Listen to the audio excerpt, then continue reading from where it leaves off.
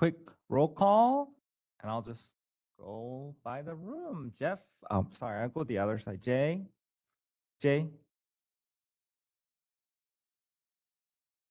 Present. thank you, Jay. Indira, Present. thank you. KK, Present. thank you. Maria, Present. thank you. Satinder, Present. thank you. Jeff, Here. thank you. Renee, Present, and I Thank you, wanted to Dick.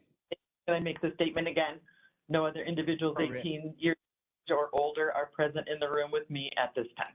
Thank you so much for adhering to the government code, but is that required to do it every time? I don't know, I've never done it. I think I hope our that- council advised we don't need to do that every time. Thanks, Renee. Nicole? Present. Thank you, Nicole. All right, Chair Serpa, back to you. Great, thank you. Well, the most exciting part, I think, for many of us is proposed Articles 4.6 sterile compounding. I'd like to again note that many of the requirements in the proposed text is in existing regulation. I was a bit disappointed in some of the commenters appeared to be seeking a lessening of the board's current standards. I believe that that is not appropriate. I also believe that it is important to note that there appears to be in part a misunderstanding of what federal law provides as well as what the national standards specifically relating to sterile compounding. I'll speak more to those issues as we go through. But I'd like to highlight that I found the responses from staff very helpful to the comments received in these areas. And I hope all of you found them helpful and educational also. Staff responded specifically and quoted current law or federal law as needed to help us all on the board and the public to see what is existing law.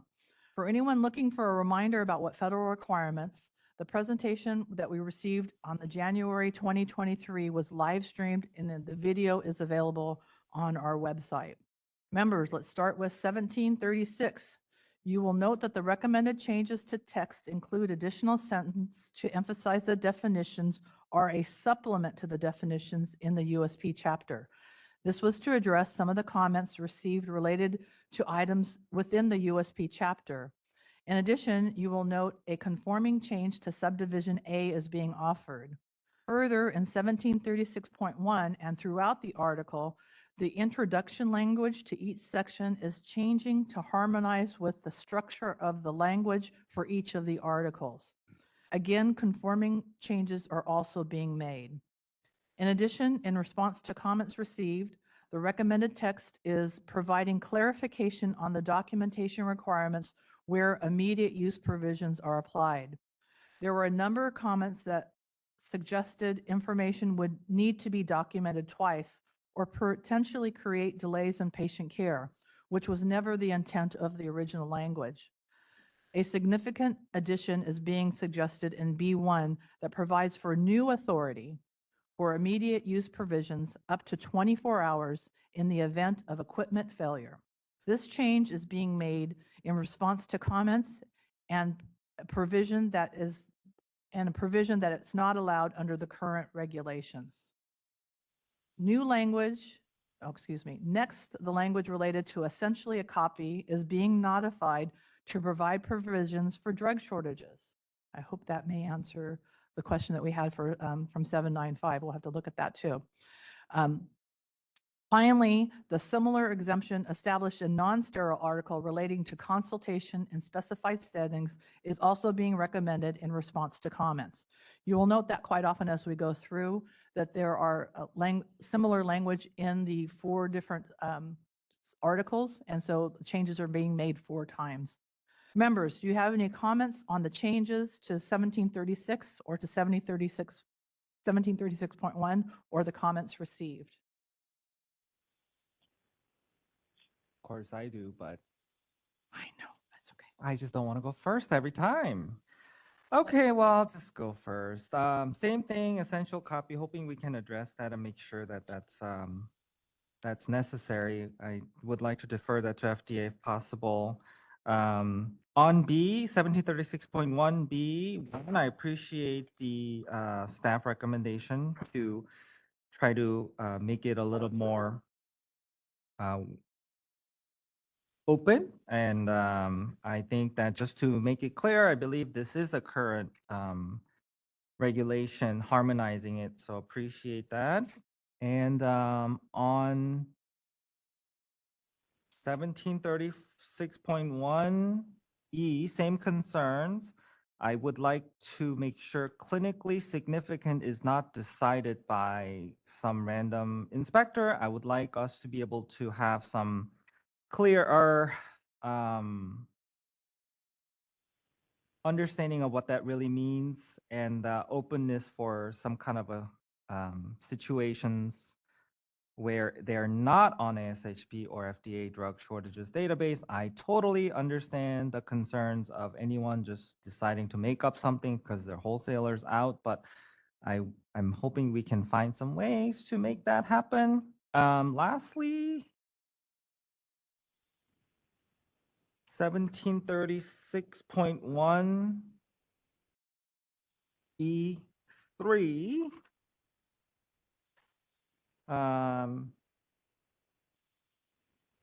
Just appreciate that one. I just want to make sure if staff can explain the intent. I think I get it, but I want to see if, yeah, sorry to put you on the spot. The intent of that.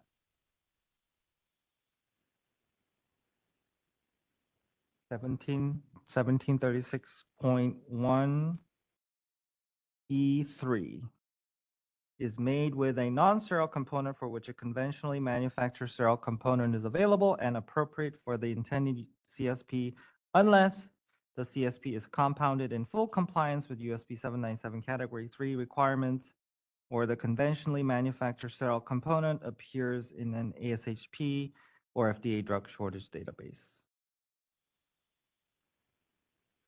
Yeah. Sorry, Ann. You can pawn off. We don't, I mean, you don't have. Yeah, I think the challenge is that you have to read it in its totality. So like going back up to like, what is this section about? I think that's where like we just have to kind of look and make sure that we're understanding under what circumstances we're talking about and what the conditions are. Okay. Right. So you have to read all of E and then read 3.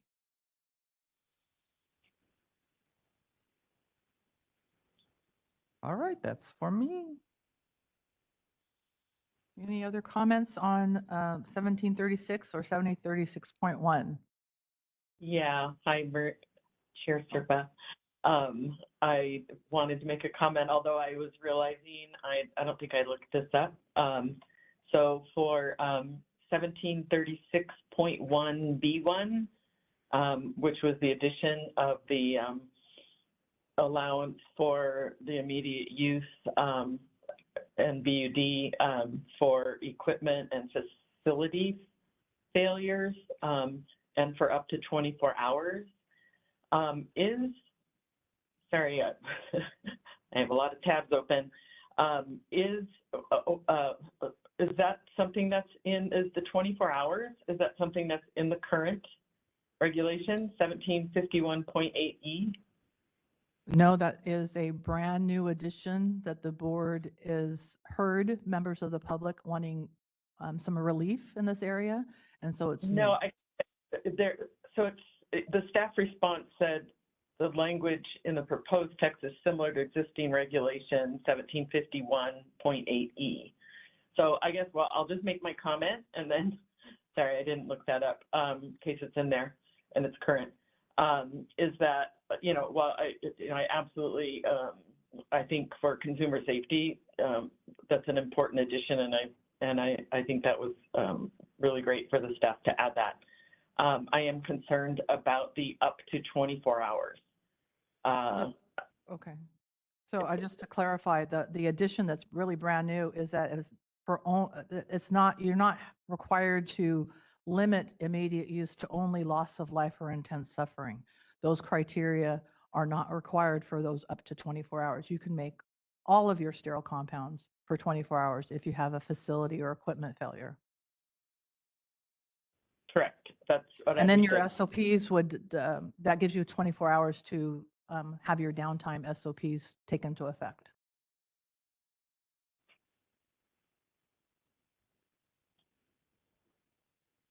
Okay, I'm just wondering, well, we'll hear comment, but if that's clear. I don't think that was clear to me. Okay, It it's not sounds- clear. Okay. Yeah, it That's good to sounded to know. me like we're allowed that immediate use ability for up to, because it says for up to 24 hours, limiting immediate use compounding. Okay. Yeah, that could be So- reworded. I could see that. Yeah, I feel like I saw that and I thought, I mean, I mean, if we're all lucky, we can fix something in 24 hours. But I have stories. So, not everybody has quick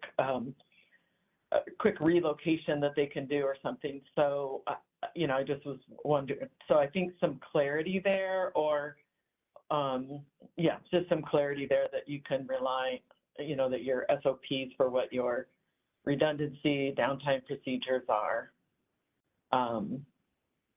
But yeah, and what the 24-hour limit, what you're being limited to in 24 hours.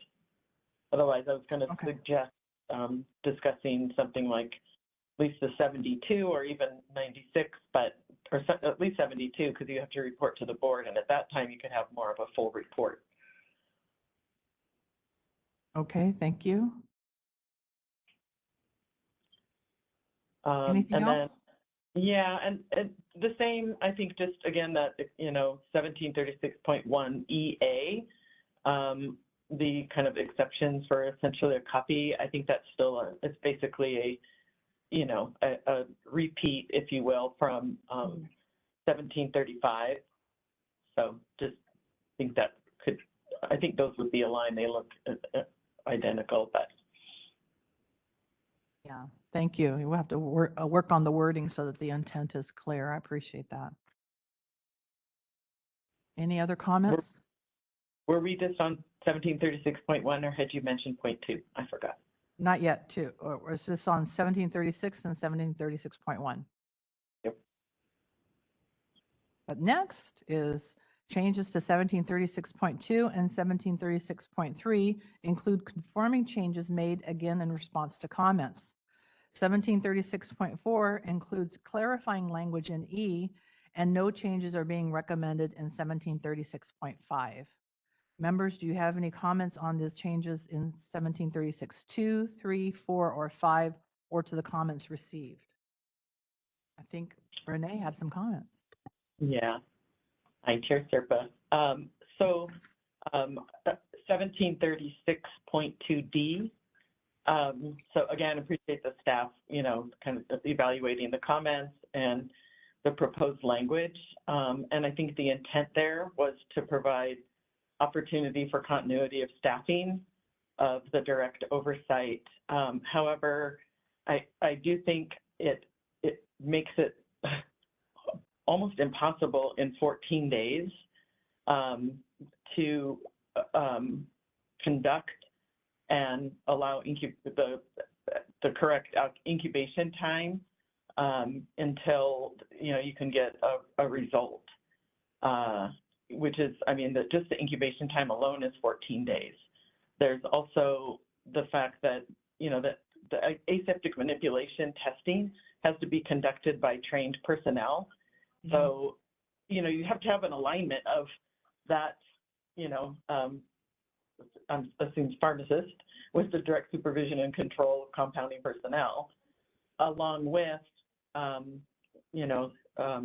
your staff who are trained. And in many cases, it's not that many people who can do that. So, and then you have schedules. So, I think just realistically, I think the idea was there. I think 2 weeks sounds great, except for that, there's various media that's being incubated, and the media fills, or the media for the manipulation is 14 days. So what would you suggest? Because I think that there's no impact to patient safety if it was longer, because they're not providing direct compounding. They're doing oversight only. So what number of days you think would be practical? We can open it to discuss, but I was thinking that, maybe no more than 21, kind of allow a week or 5 business days, or if we would say, 21 days, not everybody's 24/7, or no, so it would be yeah, what is that? It would be, maybe 15 business days, or I think the business days is difficult. So, but at least allow a week. I mean, some scheduling, people on a week, off a week. And so, it's challenging to come up with exactly an amount of time. And so, I mean, I think it's a little difficult to say, but I guess I would say something like 21 days. I mean, just to ensure that people are being retested and are passing. So. Okay, that sounds reasonable. Yeah. So I think it's just the fact that the media actually takes 14 days if they failed that. If they only failed, say, like the glove fingertip testing or the surface sampling, then that's a matter of days or it's a week. And so 14 might be adequate. That was my comment for. We're doing 2, 3, and 4. 2, 3, and 4. Yeah. Okay. Members, any other comments for 1736.2, 3, and 4? I have a couple just about 1736.2 B 1, 2, 3 sufficiently. Facility designs are sufficiently similar. I'm hoping that I don't know how to clarify it, but hopefully that can be clarified. I mean, it's That's- not identical, right? But That's a real challenge because we didn't want to create a false information to the public that we're allowing you to have multiple sites be covered, but then have the regulation be so narrow Yeah. that no, you have to test in every place every time. So I think, and there are different manufacturers and there are different model numbers and there are different, so that's the word that we landed on. But I think that's something we could watch just to make sure that it does achieve the goal. And I'd be interested to hear what the public says. Yep, absolutely. And for D, what Renee was talking about, I'm okay with 21 days, 30 days. 21 days is such an odd number. I don't know, maybe 30 days, but I'm okay either. However, I just want to understand completely that we are still stating that a compounding personnel has to stop any aspect of compounding, right? It's just that oversight person can continue to oversee if they fail. Just Correct. wanna So make sure they're not that's- actually involved with the direct Direct compounding. They're just compounding. overseeing. But we are still, That was a direct result of public comment. but we're still forbidding any compounding for persons who fail any aspect, right? The actual They compounding are not person allowed to compound at all. if they Right. fail some sort of compounding requirement that's required in their SOPs. Okay. I would just say that is that a current regulation? No. And That's actually an extension. Currently, it's not, currently you have to have passed all of your competencies to okay. If compound. that's the case, I'm okay. I just was hoping that, This was an actual addition based on public comment to Yep, provide yep. some relief to the regulated public. I agree. Yes. No, I appreciate it and I agree, but just for small hospitals or very small facilities, I get a little nervous about situations where there's not that many employees and the possible consequences of that. So I just wanted to throw that out there. Food for thought. And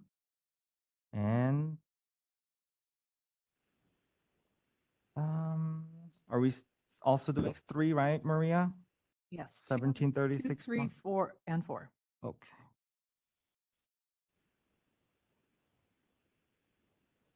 Okay, I'm done. Thank you. Any other comments from board members on 1736, 2, 3, or 4? Okay. Recommended changes in section 1736.6A establish provisions on how to address the situation when the laboratory is unable to identify growth to the genus level. I also want to note that the board received a number of comments in this area and highlight that the language proposed by the board is consistent with the ASHP guidance, which is called Pharmacy Environmental Monitoring Implementation Toolkit. In addition, a correction is being made to the CETA guide revision date. I thank you to the commenter who highlighted that correction. There are no proposed changes to 1736.7 or 1736.8. Members, do you have any comments to the changes on 1736 or any related comments that were received? Hi, this is Renee. Yes, I do. In 1736.6A, I don't really agree with the staff comments per se. I mean, I feel like we have this current version of USP and their recommendations, but you know, the staff comments reference and what you mentioned, that ASHP released Pharmacy Environmental Monitoring Implementation Toolkit. You know, that was actually, so the documents from, if I got it right, 2021 to 2022. There's a lot of principles, obviously, that stay the same. I know staff noted that they recommend monthly, but that, so the proposed regulation from the board is every 6 months, but so is USP. And so, I mean, again, USP, the current USP that we're discussing and kind of implementing has it as, you know, twice a year. And so I'm not sure of the quite relevance of that document.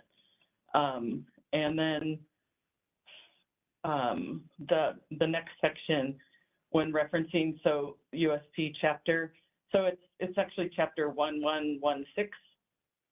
It's incorrectly listed as 1161 in the notes, staff notes.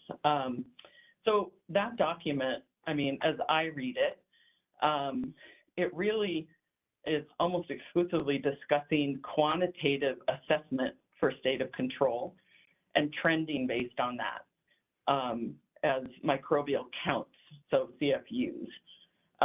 And I think the requirement to, well, let me just go on about this document. So, I mean, so I'm looking at the document just to see, I wasn't, you know, haven't been all that familiar with it. But it does have that the identification of organisms is only suggested in their section significant excursions.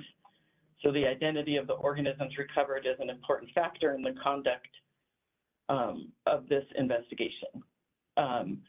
So, you know, any identified organisms that are below the action level are not really discussed in that. And it's, I mean, that document is very different because they're not being specific to the action levels, say, that we're used to in specific USP. So there's trending that's available with that, but again, they're talking about significant excursions. So I feel that that this really aligns with the current USP version, which says that only CFUs that exceed the action level are the ones that need to be identified, because then you need some type of, you need more information for some type of remediation. But when they're below those levels, when you get them,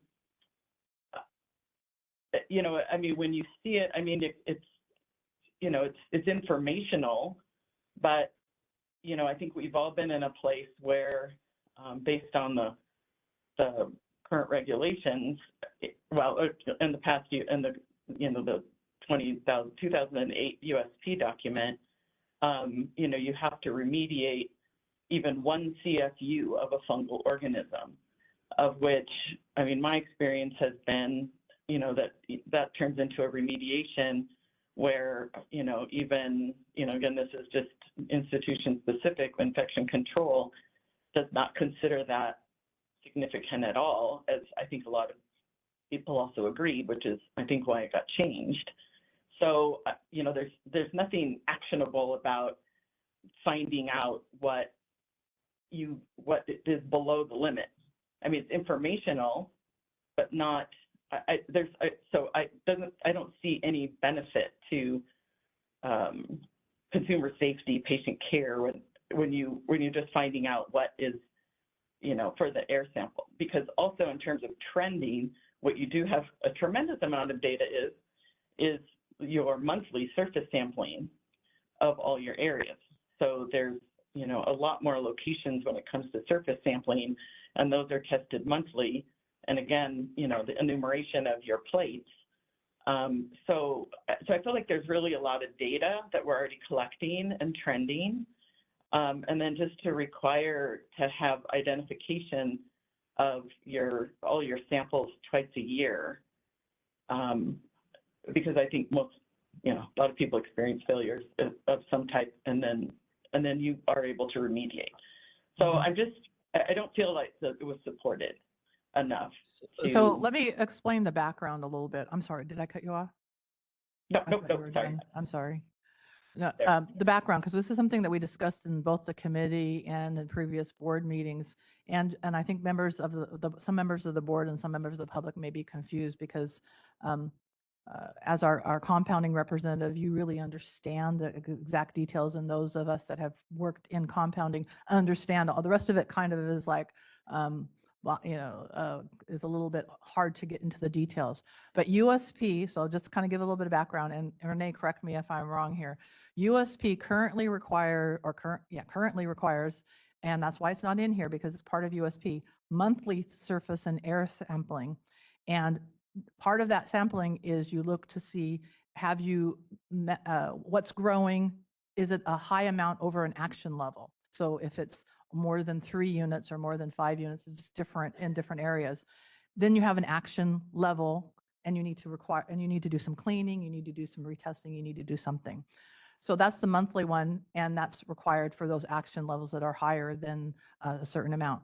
What California is asking for certainly is, in addition to that, and that's what's in A, is that at least every 6 months that you take that plate, and if you only grow 1 unit of something, check out to see what's growing, because what if it's a pathogenic something? What if it's a fungus? If it always hangs out at the 1 or 2 level, it's never above the action level, it'll never get addressed. And so we were looking for, and I'd be open to discussing how often, but I think that we previously agreed that all growth needs to be looked at to see if it's pathogenic at some point. Monthly is just way too much. Too much. What's enough? And we kind of settled on the once every 6 months that all growth would be identified to the genus level, just so you could see, is it skin flora? Is it something that is relatively innocuous that I know it'll be cleaned up by the daily cleaning? But if it's a fungus or if it's something that's quote unquote pathogenic, we wanted to have more information about it. So that was the purpose of A. And I know that we got a lot of public comment about this also, because it does mean more work.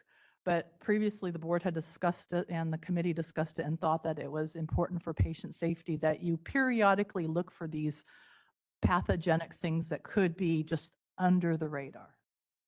So I don't know if that helps. I know, Renee, I know you know the discussion about it, but you still think that that's too much. I personally would like to leave it up to USP on this section, but that's my Maria, preference.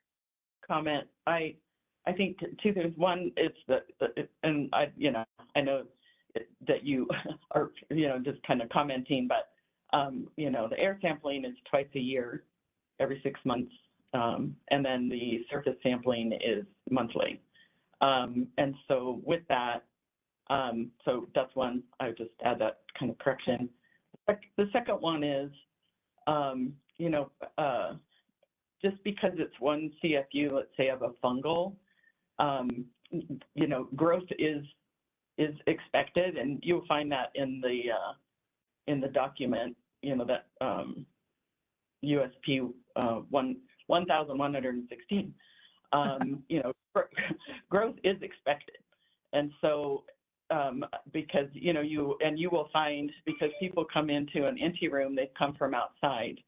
There's a lot of environmental type fungal, and it could be on their hair when they come in. But again, if you have one, it's really not significant. It's expected. Do you have a sink in the room? You know, I mean, it's just, this is what I've been told by our infection control. You know, because they just see it, you know, especially when you know where your sample was taken. So it's really about the quantity of them that makes for the concern. And then also because, so you've exceeded a limit. Again, USP, you know, they state in the beginning, it's for patient safety, and that's what they've determined. But this, you know, when you have, I mean, it's really not that helpful to find one CFU of a fungal. So, and if you, let's say, have basically one CFU in your PEC, then that's, you know, then you're, or greater than one, you know, then you're already going to remediate that. So it's just that little subset. And again, you're testing your rooms monthly, and you're getting that trending data. And again, you know, I mean, my read of 1,116 is that, you know, there's just they're really talking about a lot of quantitative trending, and looking at it differently. I mean, it's interesting, but I don't think that you would call one or two or even three CFUs of some fungal. I mean, if it's in your PEC, I mean, by ISO level, right? But if it's in your PEC, then that's, you know, a whole different story. But in a ISO 8 anti-room, you know, it's, again, kind of be expected, but it's the level that it rises to. I do appreciate that. I think that we really need to listen to your comments because you are our compounding experts. And I think that when we bring it back to a motion, I think the board would be interested in language that maybe removes that section, and maybe we can address that at a future time. But I think we have to really listen to Renee's comments, as she's our board member who represents the compounding. Anne, did you have any comments? No, so I just wanted to make sure that I'm clear on the policy so that we'd essentially, if I'm understanding correctly, Renee, be reverting back to kind of what the board had before. So we'll have to do a gap analysis to see what the USP chapter has and what our current law has. But your recommendation here is to go back to what the current requirements of the law are, whether we need to state it because it's not covered in the chapter or look for where that gap is and cover the area. Yes, that sounds like it would be about right between what we and what USP states. Yeah, the current So USP. just to be clear, not what current regulations are, because USP already supersedes current regulations. Yeah. Great.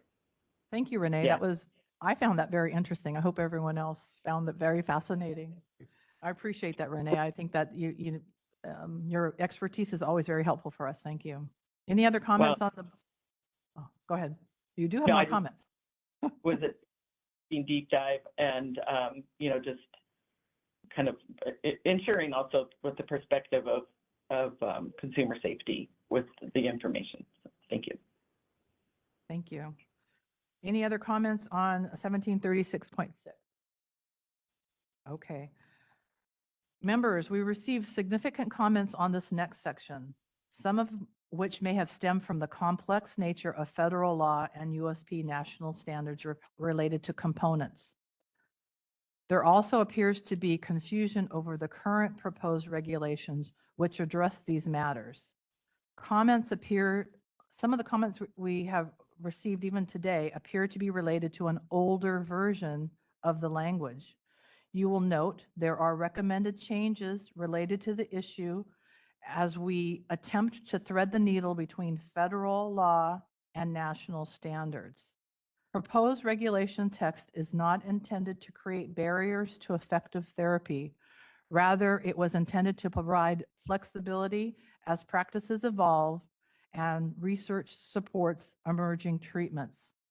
The changes are in subdivision F, where you will note the recommended text, if approved by the board and enacted, would establish a means by which a facility could compound using an FDA Category 1 bulk drug substance. The FDA Category 1 list are bulk drug substances that are nominated for use in compounding but are not approved for compounding. The language reflects authority to perform such compounding with guardrails to reduce the potential for patient harm. You will note in this language, there will be new SOP requirements as well. There will be more discussion on the SOP requirements in that section. So just to be clear, a whole new section was added about how to compound with Category 1 bulk substances. We heard everyone's comments and the board is being responsive to them. We hope that we've met the need. In addition to keeping close to what federal law is, because federal law and where board regulations, we're trying to navigate that narrow area. In addition, there are recommended changes to update language response to comments related to excipients. Lastly, there is a non-substantive change necessary to correct a typographical error at the end of section E. Members, do you have any comments to 1736.9? This is your section, Jeff. Well, thanks for clarifying. As a public member, I'm not a scientist, I'm not a doctor, I'm not a compounder. I'm a retired firefighter with 40 years on, and I certainly heard every one of the comments regarding treatments and therapies that are being discussed here. I travel around the country speaking about cancer prevention and in working on awareness and reducing cancers in firefighters is really my dojo. I've been doing it for the last 10 years.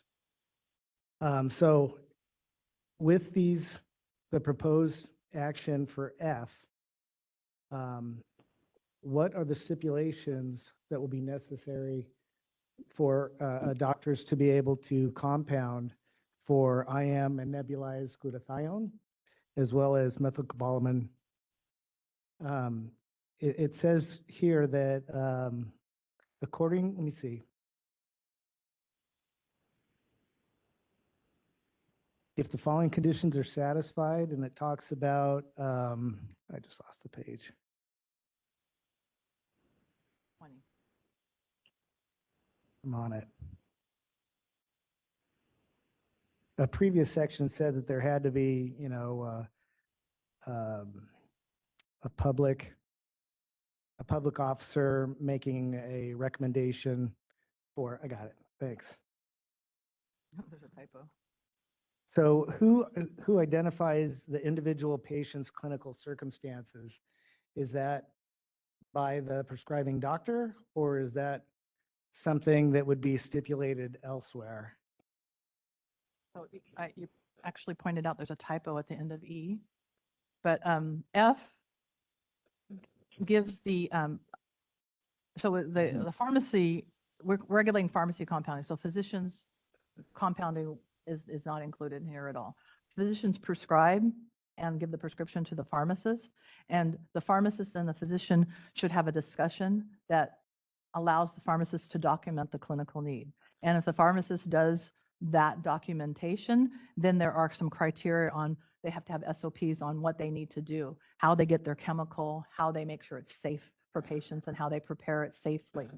But the discussion about when to use it, it has to be on this list, first of all, and then that means it's being reviewed by the FDA, but they haven't finished their review. And then it's between the pharmacist and the physician. Now, Anne and Noreen, I kind of dumbed that down to my level. What did I miss? Is there anything else that can be said that's easier to understand that? I think that was correct then, right? Okay. So it's not for the board to get in between the physician and the pharmacist. If they decide that it is on this list and it is appropriate for that patient. They just need to document that. So this is for my clarification. When you say that it's, articles on there that are reviewed by the FDA, does that mean they have to be under review or studied? There had to be something for research? There seems to be something in my notes regarding the items on that list are being researched, Being evaluated by the FDA. evaluated by the FDA. So there was initial review of, maybe Anne or Noreen can explain, how does a drug get on the category 1 list for the FDA? What does it mean when you're on that list? So it means, okay, so not an expert, right? Let me give my little, my general disclaimers, right? But essentially what it means, okay, so under federal law, right, it specifies the conditions under which you can compound. And it describes the ingredients, components, whatever that you can use to compound. So FDA has established this list of bulk ingredients that it is considering for inclusion on the federal rule. And there are different bulks lists. So category 1 bulks lists, as I understand the document, and I should be turning this over to council, so apologize.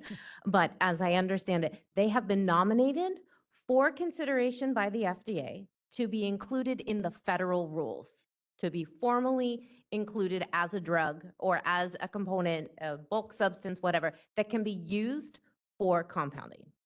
So the category 1 list are those that have been nominated where the FDA has determined that there is, there's, as part of the nomination process and the information, the preliminary information that's been provided, they have determined and follow within the grouping of the language that we talked about where it doesn't, I don't want to misquote it. Hold please.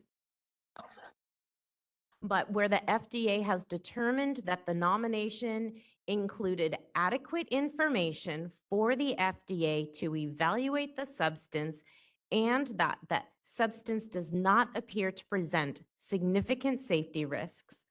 So the FDA has made that determination and placed it on the 503A category 1 list. So what we are saying in this language, sorry for my simplified version here, is where the FDA has done its assessment and placed it on the category 1 list, we have created a path for pharmacies to compound it under the specified conditions. And just to clarify for the non-experts here like myself, that list is pending approval. Just because it's on the list doesn't mean it's been approved. It's been approved to be evaluated. So it's kind of a holding place, right? In my lay language, it's not, it's going to be reviewed more in depth, but in the meantime, it's in the holding pattern because it's not been approved yet. And that's kind of where we're stuck because California, previously we had looked at how do we allow non-approved compounds to be compounded. And this is the way that we think we can do it because the FDA has not yet approved it, but we think as a state, we can do it this way. And so the many substances that members of the public have mentioned are on this list. And so we think this is an avenue, a pathway. One last thing to dummy it down to old guy firefighter. When it comes to compounding these materials, I guess I was mostly worried that we were narrowing the focus on only those drugs that are already listed. We already talked about the drug monographs. They have to be approved drugs. That was in the past. And I just want to ensure that the possibility of new compounds that can be made and then evaluated or researched that it maybe aren't necessarily drugs or from the U.S. pharmacopoeia, I guess, right? Medications, I just would like to be able to ensure that we evaluate things or that we can evaluate things that aren't necessarily just Western medicines. You know what I mean? And this falls into that, though. Well, that would correct? be up to the FDA because the FDA decides whether they're going to evaluate the substance. So if the FDA has decided they are not going to evaluate the substance, they do not want to look at it, then they do not want to look at it. F would not qualify. And legally, we can't, I don't know how to word this. Well, maybe Noreen can word it. If the FDA decides not to evaluate a drug or a component, a chemical, the board cannot supersede the FDA in that, right? We're trying to create a pathway for those that are in the process that show promise, but aren't there yet. Right. I believe that the policy of the committee was to include those substances on the bulk category 1 list that were not yet included in the federal regulations, but potentially were headed to be included in the federal regulations. I would think that that category 1 list, those drugs could go either way. They could go up into the federal regulations or they could come off completely if further evaluation decided that they should not be included on category 1. Because as Ms. Sodergren said, category 1 list includes those for which the FDA had decided that they had adequate information to evaluate it. And at that point, there were no significant safety risks. So I suppose there could be further evaluation that decided there were significant safety risks, and I think that's category 2, if I recall. But the board can't grant the authority to use substances that haven't been approved by the FDA. So lastly, so moving forward with this new section F, you're saying that doctors will be, or not doctors, but compounding pharmacists will be able to create glutathione and methylcobalamin if they meet this criteria. If they meet all of the criteria and the criteria that is specific there, I mean, I don't want to list them all, but there are specific criteria that are on there. And so the answer is if they meet all the criteria, yes. This criteria, though, that's in the new policy, correct? It's here and also in the SOP section. So there are multiple sections, but in this regulation package, yes. Yeah, so that's what I was just going to say. Don't just look at F, right? Because you still have to compound in compliance with federal law, That the hasn't changed, USP though, correct? standards, and our regulations. Can you repeat what you said? I think That hasn't changed, though, correct? Those other SOPs were already enacted? No. This is something new. there are many sections that are new because now that we have a new policy statement, Mhm. we have other sections that talk about what your SOPs need to do. And so now we speak specifically as what are the SOPs? What are the things you need to think about and process and do to accomplish that? Are we going to be going through that as well? That's another section in SOP, yeah. Yay. Just to add, This is the big part. I gotcha. just to add, just general comment a little bit, I think this is a great step forward. Thank you, staff, for working on it, because I think this creates actually a clear path for concerns that are addressed by the public. Before, I think it was necessary. So I really appreciate this work.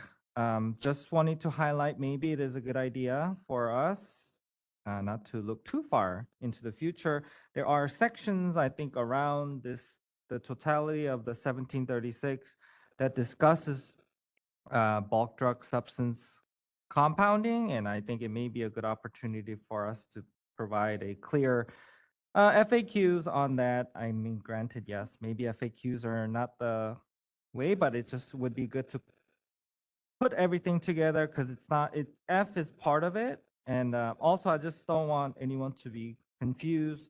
Category 3 compounding, category 1 to 3 compounding in USP is not anything to do with category 1 to 3 bulk drug substance. So it hopefully makes clear sense what this is trying to do.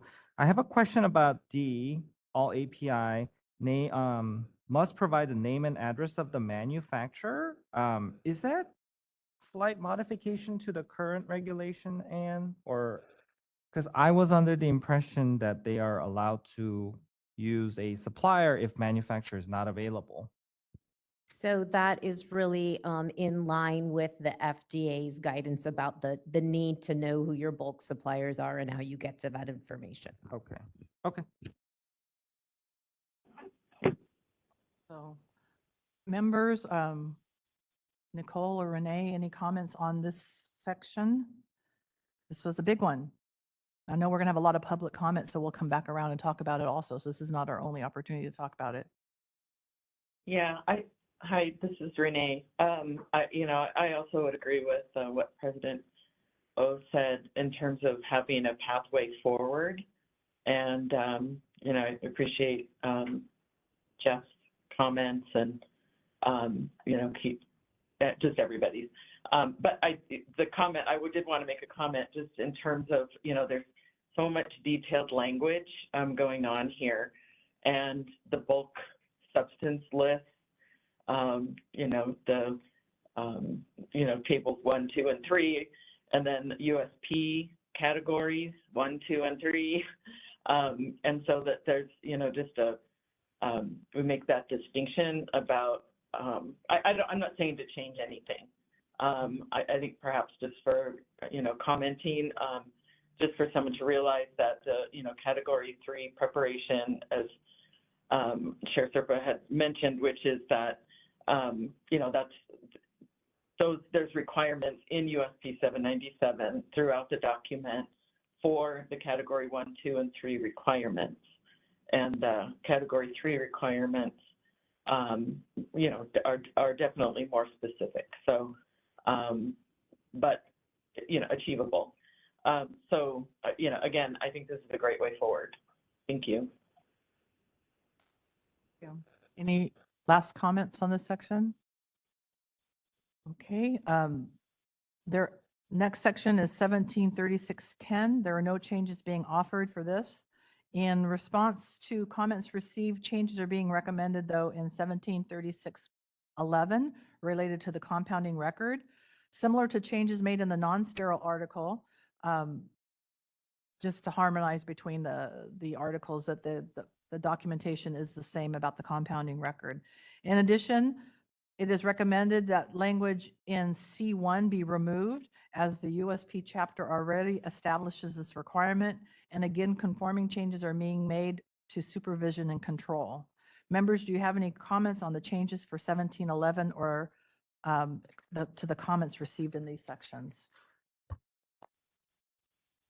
Okay. I'm not a compounding expert, I'm sorry, That's but I okay. have a lot of comments. Just want to make sure, put it out there. I just don't know about 1736.10. Again, I'm not a fan of tying it to so many other USP chapters.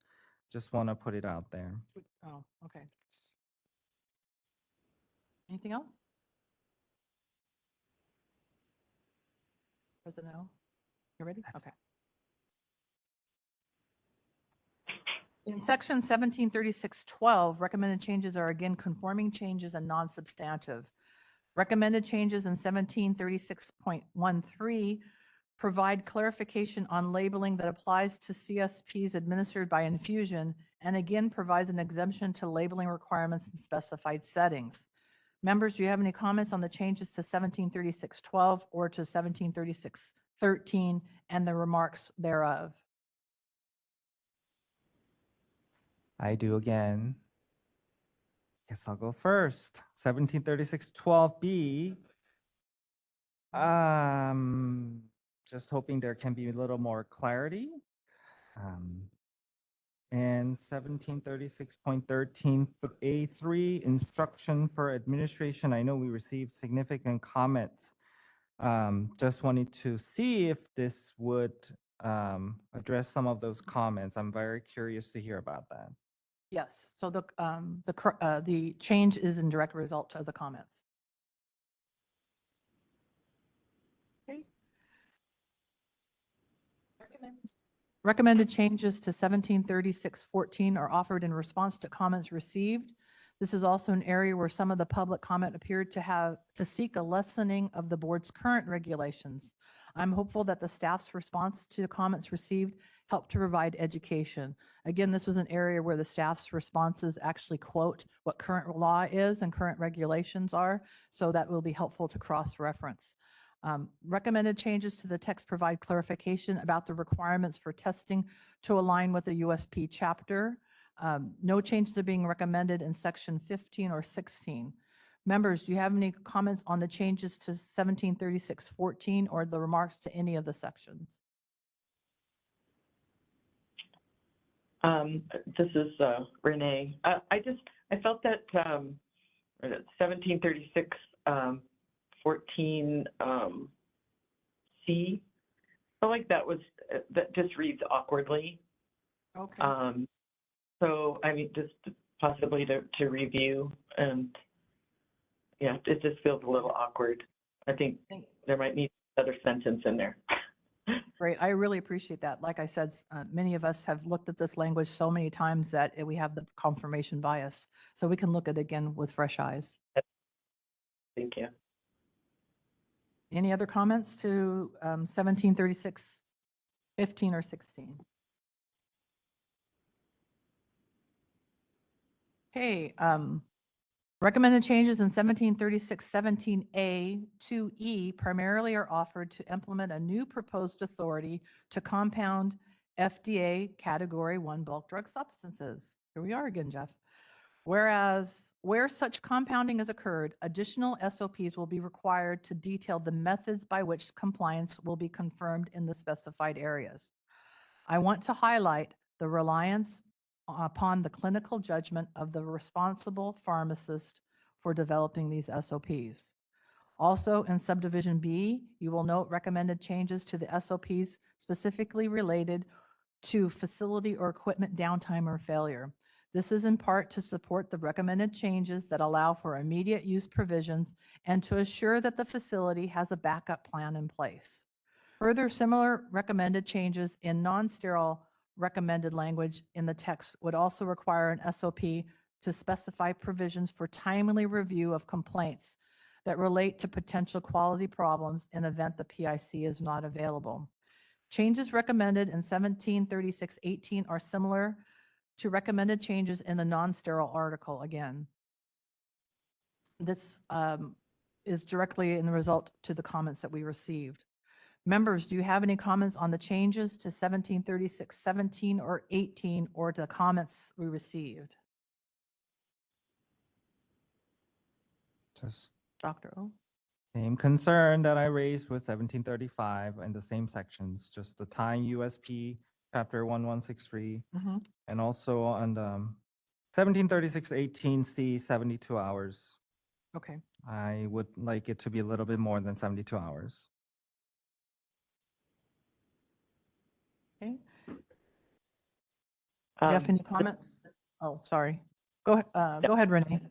Yeah, I was just going to add that for E, this was also the location where there's chapter titles that should be added.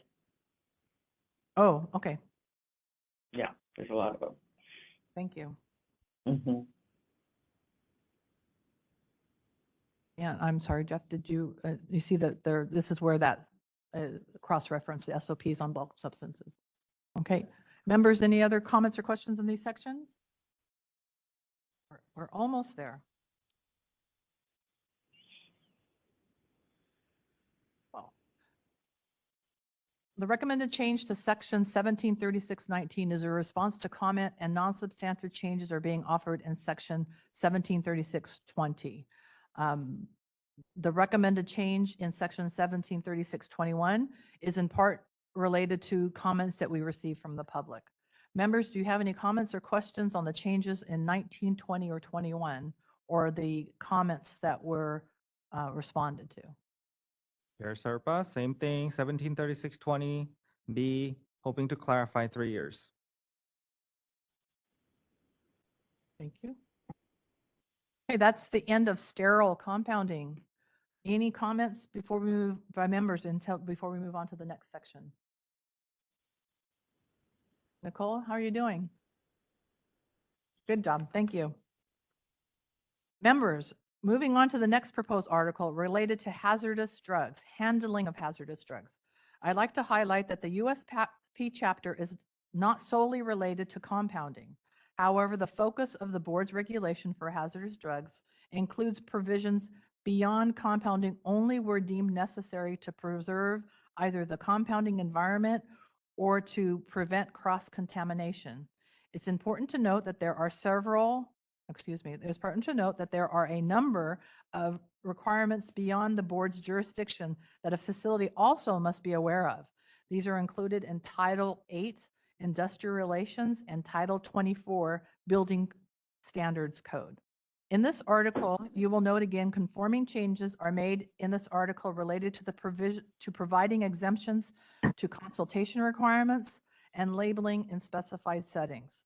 And in the introductory language for each section, again, to be consistent amongst the articles. Such recommended changes are in sections 1737 through 1737.4. Members, do you have any comments on the changes to 1737 all the way through 1737.4? Dr. O. Thank you, Chair Serpa. So first of all, I think all of us here and anyone takes worker safety very seriously. So I appreciate that we are making sure that this is clear out there. I appreciate the sentence under 1737, a licensee performing hazardous drug compounding shall comply with this article. I appreciate that it states performing hazardous drug compounding. I think it's important for us to emphasize that main focus of this chapter is compounding. Understanding USP 800 is handling hazardous drugs in healthcare setting, but I would like us to make sure that this is focusing on compounding. Granted, there are other ways. This could be relatable to a regular outpatient pharmacy who's not compounding, but I think that it would be hopeful that we can clarify some way, if anything, maybe via a different regulation to further the goal of the USP 800. So I'm hopeful that this is focusing on compounding. That's my first comment. Can I just clarify something? So I believe that the text that you're referring to, that you just read, is saying that where the hazardous drug handling involves compounding, you also need to remember that you need to comply with these other sections. It's not intended to say that this only applies to hazardous drug compounding. So then I would like us to clarify that this is, for me at least, that this is a compounding setting. I don't want there to be confusion. I think that this regulation could cause a lot of confusion among the regulated public. And I think it would really miss the point, in my opinion, of what we are trying to do is to provide clarity, especially such as 1737.1A about consultation. And I think an outpatient pharmacies dispense hazardous materials every day, and I am afraid of this. If this is somehow relatable to an outpatient pharmacy, I do really feel that this could cause a lot of confusion and a lot of unintended consequences. So I would like us to focus on, at least in this regulation, in compounding, and hopeful that we could have a more clear regulation in healthcare setting if necessary in pharmacy. I just think that this is too confusing. This is not clear for the regulated public to follow what is relevant for them. I think that's asking too much. And I mean, not everybody can afford a great counsel and to try to determine and analyze what is relevant to them, what is not relevant to them. So I would like us to have some more clarity in separating out hazardous drug compounding, as well as maybe more focused on a regular pharmacy setup that should look at how to follow USP 800 standards, so that, you know, we do care deeply about all these hazardous materials affecting employees, but I think this should focus on compounding. So I think, sorry. go ahead. Just to be clear, USP 800 I- is very broad. Absolutely. So But what this- we have regulated, so what I said in my introductory remarks is what we have focused on is on the hazardous drugs in a pharmacy, even though USP goes beyond that. Except in a couple of areas where we talked about preserving the compounding environment or to prevent cross-contamination of the product. So that's the first step. The other step is it's very specific about when a product comes from a manufacturer and it's in it, and I don't have the words, maybe Anne can find that section because I know we talked about that. That talks about when the product, like a traditional outpatient environment, the product is not being manipulated or touched. It comes from the manufacturer in a sealed package, so to speak, like an ointment or a cream, then that is a little bit different. And that's actually specifically called out in the regulation. But I think you're counting tablets, right? That would be, you're technically manipulating. So go ahead, KK. I'm gonna go. No, I just have similar to what President O said. This may be confusing for the general public because of the nomenclature, the hazardous drug Mhm. versus what they are taking. The next thing the pharmacist is consulting that this will be ingested by the patient, while similarly at the same time, rather, handling is hazardous.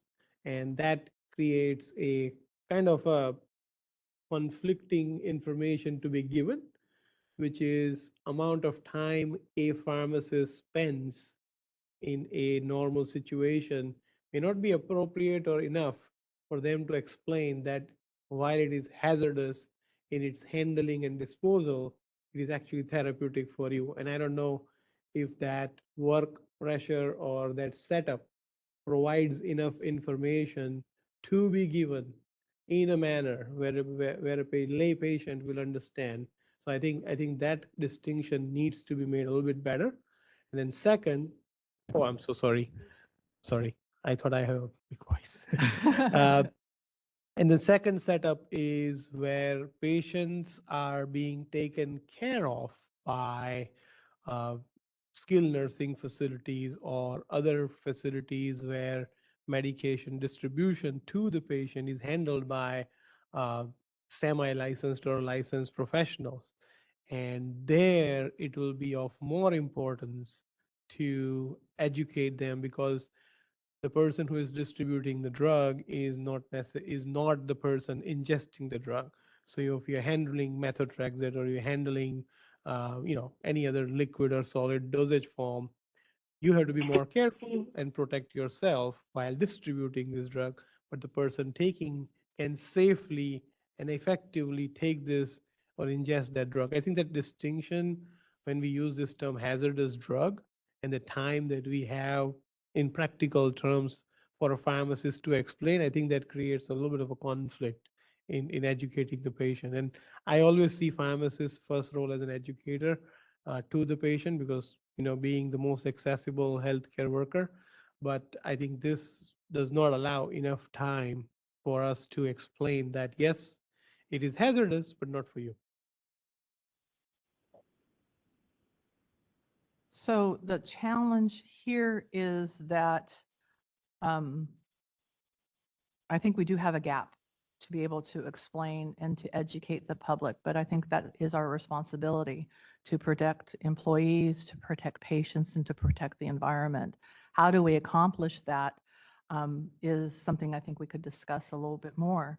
But, and part of implementing new regulations is you have an educational ramp up, so to speak, is that there's a time period where information is given to the public. Inspectors during their inspections educate people, licensees as to what is expected. I'd be very concerned about having regulations that are lesser than the OSP or that are not as safe to the environment or to people because we have implementation challenges. And maybe there's a way to deal with the implementation challenges and educational needs without having a lesser process. I think that, again, it's very similar to 797 and sterile compounding. Those of us that are like knee deep in all of this understand it, but the vast majority of licensees are not reading the FAQs. You know, here I'm looking at right here, I have a whole binder of stuff, but USP 800 FAQs, it answers a lot of the questions that you have and probably members of the public have too. It's just not easy to find, you know, so we need to find a way of getting that information out to people. But I would have serious concerns about changing our organizational schema, that we go back again to having different regulations for different practice settings, not following USP, because we spent a lot of time trying to organize it in the USP format. And there's so many good things about that. It's not perfect, but there's so many good things about that. So I would tread lightly. I hear you, but I'm treading lightly and I'm not quite sure how to move ahead other than to say we have education to provide. I mean, I would say that this is not that we were hoping to do it narrower. I mean, less. I would say it's more narrow, not less. I mean, we're just What's- focused on compounding, Maybe as we go hazardous through, you drugs could tell me what. in compounding in overall chapter 4.7, right? Hazardous drugs in compounding. So people who are compounding hazardous drugs know they have to follow, and that pharmacies out there who are not compounding, or they know, everybody knows they should follow USP, but we shouldn't be policing that just, But we should. but Because it's about patient safety, environmental safety, and employee safety. That's the whole national push of USP. And NIOSH is another organization that we follow. yeah, but I think the list is very expansive. And anyone who has, I mean, in my work, I implemented USP 800 because it's the right thing to do. But I think there's many other focuses we could be focusing instead of going to a pharmacy that's not compounding hazardous pharmaceuticals and saying, have you separated a bottle of estrogen from your shelf because that's a hazardous material? I think the risk Well- is so low there that we are not spending our resources correctly. I totally support. So if they're following the NIOSH guidelines, you determine what you label as a hazardous drug. So not every place would label estrogen as a hazardous drug. Right, but then the assessment of risk, right? So Right. the pharmacist in charge at So every I- single and pharmacy. And if, I don't think that I should be talking anymore. I should listen to all of you because we're going to have discussion probably at the end. But it sounds like we're not going to come to maybe we'll come to a consensus, but we're all not going to agree. So that's okay. That is okay. That's what we're here for. Absolutely. I just wanted to add to this same confusion that sometimes the pharmacy in charge, it says that for them to approve or a review, they may not have the expertise, like you said, like they don't read, or sometimes what are they approving, what they're assessing. It just could vary all over. So it's just, like you said, there's a need for education. That's true. But to put it on PIC and everywhere, the list is so expensive, like what could they be reviewing, or how they protecting the people, it could be a challenge. Nicole or Renee or any others? I guess we're really just talking about the overview right now of hazardous drugs. Yeah. last point. Sorry, go Renee, ahead. Go ahead, Renee. No, I think just possibly an example, I think of what President El may be talking about that I think is very difficult when you maybe place it within essentially a compounding chapter. And I certainly understand, there's, even within a pharmacy, there's multiple components in a pharmacy in order to compound, right? So personnel training, quality control, PPE, I mean, a lot of those are all definitely directly applicable. But I think some statements, so for instance, in 173710 receiving, that is a requirement that is meant for the suppliers of, so all HD APIs and anti-neoplastic HDs shall be transported by the supplier in segregated impervious plastic and labeled hazardous drugs on the outside of the delivery container. So while that's something that I would like to see, you know, you know, you're receiving drugs from, you know, a wholesaler, and yes, they should be doing that because it's in USP 800, but it's in our regulation as, you know, licensed, you know, under pharmacy. And so, like, how is that applied? Because So I don't know Let's that go a through. supplier. I think KK wants to make a comment, and then we can go through, because that's way in the back of the chapter. We can go through how that works. But this is for our regulated public, which include pharmacy supply other pharmacies, wholesalers, non-resident wholesalers. So we have a lot of licensed public. True. Um, True. Go ahead, KK. The last comment, promise. I think the patient population who does not get in direct touch with the pharmacist, like nursing home patient, where drugs are not handled on a container basis. These are the drug doses that are manipulated, taken out in a cup, or a tablet is put in a cup.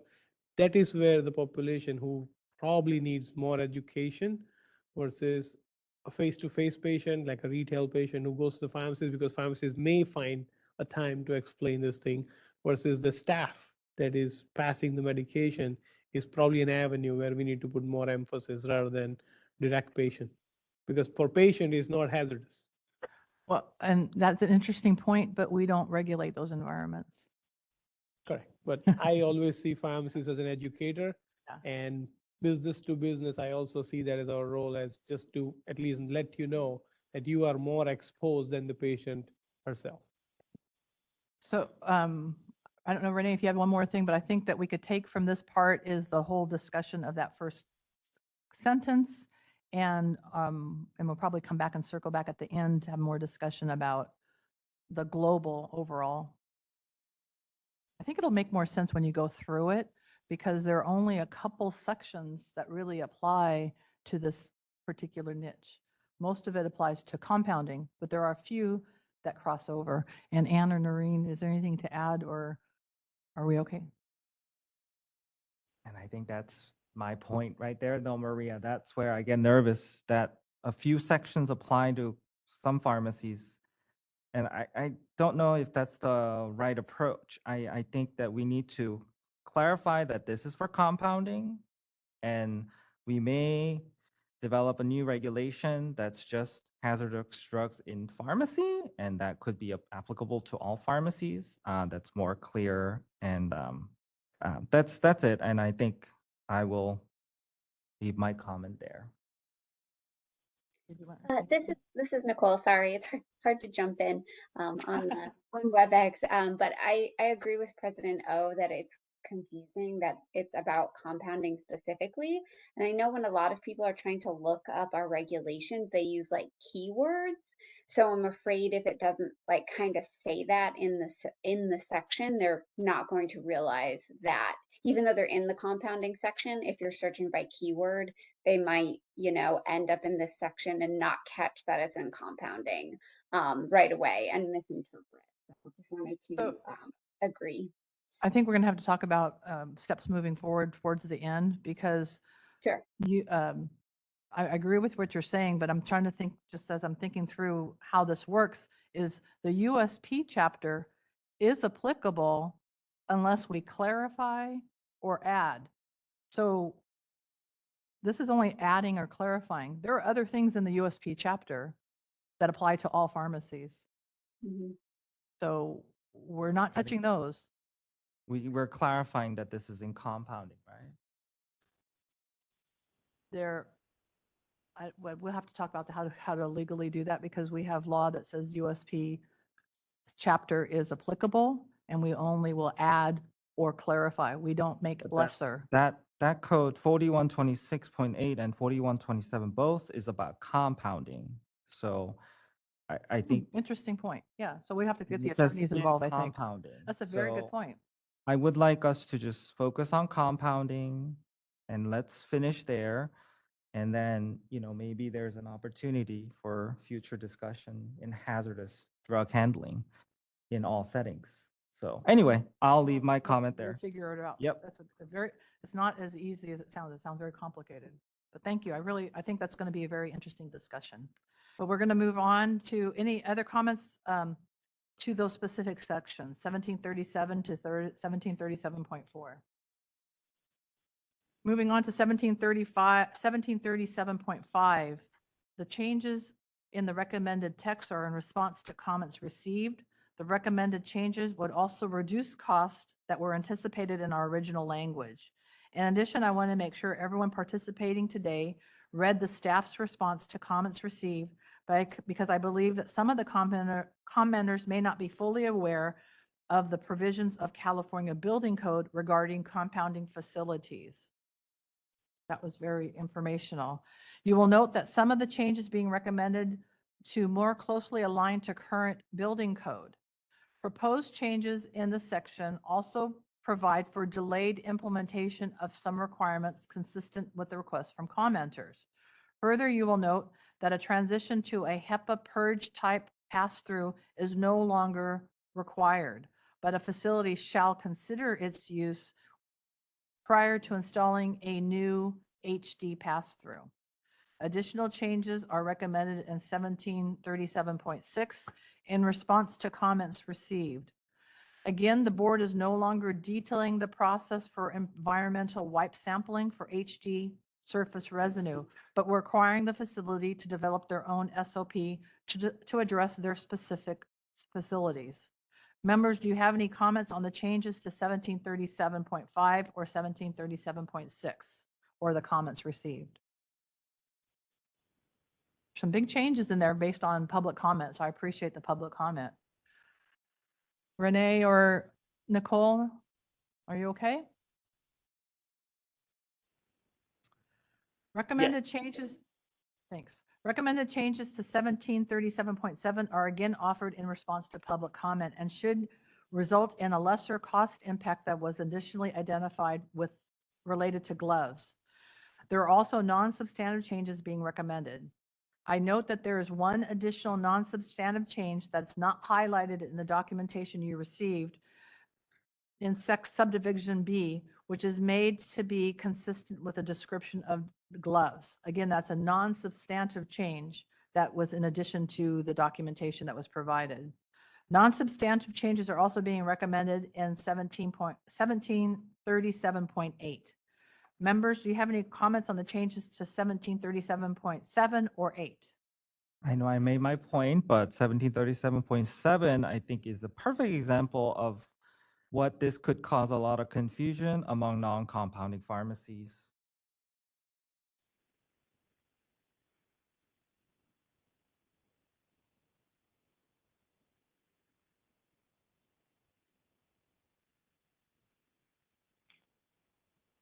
Okay. My only comment was 1737.8, the hazard communication program. I think just the term development, to me that word implies that there's not one and there needs to be one, as opposed to, just being involved possibly in the development and an ongoing program, I don't know, of the hazard communication program.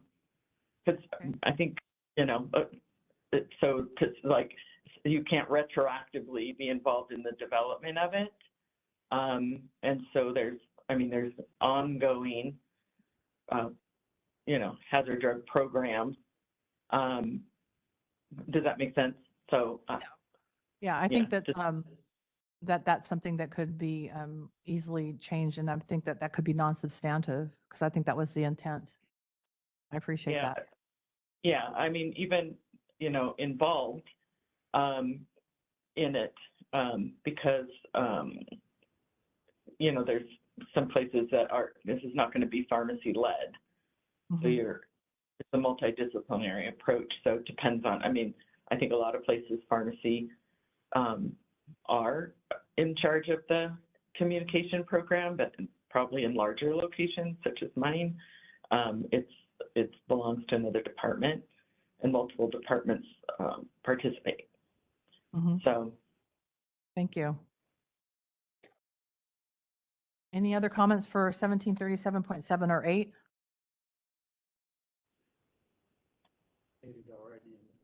Okay.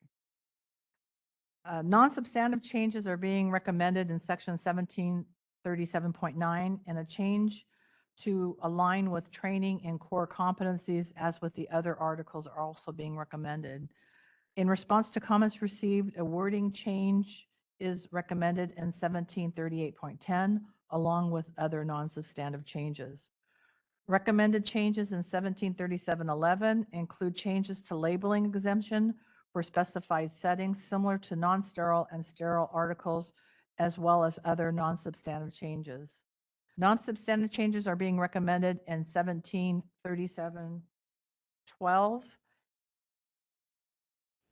Members, do you have any comments on the changes to 1737.9, 10, 11, or 12, or to the remarks made to the public comments?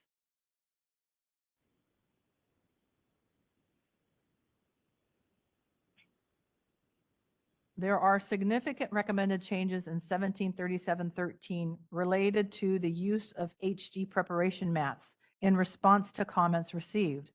Again, this change would reduce the potential cost impact for those facilities not currently using mats. In addition, 1737.14, the changes are not substantive and providing clarification.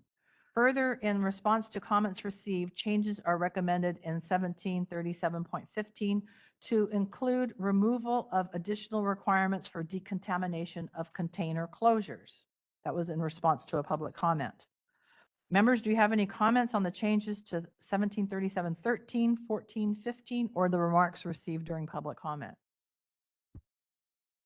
Just have a comment about 1737.14b, when dispensing an anti-neoplastic to a patient or patient's agent, a sufficient supply of gloves that meet the ASTM D69, that's sentence. I really love the intent, but I don't know if that is a little too much to ask for a pharmacy to be providing. I think it's a great intent, but is it expected that they provide it for free, or is it that they can just say that this is the supply you can buy? Well, first I of all, think it's- that could be challenged. we did get some public comment on that. And I think one of the things that maybe we need to explain a little bit more is appropriate administration. Not all administration requires gloves, first of all. So it's appropriate administration. And then determining the number of gloves is also up to the pharmacist. Now, the point about cost, it's kind of similar to when you provide an injectable product. How do we charge for the needles and the syringes? I mean, or the sterile wipes, so I could see it in the beginning. It could cause an issue, whether they charge separately or they build it into the cost of the drug or how they do that. But I'm not quite sure how a regulation would solve that. I think that's true. A business would need to solve that or figure that out first. And I think my point would be totally different depending on what angle we're looking at. Are we talking about this as a compounding pharmacy, or are we talking about this as an all pharmacy? Because there are a lot of anti-neoplastics that are being dispensed at a non-compounding pharmacy. So I think this is a significant question that we need to address and figure out. That's a good point. And maybe we need to fix the word appropriate, because it would not be appropriate for a capsule to have gloves, for example. So Those are some good could points. argue that you need gloves for capsules. So Good points. Any other comments on those sections? Oh, yeah, yes, okay. Renee. This is Renee specifically on B there.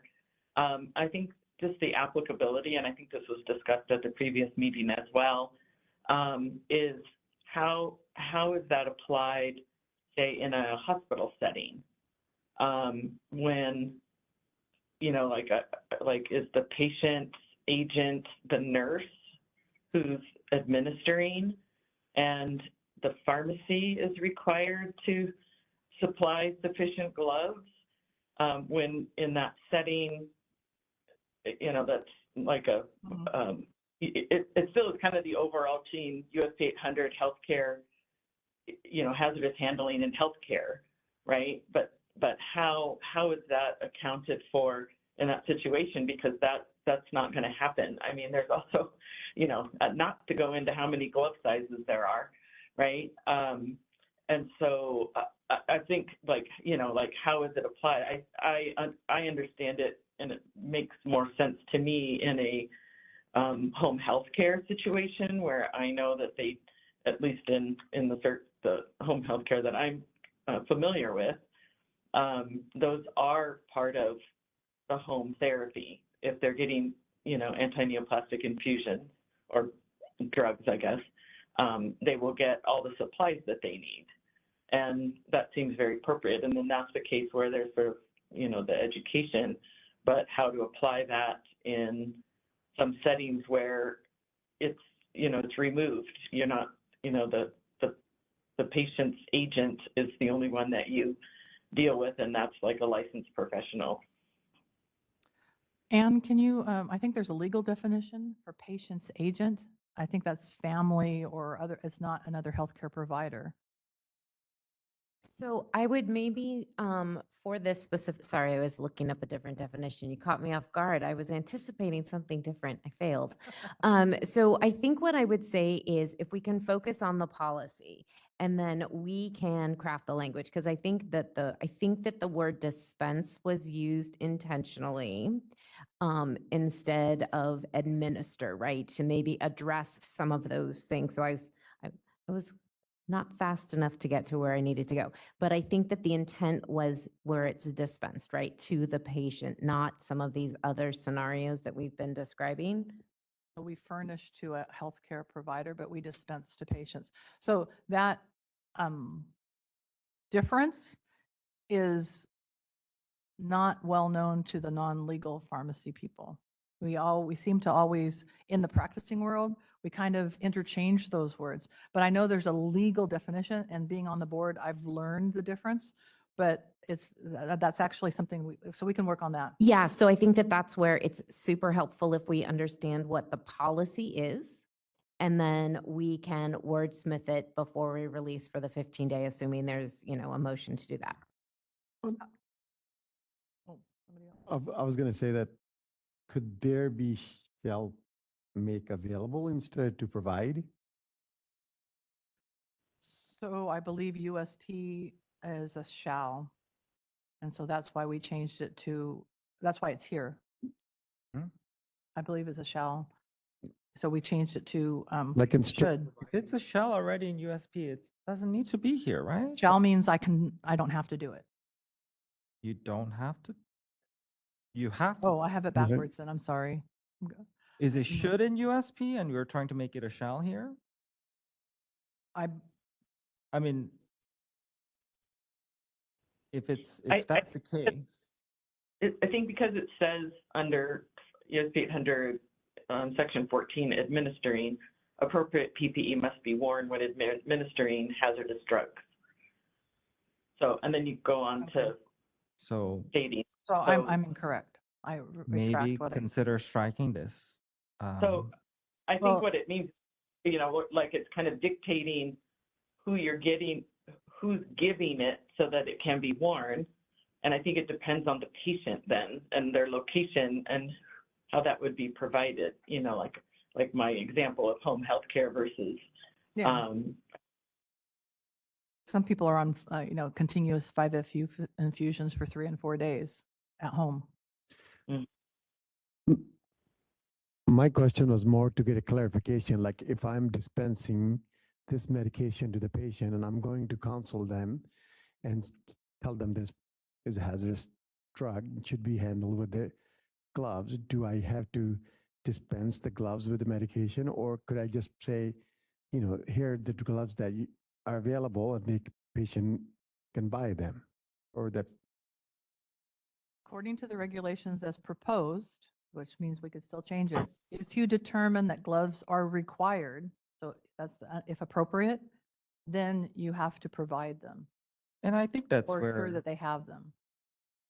That's our opportunity, I think, to clarify, because a pharmacist is we do our best, but we're not experts in what is the in terms of hazardous drug handling, really. I think that is just, again, unintended consequences. And I don't want there to be any, we all, I think, try our best to make regulations clear and workable for just a regular pharmacist to be reading it. And again, will say one last time that I think this is just a little too confusing for just a regular pharmacy to follow. Totally different circumstances. If this is related to a compounded pharmaceutical, I would say it differently. But if his expectation is that this is for all pharmacies dispensing anti-neoplastic So, drug, I think we are just a little too broad. so what would you say if it's an neoplastic cream or ointment? Wouldn't you suggest the patient have gloves? I would suggest it, but I think it's a little too far for us to go say that you must apply those gloves to the patient. But you're still about the educating the patient. I think that it should be the professional judgment of a pharmacist and that person trying to do the best for the patient, not saying that we just out of nowhere, I'm giving a consult about estrogen and saying this drug is hazardous. I just don't think that is the right thing to do for patient education. I think that just causes unnecessary confusion, and Okay. it just adds more layer of confusion for everybody, patient, pharmacist, inspectors, everybody. So I don't know if that's the right way to go. Any other comments? We're going to finish up with 1737-16, which is, it removes the requirement that the pharmacy maintain or the facility maintain a list of properly trained staff in the cleaning of HD spills. The section still requires an SOP talk about the availability of qualified personnel during times HDs are handled. This change was recommended in response to comments received. Other changes are non-substantive or clarifying in 3717. Members, any comments to 3716 or 17? That's the end of handling of hazardous drugs. We have the larger issue about compounding or not, but we'll come back to that. Any other comments? We do want to finish with our radioactive, which will be the shortest one, and then we have significant public comment. I know we have significant, thank you for all of you being patient to listen to all these details, because I'm sure you have specific comments that you're just wanting to share with us, and we do want to hear them. Moving on to proposed Article 4.8 related to radiopharmaceuticals. You'll again notice recommended changes similar to the other articles. These changes in sections 1738 through 1738.4 are non-substantive and conforming language related to supervision and control. In addition, you will also see that provisions related to demonstrated competency and failure in ongoing evaluation and training to be incorporated are similar to the other articles. Members, do you have any questions on the changes or comments on the remarks for 1738 all the way to 1738.4? Similar to the other ones. In 1738.5, there are non-substantive changes being offered, as well as the deletion of subdivision J as a requirement already is established in USP chapter. Recommended changes in 1738.6 are similar to the recommended changes in sterile compounding language related to the trending. So we should consider that comment at the same time. If we make a change in 1737, we should make a change in 1738. But that's what's currently in there is to match. Along with some clarifying language, recommended establishing requirements for incubators without manufacturer specifications like that in sterile compounding requirements. Members, do you have any comments on the changes on 1738.5 or 1738.6 for the remarks that were given? No, thank you for mentioning the 1738.6B. And, get those aligned. Yes, With- 1737, yeah. Oh, yeah. In 1738.7 and 1738.9, there are non-substantive changes being offered, and conforming changes are also in 1738.9, clarifying that the record requirement, like changes we recommended in the non-sterile and the sterile compounding.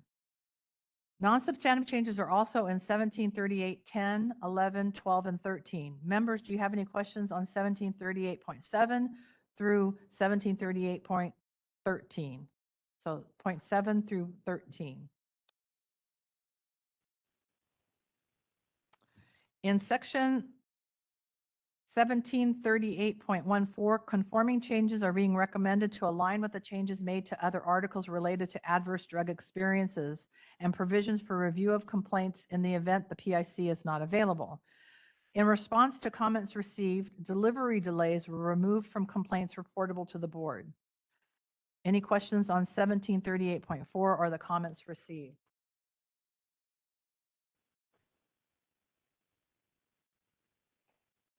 Members? I know. We're gonna change gears. Oh, we were gonna change gears, but go ahead. We'll stay in first gear. Yeah, so in section C, what are we in? Section 14, quality assurance, quality control. I think that same, what was mentioned before, PIC not available within 72 hours, that would be extended. So I think that was also in, yeah, Right. 1730. Yeah. Thank you for pointing that out. Anytime that we make a change in one section, we have to look for the conforming changes in all sections, but that's great. Okay. I was going to say, members, thank you very much for your patience, but I really have to say, members of the public and those on WebEx, thank you very much for your patience as I walk through the changes of each of these articles. You could tell that there is a lot of detail, and we want to hear your comments. I know it took a lot of time, but I believe it was important to highlight the recommended changes that resulted from the public comment that we got from the 45-day comment period and from the hearing. We had a lot of comments and made a lot of changes. Members, having considered all the articles and the recommended text, and in light of our comments today, so again, in light of our comments today, we have policy statements. We will take that into consideration. I'd like to put that into one motion at some point. Hopefully now would be a good time to make some sort of motion. There's a slide that does have a recommendation. I think we just need to make it clear that, let's see if is it my screen that's showing the wrong thing here? Make it clear that it would be modified text as consistent with the discussion of the board. We've had significant discussion, and so we need to make that very clear. That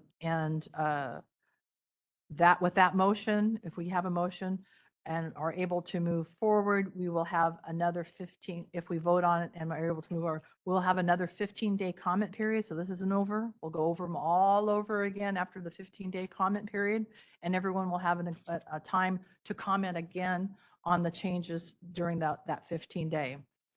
So This members. is Renee. Yeah, I'd be willing to make a motion. And I think Corinne likes us to read it. Yes. Or is it Noreen that likes us to read it? One of them does. Yes, well. Can you see it? Okay. Yes, I can. I just want to make sure I'm saying what I want to say. Yes. So I want to make a motion to accept the board staff recommended responses to the comments as the responses of the board and approve the modified text as consistent with the discussion of the board, right, for a 15-day public comment period. Delegate to the executive officer the authority to make technical or non-substantive changes as needed. Renee, I would second that motion, but can we please add that in Article 4.7 hazardous drugs that we are discussing that we're going to focus on compounding hazardous drugs and compounding. I would really like that to be included if that's okay with you. Sure, yes. Somebody put that on the screen. So I would like to also add to the motion that Article 4.5 include a discussion to review USP 800 and 1737 to apply to compounding. Now, how did you word it? Sorry. That sounds great. I will second the motion. President O, can I ask to make sure that everyone is clear about what specific changes, other than the technical changes for clarity, et cetera, that we've talked about, are included in that motion? I have a short list about, with respect to section 1735.9, about the audit trail. I think we need to 3 clarify years. that policy. That's, There was researching- 1736.2 with respect to a change from 14 days, and I don't know if there was an agreement about whether it was 21 days or 30 days. And then 1736.6 about whether there was some discussion about going back to the original regulatory language, except making sure there was no gap in terms of what the USP required.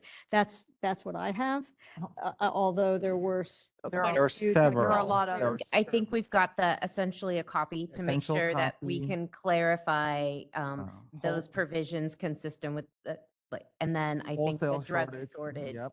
But well, yeah, So- but we're gonna have to look at what the federal law says, because we can't go less Right. than the. So Noreen, are you saying that consistent with the discussion of the board is not sufficient because there's a long list that we will get from the recording so we can actually make sure? I that we just have- want to be clear for everyone out there, what I had noted really needed specific changes or potentially beyond, hey, can we clarify that? There were a couple that said there were a lot of, there was awkward phrasing, et cetera. And that I think is We sh- covered under the delegation to the executive officer to make technical, not substantive changes. So where there were actually changes in the policy, I just wanted to be clear so that no one comes back later and says, hey, I thought that was going to be changed, or I didn't think we were going to change that, et cetera. So I'm not sure if I missed any. Renee, do you particular want to pick a sections. day on that 21 days versus 30 days, just to be clear on that? On that, I I- don't know where that was. Yeah. I think 30 days. I think that sounded like much more reasonable. Yeah, give a lot of time, a lot more time. Okay, so that motion are we Does that comfortable stand? with the motion as stated after correction? And do you need something else, Noreen, from the motion? Would that live up to the legal standard? I think it was actually covered just a second ago in the discussion, but we could talk about the article on hazardous drugs, potentially putting in the introductory sentence about that the following requirements apply to the compounding of hazardous drugs, if that's That's what what President the O asked for. board would desire. Yes. So if that motion is sufficient, Renee's motion, President O, are you okay with still the second? Yes, sir. Yes, Okay. ma'am. With the motion and on the floor, we are ready for public comment. So keeping in mind that we are going to be making changes to the proposed language based on the discussion, we are ready for public comment. As we do so, I hope that you will take into consideration all the previous comments, both that were during the 45-day comment period and the public hearing and our comments today. The public comment period that we're just about to start is not a question and answer period. In addition, I'd like to remind everyone that if this current motion passes after we have public discussion and the board discusses it again, there will be another 15-day comment period where all the language will go out again for everyone to review, and there will be opportunity to comment once again on those comments for 15 days. So this is not a quick and easy, fast thing. This is very iterative and has everybody's involvement. So we're But- going to start. Yeah. Sorry to interrupt. Just to clarify, Jennifer, please correct me. But during the 15-day comment period, the comments are for the changes that we are putting forward today, right? I just want to make that very clear. The comments are for the changes. Correct. Okay, thank you. Now, let me just repeat that again. There'll be a 15-day comment period for the modified text. So that's the text that we modify. So we're going to start with comment in Sacramento. And I know that we have quite a few people in comment. So I'm not quite sure how you want to line up. If maybe you want to line up on the chairs, so that way you're not all jumping up. That might be the easiest, or if you feel comfortable. I don't want anybody to feel like they missed their place. And then we'll do comment on WebEx. So, sir, go ahead.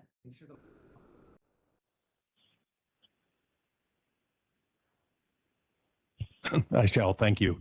My name is Don Shinsky. I'm here on behalf of the California Society of Dermatology and Dermatologic Surgery. Certainly appreciate all the work that has gone into this so far. And I also appreciate that this is a comment period and not a Q&A period. However, my comments, forgive me if they take the form of questions a little bit.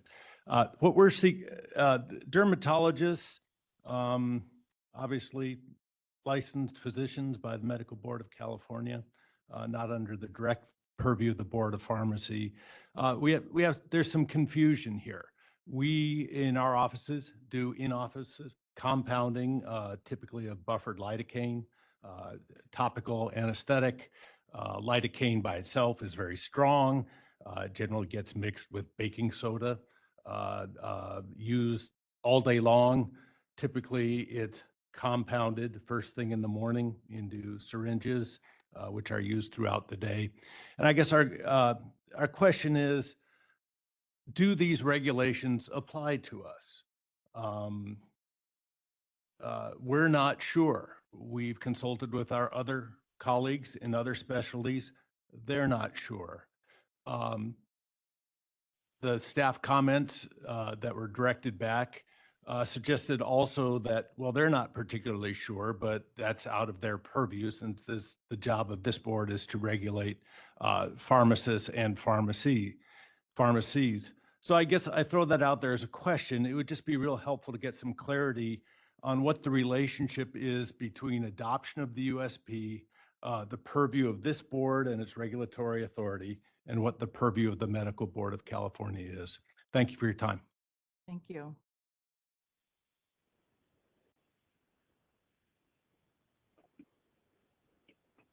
Good afternoon, everybody. My name is Andrew Van Alstrand. I'm Vice President of Policy with Hims & Hers Health. As a reminder, I spoke last month for the good of folks that might not have been there. We're a California-based publicly traded business. We serve a couple million patients across the country in all 50 states, including a couple 100,000 here in California. We operate our own pharmacies in multiple states, and about 1 in 3 of the prescriptions that our providers write are for compounded personalized treatments. I want to thank Chair Serpa and the rest of the board. I appreciate the length and depth of the regulatory process and the board's commitment to the formal steps of that process. That said, getting these impactful regulations right and clear is, of course, what matters most to California patients and businesses. I'd like to go back quickly to page 3, 1735.1, subsection FB. Some of these items were discussed at length, thankfully, by members of the board earlier today, though I did not hear them come up at the end of the conversation as being suggested as substantively needing to be addressed or changed, which was concerning. Again, this section deals with the clinical significant determination being recommended by the board to be determined by the prescribing practitioner, the compounding pharmacist, and the dispensing pharmacist. It was indicated by some on the board that this was intended to create flexibility or facility or SOP-based judgment calls. Plainly, that's not what the language says. The language does not specify or clarify flexibility. It actually says very, very clearly that this clinical determination must be determined by, quote, the prescribing practitioner, 1, 2, the compounding pharmacist, comma, and the dispensing pharmacist. We can't run our business listening to you all ruminate about what you think that means. We need clarity in the writing to be able to instruct the many pharmacists and pharmacy techs who we employ to be able to do their jobs. Without that, there's an immense amount of compliance, legal, and licensure risk to running our business. And in addition to that, any confusion caused by that lack of clarity will, most importantly, will delay our ability to get important prescriptions to our patients, and any operational costs or delays will likely raise the prices of those treatments for our patients. Without belaboring the point, clarity is paramount here. And so if the intent was to allow for flexibility in those clinical determinations, I respectfully ask that the board clarify as much in plain text in that section, as well as the corresponding sterile compounding section, which has almost the same exact language. In my opinion, this is nowhere near ready for a 15-day comment period, and I would hope that the board would consider these comments. Thank you. Thank you.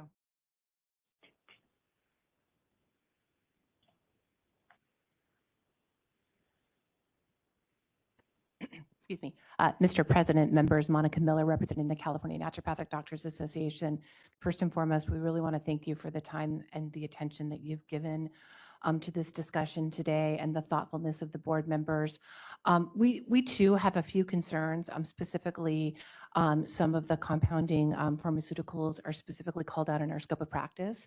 And we do have concern about the Board of Pharmacy, which has absolutely no business stepping into our scope of practice, So, so that's first and foremost our concern. And it's specific to what one of the board members pointed out in section F. So that's our first concern. Secondly, we wholeheartedly, again, appreciate all of the work that's been done here, but we think that just given by the questions that have been posed, and I think by the testimony you're going to hear after we're done here, this is huge. This is very confusing, and I think to the public, it's going to be very confusing. To the pharmacists, it's going to be very confusing. To the physicians, it's going to be very confusing, and we feel like 15 days just is not enough time. We really feel like it would be paramount to take this back and really dive into it more thoroughly. We appreciate that there's been a lot of work done over the last few years, but we just have grave concerns about where this is going and what this is going to mean to our patients and how we're going to be able to treat some pretty serious diseases and to be able to manage them and allow them to get back to a place of healthy with something that works, that is FDA approved. So with that, we just really encourage you to be continue to be thoughtful in your process, and we thank you for your time today. Chair Serp, I just need to go off camera for 2 minutes. Thank you.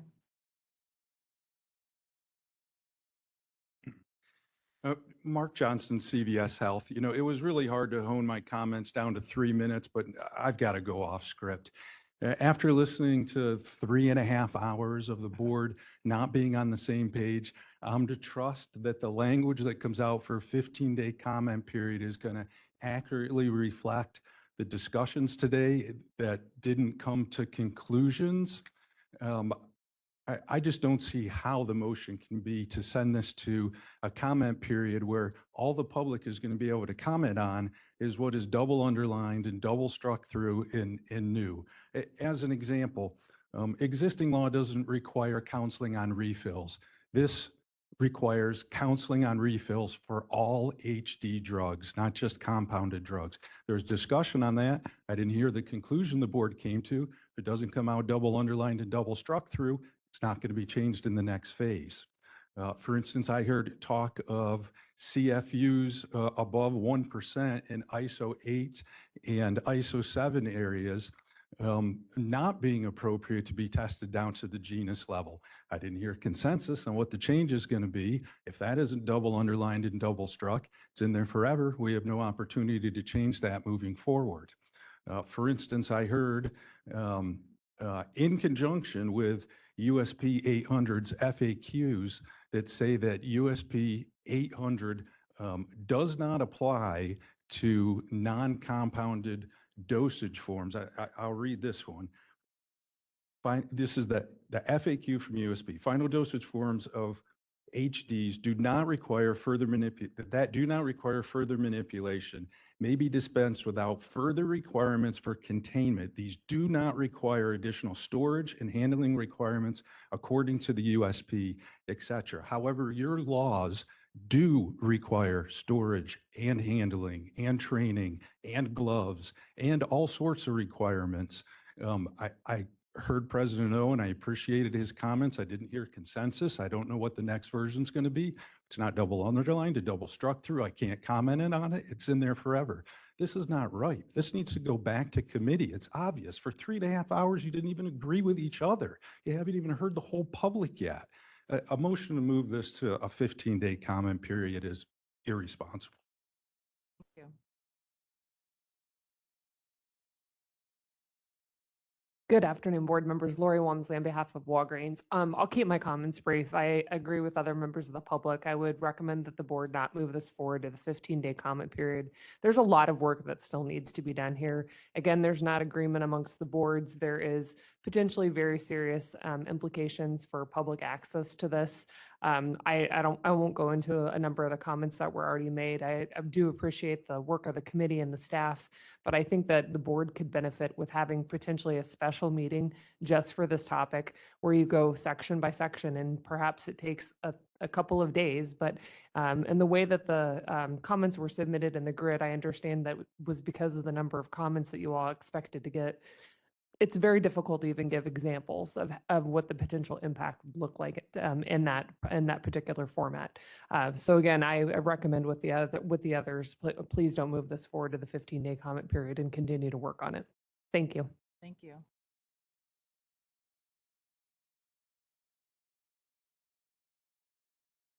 Y'all should serve snacks. Not a critique, just a suggestion. My name is Jackie Jorgensen, and I'm here to speak on behalf of myself, but also on behalf of the firefighters who had to drop off of this call after 3.5 hours, and those that are on the line of what is about to become the largest fire in California history.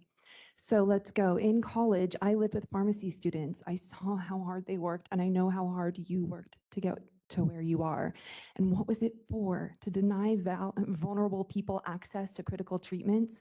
To let these firefighters die of preventable cancers? No way. No way. I think those of you that are in favor of this regulation are good people acting on bad information, marching us to the edge of a cliff and calling it progress. That's what I believe. Let's talk facts. Fact, sterile compounding is the most complex, high-stakes form of pharmacy, but not a single member of this board or its staff has any experience in it. Training is not experience. Fact, every stakeholder, doctors, hospitals, pharmacists, patients is against this regulation. Fact, your rewrite clarified nothing. You say you've created a clear pathway for 503As to compound these substances, but what you didn't mention is that these pathways are prohibitively expensive and prohibitively intensive. No 503A pharmacist can abide them. Please don't be fooled. These solutions solve nothing. Fact, restricting patient access to Category 1 substances overrides FDA policy that Executive Officer Sodergren mentioned and U.S. pharmacopoeia standards, and you've given no scientific, safety-based, or legal justification to do so. So yes, I am talking about glutathione here. Fact, your Executive Officer has filed 8 illegitimate lawsuits against sterile compounding pharmacies for making these legal life-saving treatments, and she's lost them all at taxpayer expense. Fact, one of those treatments, glutathione, might be the best shot we have at getting cancer-causing chemicals out of firefighters. Fact, as director of the Volunteer Fire Foundation, I help administrate a glutathione-based firefighter detoxification program. Our highest range PFAS chemicals decreased 80%. Highest range environmental toxins decreased 86%. Elevated heavy metals decreased 93%. This treatment works and we deserve it. This board wants to pass regulation that would make it impossible for firefighters to access glutathione at the very moment that they are putting their lives on the line once again for us. Yes, I believe you're good people acting on bad information, but the fact is your excessive regulation will cause profound harm. Dr. O, I know you're a good man, and you said, I don't want to take access. That was never our intention. And I believe you, but the truth of it is the staff already has. No one is making inhalable glutathione for firefighters. No one. And if you don't drop this regulation, they will never get it again in California. Please reconsider. This time, thank you. Thank you. Anyone else in Sacramento that would like to comment? Moderator seeing none, we're ready for WebEx. All right, this is the moderator, and at the direction of the board, I have opened up the Q&A feature for public comment. Members of the public, if you would like to make a comment on this item, please either use the Q&A feature or raise your hand, and audio-only participants may raise their hand. We have quite a number of people indicating they would want to make comments, so please be patient with me while we get through everyone. Additionally, if you have your hand raised, please don't also comment in the Q&A that you would like to make a comment. I've written your name down, so I'm going to go in the order that was received. Additionally, if people could only just type comment in the Q&A to indicate that they would like to make a comment rather than typing in their comment, that would be very greatly appreciated. All right, so let's get started. Our first person that we have for comment is Sarah Johnson. Sarah, you'll be given 3 minutes to speak and a 15-second warning. Please click the unmute me button when the prompt appears on your device.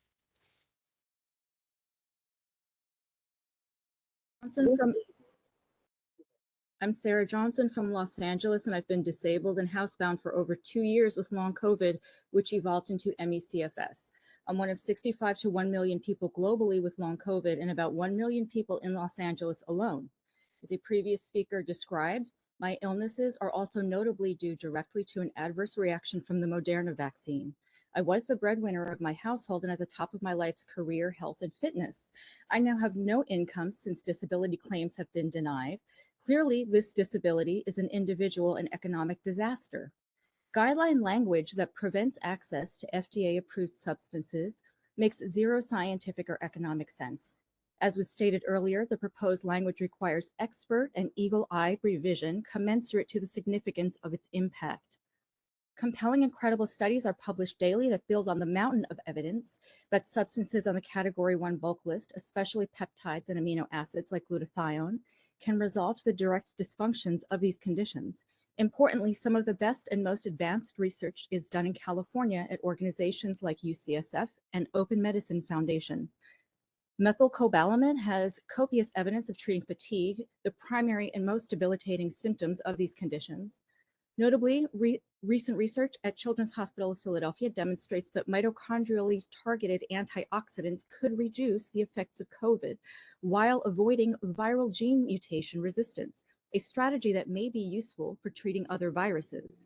This builds on the groundbreaking research and has enormous significance for the general population while COVID remains an unmitigated endemic airborne virus.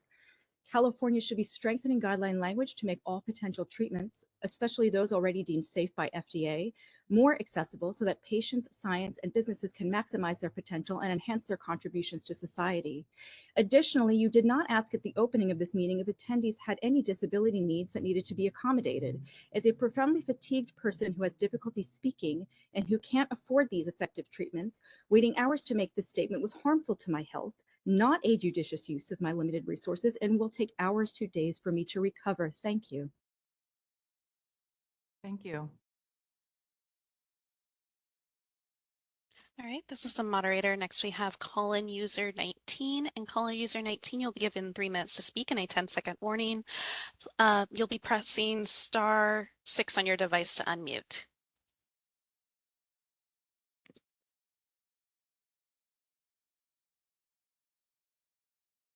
Hello, my name is Julep Thomas, and I have just a brief comment on this item. I want to thank you for your time and thank everyone who stayed through the 3.5 hours to make their public comment. Today, I'm asking the board to prevent any restrictions of patient access to effective treatments like glutathione and methylcobalamin.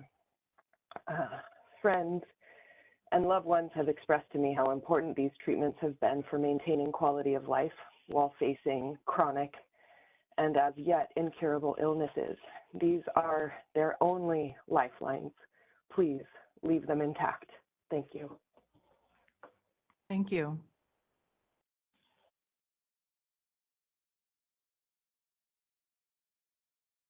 All right, this is the moderator.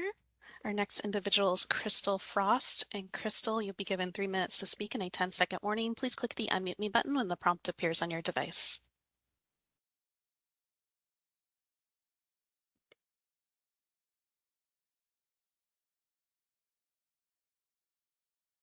Okay, sorry about that.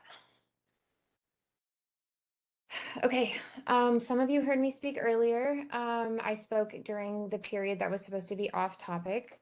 I modified my statement slightly, and hopefully I can fit all of it in the 3 minutes. My name is Dr. Crystal Frost, and I'm here today representing 1,477 people who have signed my petition to fight your proposed new regulations on pharmacy compounding. These signatures represent real people whose lives will be directly and detrimentally affected by your actions.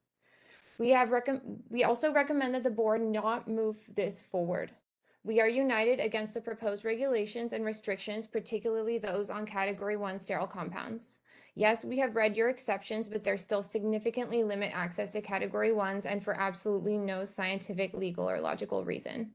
We feel that you're misleading the public by acting like these exceptions preserve access. They do not.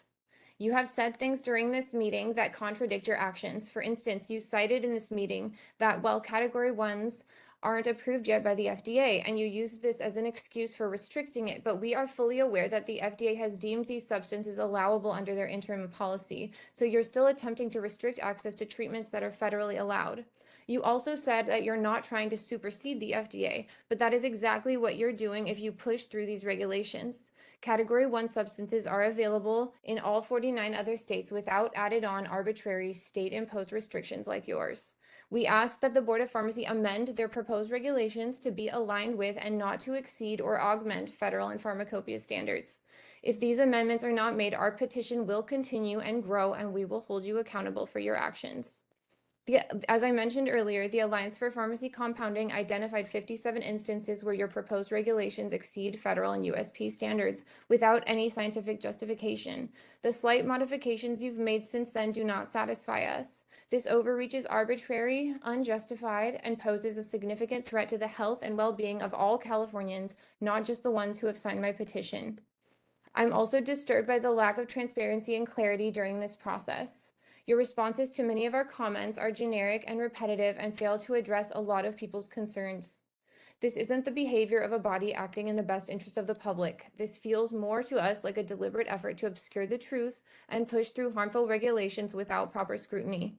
But we're not going to stand idly by while you regulate compounding pharmacies out of existence, nor will we stand by while you strip us of our right to easily access the antioxidants, vitamins, peptides, herbs, and other safe compounds on Category 1. The 14th Amendment protects us from arbitrary regulations like this that cause harm to large populations. Please listen to the voices of the people you're supposed to serve and protect. Firefighters who risk their lives every day, doctors who save lives, and patients who are fighting for their lives. Please listen to the public. Please listen to us, and please do not move this forward. Thank you. Thank you. All right, next we have Elle, and Elle, you'll be given 3 minutes to speak and a 10-second warning. Please click the unmute me button when the prompt appears on your device. Hello, everyone, and thank you for having me here today. My name is Elle Siebert, and I am a 30-year-old woman living in Los Angeles with long COVID. As you may or may not know, according to new data from the Household Pulse Survey, nearly 1 in 13 of American adults, that amounts to 7.5%, live with long COVID symptoms, with women being more likely than men to develop symptoms. In case, recent studies have found that 50% of people with long COVID go on to meet the criteria for ME/CFS, as was noted in a comment earlier today. ME/CFS is a disabling chronic illness with no cure. One of the notable symptoms of ME/CFS is PEM, or post-exertional malaise. I will note that at the beginning of this call, there were approximately 111 attendees in attendance, and now that number has dropped to around 80. That represents patients who came here, were given no disability accommodations, and most likely ended up being too ill because they overexerted themselves by waiting through this call, watching you all argue with each other over regulations that are clearly not at the standards to be discussed at the level that we're considering putting it into motion. And it's truly atrocious. I will go on to add that in a recent interview by Harvard Business Review, MIT researcher Beth Pollock states that 25% of people living with long COVID have had to reduce their working hours. I will note here that PEM is not a temporary increase in symptoms. PEM has the potential to reduce a person's baseline over time, meaning that if they continue to push themselves and try to attempt working full-time with minimal access to treatments like IV glutathione that are not currently covered by health insurance, but that's still a possibility as we continue pushing for attention and public awareness. And given that this affects our working capacity and the majority of long COVID patients are in fact women of working age, this directly impacts women's participation in the workforce and our ability to provide for themselves. I am one of those women. I have lived with an ME/CFS-like presentation of long COVID for over 3.5 years and currently serve as a community representative at NIH Recover. Previously, I worked with research groups at Stanford University, Columbia, USC, and Meta Reality Labs, and others. During my time working full-time, which it unfortunately is not currently, I have fluctuated between mild and moderate functional impairment, meaning that at my best, I can work full-time and do pretty much nothing else, but at my worst, I'm unable to work and need to spend entire days in bed. During the time when I was more moderately impaired, IV glutathione and vitamin C was an absolute lifeline. It was the difference between me being able to work and financially provide for myself and me being unable to work and struggling to pay my bills 10 and seconds. exist as a woman in California. The proposed changes would not only harm patients, but also prevent critical research into glutathione's efficacy as a potential treatment for long COVID and ME/CFS. As shown in a recent Stanford study, oxidative stress plays a role in both long COVID and ME/CFS, and supplements that replenish glutathione levels All right, can relieve time is symptoms up. I will be muting your by microphone. combating oxidative stress. All Thank right, you. we will be moving on to our next individual who has requested public comment. And I apologize, everyone. Please be patient. We have about 20 plus people who are requesting comment.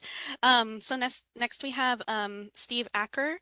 And Steve, you'll be given 3 minutes to speak and a 10-second warning. Please click the unmute me button when the prompt appears on your device.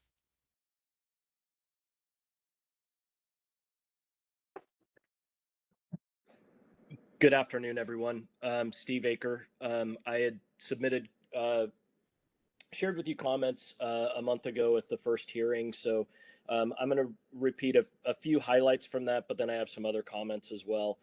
I have the honor of serving as the fire chief for the Sonoma Valley Fire District. I'm also president of the Sonoma County Fire Chiefs Association, a member of the California Fire Chiefs Association's executive board, and the president of a statewide JPA that provides workers' comp and medical benefits to over 200 fire agencies within our state. I've been a firefighter in California for 36 years. I and my department have been fortunate to be a part of cancer prevention detoxification program. The main compound that we use in that is glutathione. It has made a tremendous difference, as Jackie has cited with some of her statistics. As you may or may not know, I know board member Hughes does, the cancer prevention is a huge initiative within the fire service. And it's one that has labor, management, and elected officials all united in their complete support. We need to expand the tools and resources available to our doctors, not limit them, not put in arbitrary conditions and regulations that prevent us from the compounds and the resources to prevent cancer. Please consider this topic before you very thoughtfully and carefully. It really, to echo a number of the other speakers, it doesn't feel like you're ready to make this decision. Pushing this to public comment essentially makes that decision. Please don't do that. Please bring this back to committee. Please engage with stakeholders. Please engage with your small pharmacies and understand from them if these proposed regulations are workable or not. It certainly doesn't seem like they are. You know, I'm frustrated, and this is where I'm going to go off script a little bit. I'm incredibly frustrated with this. Throughout this process, we have still not been told the why of all of this.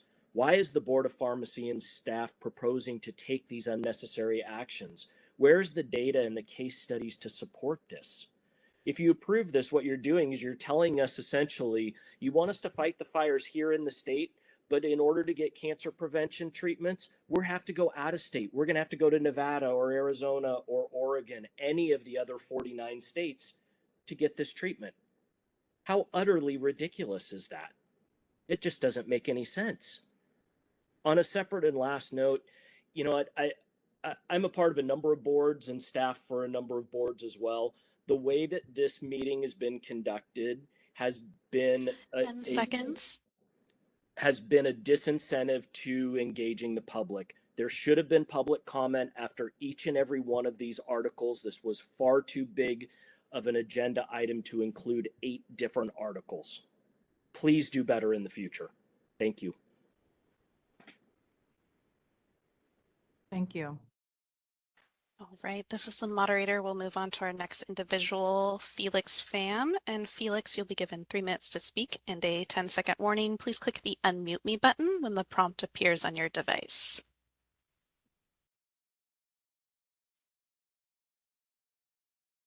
From Torrance Memorial Medical Center. I had a couple comments regarding some of the subsections. First, it's 1738.6. I hear that the board is discussing and deliberating the idea of pathogenicity, and I feel that there are many factors here for which I believe that USP has already addressed and has provided recommended action levels. In addition, there are other substantive testing that we do, end product testing that we do and we're required to do, that helps to more secure the whole process.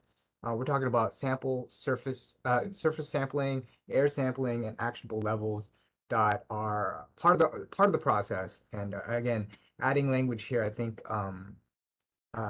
maybe is too much.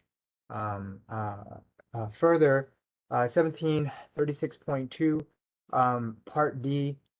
I appreciate the extension from 14 days to 30 days. I honestly do. That was, very insightful in terms of, looking at how long we have to culture the samples for before we are able to see the results.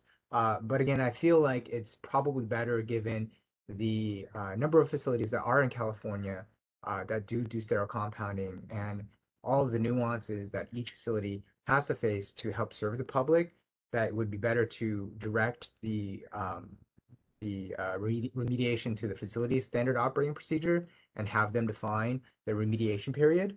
I think that would be more effective and provides kind of a structure that each facility can work within. And then finally, 1735.1, subsection F, part C, and 1736.1, subsection E, part 1, part C. They both say the same thing in terms of documenting the reason for the shortage. I myself work hand in hand dealing with drug shortages on a day-to-day basis. It is very difficult in making moves to go from receiving the readily available product that's commercially available and purchased to compounding. It's not an easy move for any facility to make on the fly. And when we do those things, the last thing I'm thinking about is documenting somewhere. I need to make sure that I provide proof of some sort that says, hey, I had a shortage and that's why I'm compounding. So I just think that it's a bit excessive here. And if we can maybe tamper down the language here to help 10 give seconds. leeway to our pharmacists and our facilities. I think the last one is the 1737.6 environmental quality control. Just making a recommendation to revert shall to should and be in line with the USP standards as. Apologies, time is up, Thank you. so I will be muting your microphone. Thank you. Thank you. All right, next we have Amy Zagoy. And Amy, you'll be given 3 minutes to speak and a 10-second warning. Please click the unmute me button when the prompt appears on your device.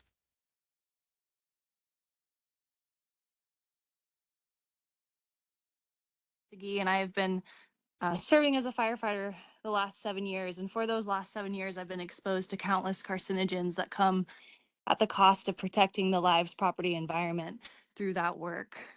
During my Fit for Duty physical last year, testing showed that my body, along with those of others with which I serve, was full of harmful toxins, many of which were thought to be forever chemicals with no chance of ever ridding our bodies of those negative effects.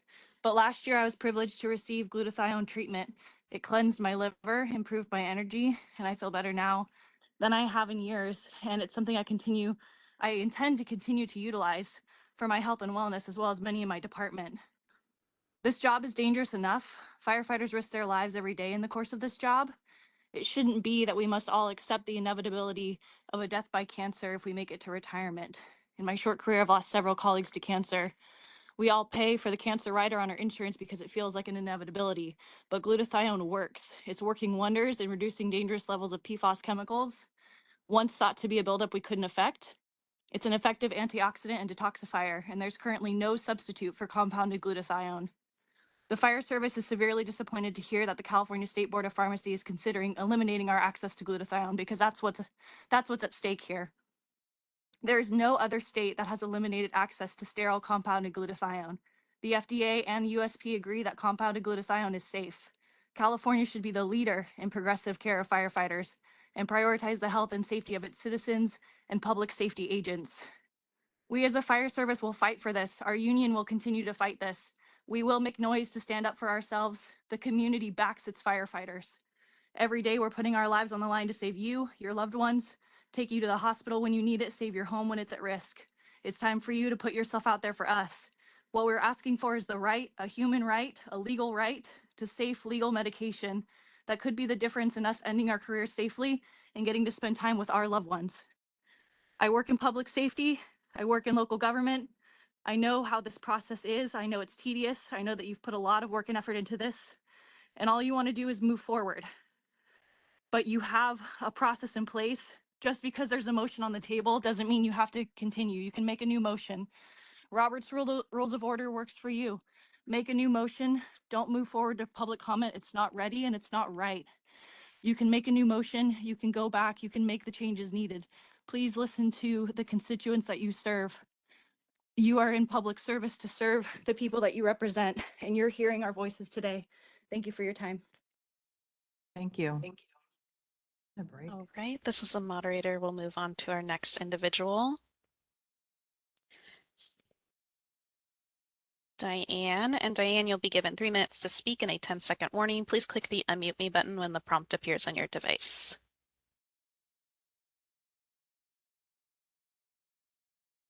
This is Diane Shapudisky with the California Orthopedic Association.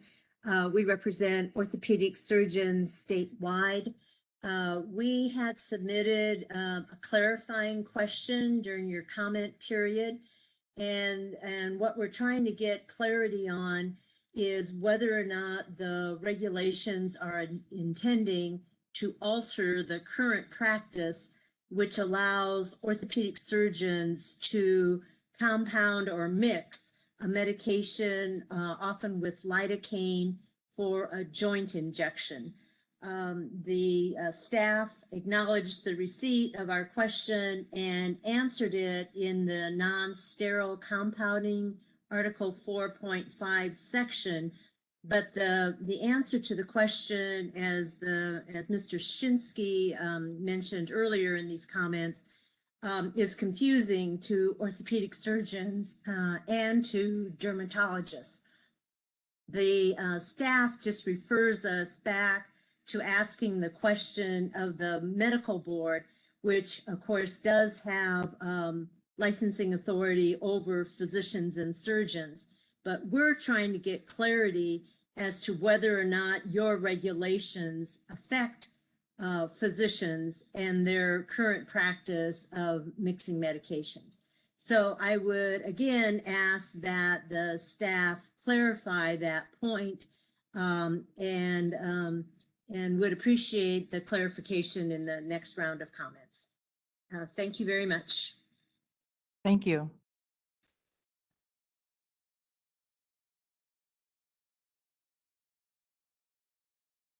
All right, next we have Doc. And Doc, you'll be given 3 minutes to speak and a 10-second warning. Please click the unmute me button when the prompt appears on your device. I'm a practicing doctor in California. Doctors need to routinely compound. I apologize. Do you mind getting closer to your mic? I don't think we can hear you very well. Can you hear me better now? It's still pretty quiet. Can I try calling up on the phone and then? Sure, if you'd like to do that. Okay. And then I'll go on to the next commenter, and then I'll come back to you.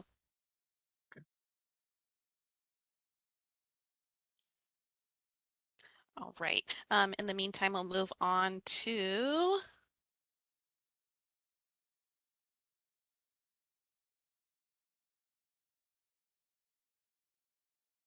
I had us. It appears my next person dropped, so we'll move on to SM. And SM, you'll be given 3 minutes to speak and a 10-second warning. Please click the unmute me button when the prompt appears on your device. Echo what a number of people have already said about the lack of help for people with medical conditions. I am exhausted at this point, and I apologize for my lack of being together for you because I physically cannot at this point. But I thought I was going to be on this call arguing the importance of these substances. It is clear that Dr. O and Mr. Hughes especially, and I think most of the board understands that they are important. However, what you are not understanding is that your staff is being misleading. These things are not a clear path. There is not a clear path at all. And in fact, the language says it's only available in emergency situations, and emergency is not defined. Emergency often in legal situations is defined as urgent. Well, the firefighter situation is not urgent, it is ongoing. Most of these people with chronic illnesses are not in urgent situations, they are ongoing. They are absolutely needed, but they are not urgent needed today. They are needed always. And the similar situation is these are causing delays. So in those situations where it actually is urgent, there are now all these hurdles to go over that are not clearly defined, and then those people cannot get them. So this is a huge situation. I have to echo what everyone else is saying. It is not ready for a 15-day comment period.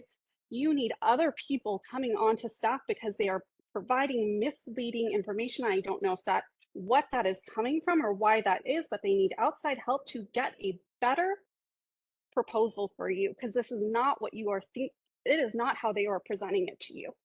You cannot rely on them. They are providing incorrect information on what is being stated. So please bring outside people onto the staff committee to relook at this and give you true facts about what it is saying and the impact it will have. This is huge. It is the role of the board to protect the health and safety of all Californians. So I ask that you get this reworded, that you take the time. This is so important to people with metabolic disorders, genetic disorders, in addition to the firefighters and the people with chronic health illnesses that you've discussed. Thank you so much for your time. Thank you so much for caring for all of us. And I just wish you good luck in getting this to a place that is actually what you are intending. Thank you. All right, this is a moderator. Looks like Doc reconnected on his phone, so we'll go back to him. You'll be given 3 minutes to speak and a 10-second warning. Please click the unmute me button when the prompt appears on your device.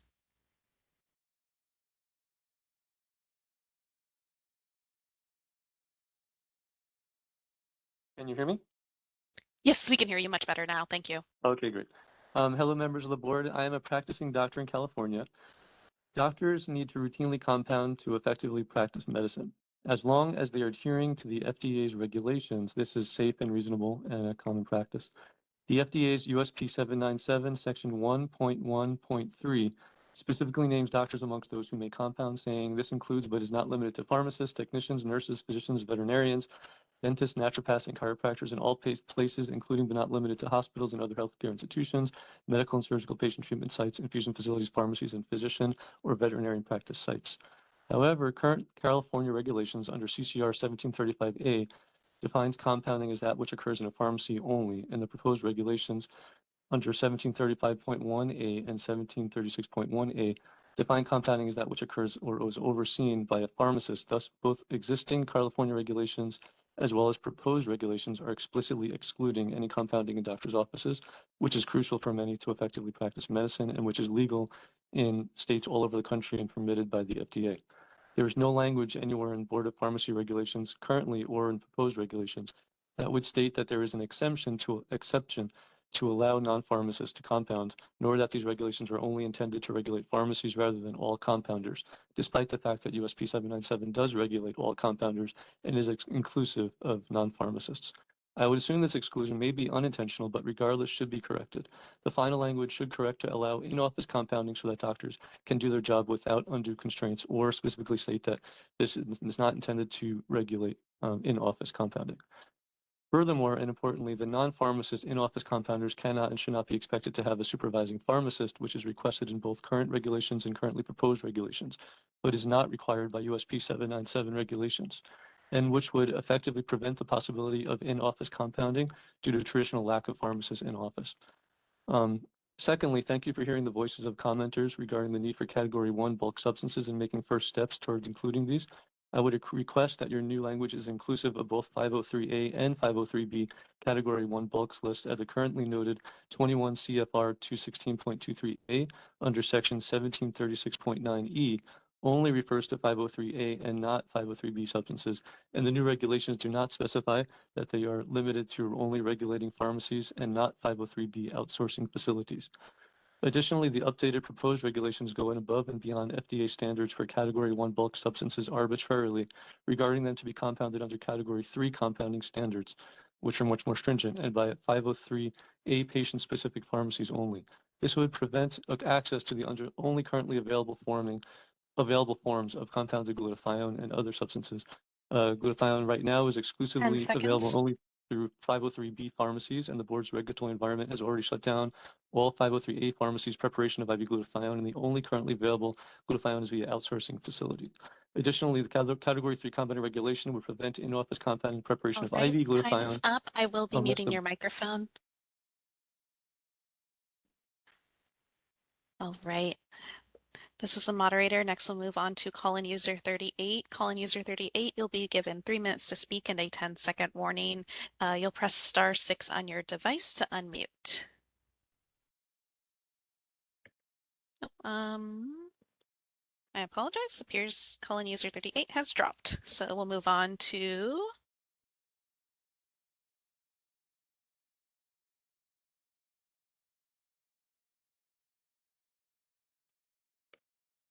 Gina. I had Gina Rosito with her hand up, but it appears no longer up. If you still wish to make a comment, please raise your hand. If not, I'll go ahead and move on to the next person.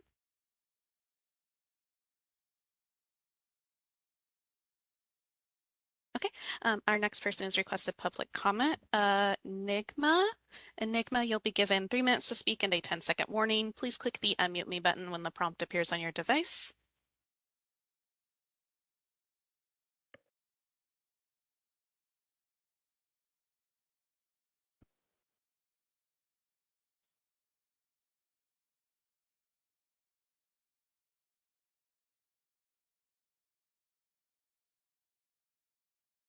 And you'll want to click that unmute me button at the bottom of your WebEx screen in order to unmute yourself.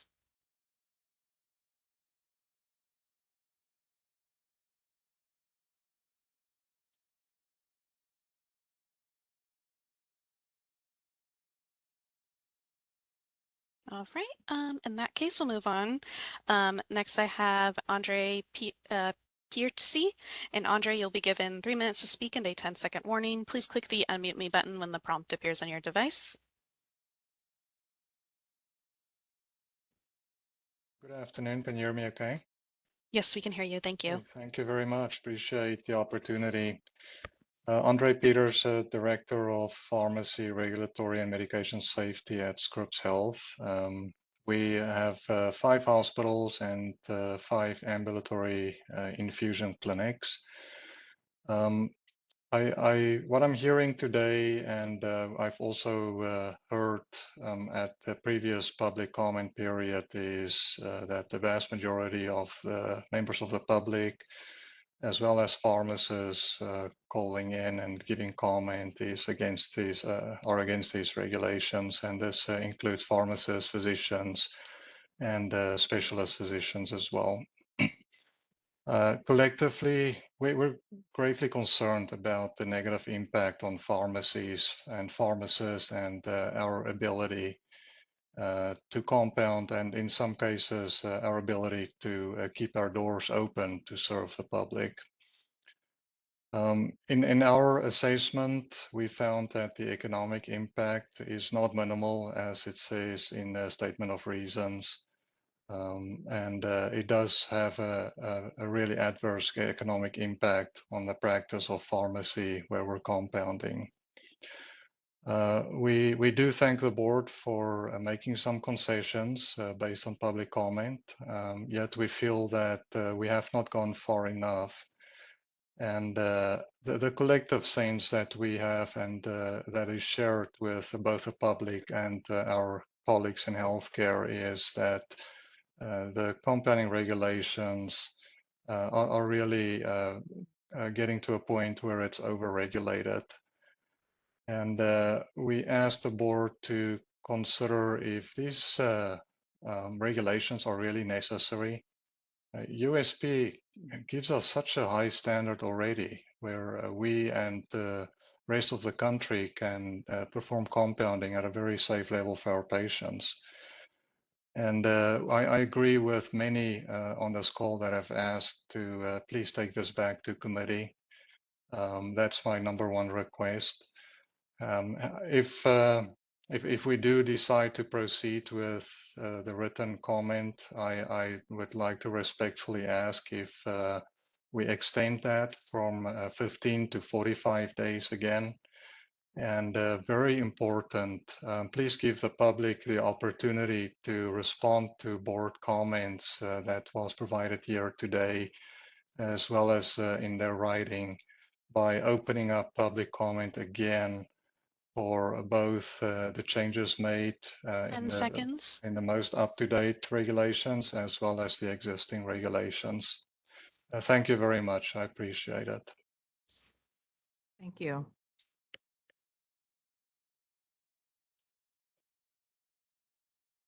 All right, this is the moderator. Next, I have Caitlin Olenik. And Caitlin, you'll be given 3 minutes to speak and a 10-second warning. Please click the unmute me button when the prompt appears on your device.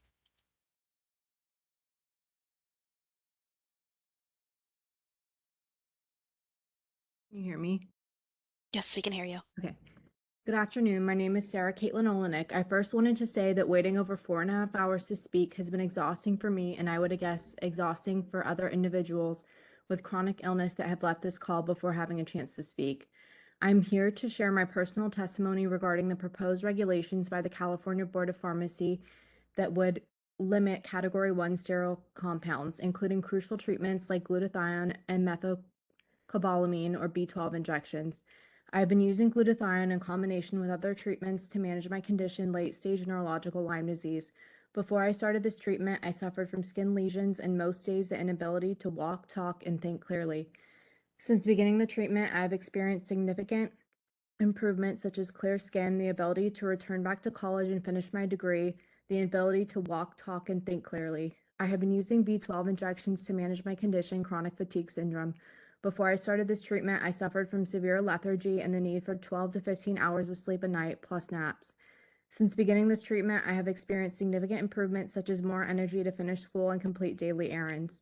These compounded medications have been life-changing for me. They have allowed me to regain my quality of life and perform daily activities that were previously impossible. Without access to these treatments, or treatments made more difficult, I would face a possible relapse of these debilitating illnesses. I am attending grad school in the fall for forensic psychology and will continue to rely on these treatments to keep me energized and thinking clearly to be able to finish advanced coursework at a normal pace. The proposed regulations threaten to take away these essential medications, not just for me, but for countless others who rely on them. This decision would not only reverse the progress I have made, but also jeopardize the health and well-being of many vulnerable individuals.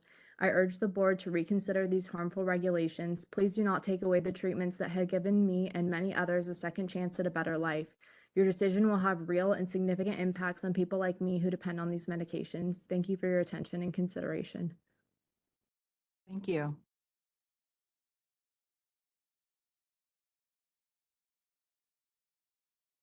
Thank you. Next, we are going to be hearing from call-in user 31.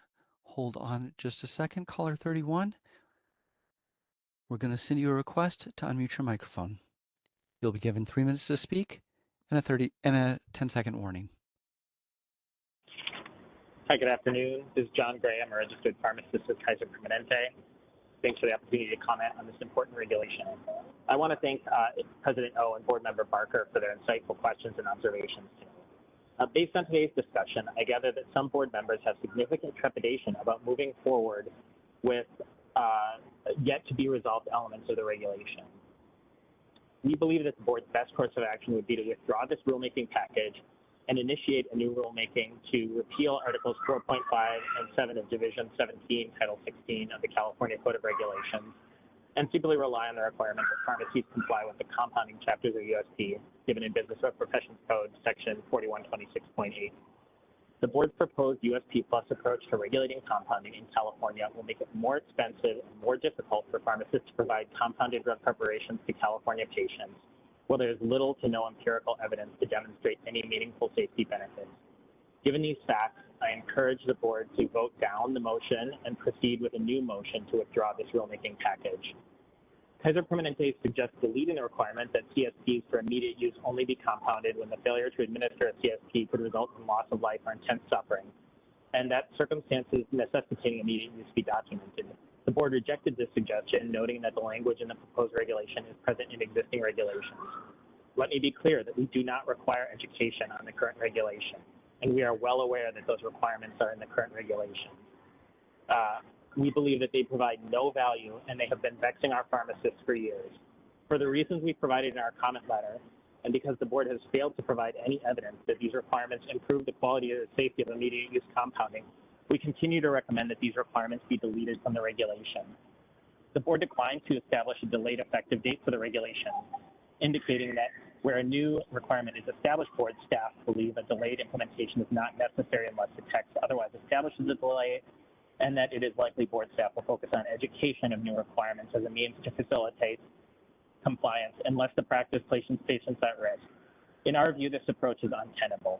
The proposed regulation includes many new requirements which will require modification of existing policies and procedures and drafting new standard operating procedures.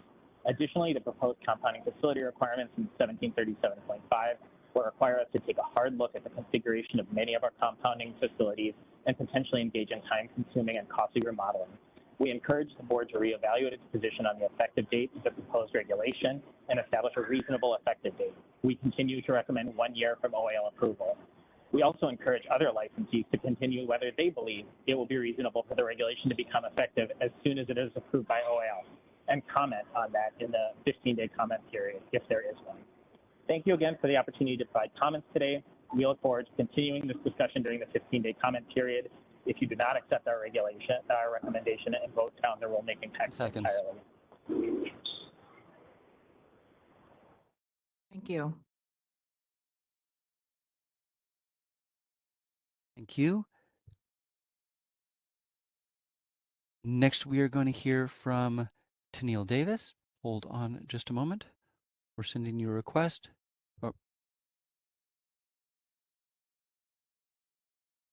To unmute your microphone.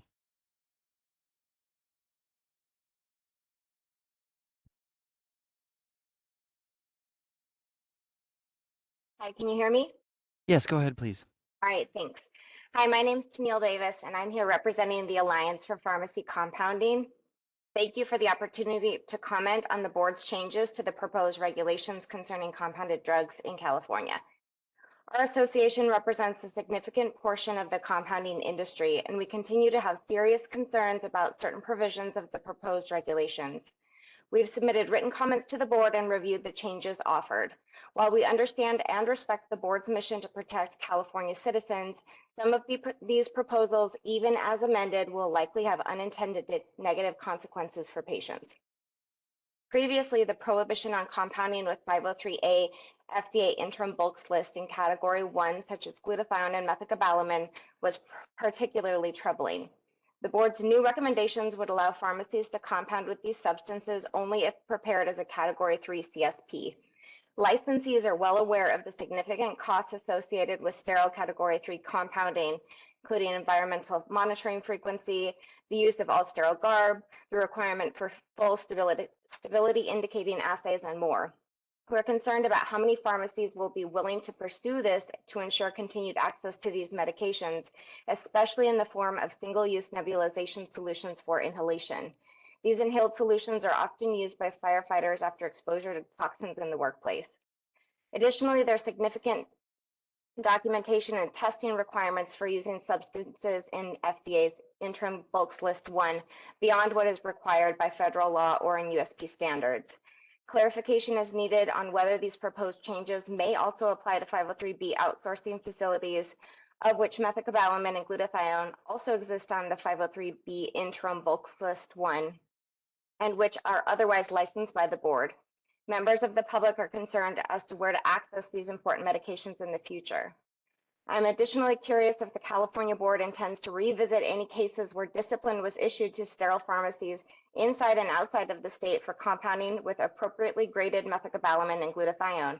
It is notable that the FDA's Pharmacy Compounding Advisory Committee has recommended that both of these APIs be placed on the final approved bulks list. Some changes not adopted by the board are in direct opposition to USP.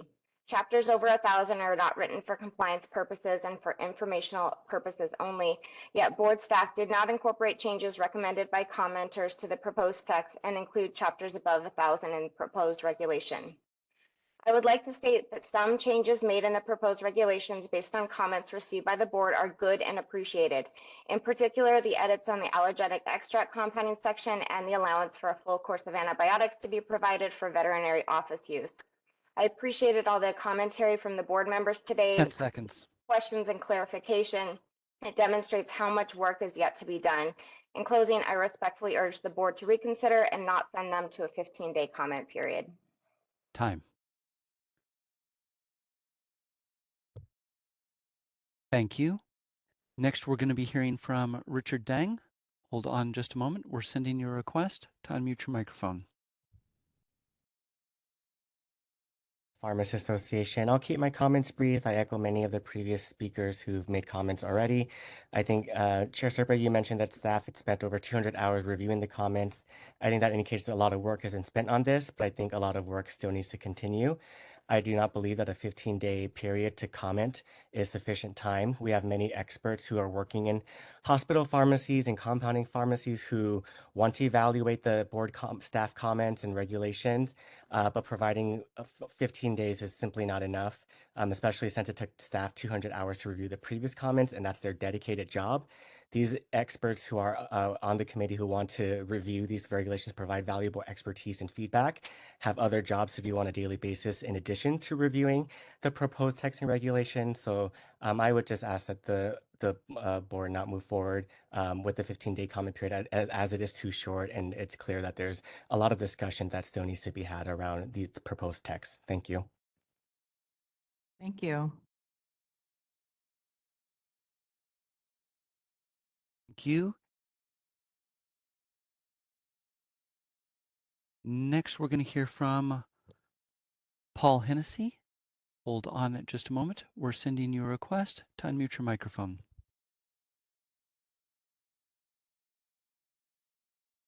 I'd like to echo the other comments who oppose ending access to glutathione infusions and methylcobalamin. No other state restricts these. These are valuable therapies that help people with long COVID and Lyme. Long COVID, for instance, is still disabling people in California at an alarming rate, and the vaccines do little to prevent transmission, stop viral replication, or prevent long COVID. So folks are left to manage chronic incurable illnesses with treatments like these. All the while, public health continues to downplay the long-term effects and stress the vaccine-only approach. These therapies are needed for other reasons, too. Your proposed regulations would limit access to management tools and put disabled and immunocompromised people at further risk. These therapies also treat chemical exposure that firefighters are often exposed to and help prevent cancers. We need ways to fight back against the dangers of PFAS. There's no reason to get limited medical treatments. I find it awfully convenient that at the same time the state is criminalizing homelessness, this board is also making it harder for disabled people to get the tools they need to be able to work and participate. Don't take away the benefits of specialized pharmacies. Don't give disabled people more hoops to jump through. Instead, you should be expanding access. Stop limiting the tools in our already limited tool belt. Please take this back to the committee. Thank you. Thank you.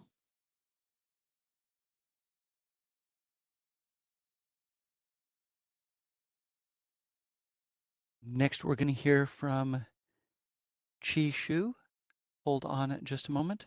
We're going to send you a request to unmute your microphone. My name is Chi Su, Director of Pharmacy at UCSF.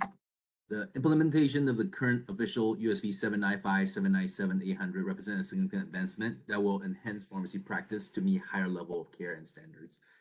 I want to applaud the board for its effort in considering and making modification to the proposed regulations. This is a monumental task, but it's an important step forward for our profession.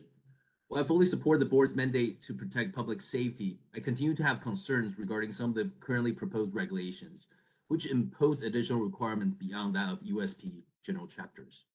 During the open comment period, I counted this morning, there are 324 pages of written comments that were submitted by various health organizations and the general public, containing over 100 recommendations on selected texts. Some proposed texts received more comments than others, and I believe there's a reason for that. I would like to suggest the board continue to consider public inputs and form a task force group that include pharmacy subject matter experts from each realm of pharmacy practice where these code of regulation will impact. As practices and challenges vary greatly from each different settings, it's very different from a community hospital versus an academic teaching institute and very different from a retail pharmacy setting. This approach will allow the board to evaluate the impact of these more controversial regulations from a perspective of the frontline pharmacies. I respectfully suggest more extensive review of the proposed text by the committee, as others have alluded to earlier. And I agree with others that if the intent is to send this for public comment, please consider extending beyond the 15-day period so the public has time to review and digest the modified text. Lastly, if the goal of the board is to protect the public, it is crucial to carefully weigh the potential consequences of each proposed regulations. As the board member have alluded earlier, some of these regulations may inevitably create unforeseen barriers to providing care and could limit pharmacy's ability to deliver appropriate service to our patients. Therefore, I respectfully urge further clarification or revision to ensure the regulations are thoroughly evaluated for their operational impact, especially when they're imposed in addition to USP standards. Thank you for the opportunity to comment today, and thank you for your time. Thank you.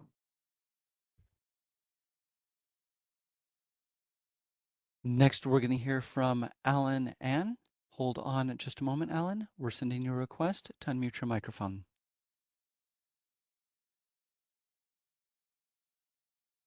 Just want to make sure. Can you guys hear me? Yes, go ahead, please. Perfect. Thank you very much. Good evening from Cedars-Sinai Medical Center in LA. Again, before I start, I would like to thank the board for giving us the opportunity again to comment on these proposed regulations. And also thank you for working with the public to develop the regulations, the compounding regulations that will hopefully enhance patient safety for compounding. As previously many folks have spoken before me, I agree with a lot of the public comments that stated that there is still a lot of work needed to be done on these compounding regulations. And I do want to acknowledge, too, thank you for making the changes based on the comments that was submitted. However, I believe there are still many unchanged proposed regulations that I think will significantly impact many healthcare organizations, health systems across California, which eventually will trickle down and impact patient that we serve here in California. I think Andre has spoken before that, again, the USP chapter has already established a strict requirement that we need to follow for sterile compounding as well as others. And I hope that these regulations, will prevent safety issues and not further adding to it. Again, I'd like to ask the board to pursue a different motion to potentially take this back to the committee to be further worked on. But if that's not a possibility, I do understand that perhaps giving the public at least 30 days or potentially 45 days comment instead of a 15, so that we can further comment on the entire proposed language, not just a new one, to really continue to work and develop something that's going to work, also not impact the healthcare as much, but also create a safe environment for our patients and employees. Again, thank you for working with the public on these competing regulations and allowing us to come in again. Thank you very much for your time. Thank you. Next, we're going to hear from Stephanie Ensley. Hold on just a moment. We're sending you a request to unmute your microphone.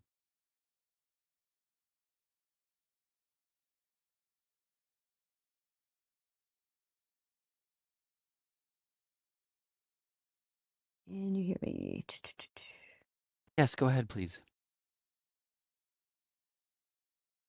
All right, we're going to try and unmute Stephanie again. Okay, sorry about that. You're good to go. Thank you. My name is Stephanie Ensley. I am a captain with Goldridge Fire. I've been a firefighter / EMT for 15 years. I attended the previous meeting in Sacramento and spoke to you. Last year, I was a participant in a 16-week detoxification study with the main detox component being glutathione, both nebulized and intravenous. The results were astounding, and I cannot express how grateful I am for an experience which I can scientifically prove extends my health and quality of life. It's an incredible breakthrough that glutathione treatment exists, that it was discovered at all, and that it's almost mythical in its ability to remove previously believed forever toxins. And now I've done a 180 and I feel incredible despair when attending these meetings and knowing that the board's changes would remove access to the silver bullet for our over 35,000 California firefighters. I agree and second every word that Crystal Frost said earlier. One of the earlier statements that the board made today was that your intent was not to create barriers, yet your proposal is most definitely creating barriers for both medication access and for smaller pharmacies to be able to stay in business and serve hundreds of thousands of patients. One of the things it says under 1736.9E says that to compound a CSP, it must comply with the USP drug monograph. Glutathione is a Category 1 substance, which by definition does not have a USB monograph. So please revise that element of this document. The other thing it says is unless authorized by a public health official in a quote unquote emergency use situation for patient specific compounded sterile substances. What do you mean by emergency? Who determines that? Should the board determine that it can only be used in an emergency situation? I think that is asinine. I would suggest that terminology be struck and instead state prescriptions are to be at a doctor's discretion to be prescribed, not the board to decide under what conditions it is to be prescribed. That is a doctor's job, and to interfere with that is interfering with patient care. The board will be getting between the patient and the pharmacist if the regulations go through as they currently stand. Finally, having listened to your board go over the 10 document seconds. for multiple hours, it seems as a whole your group does not have the full understanding of what you are attempting to regulate, and it's irresponsible. As the saying goes, it's time to go back to the drawing board, which is Time. not a bad thing. Thank you. Next, we're going to be hearing from Melanie Horn. Hold on just a moment. We're sending you a request to unmute your microphone.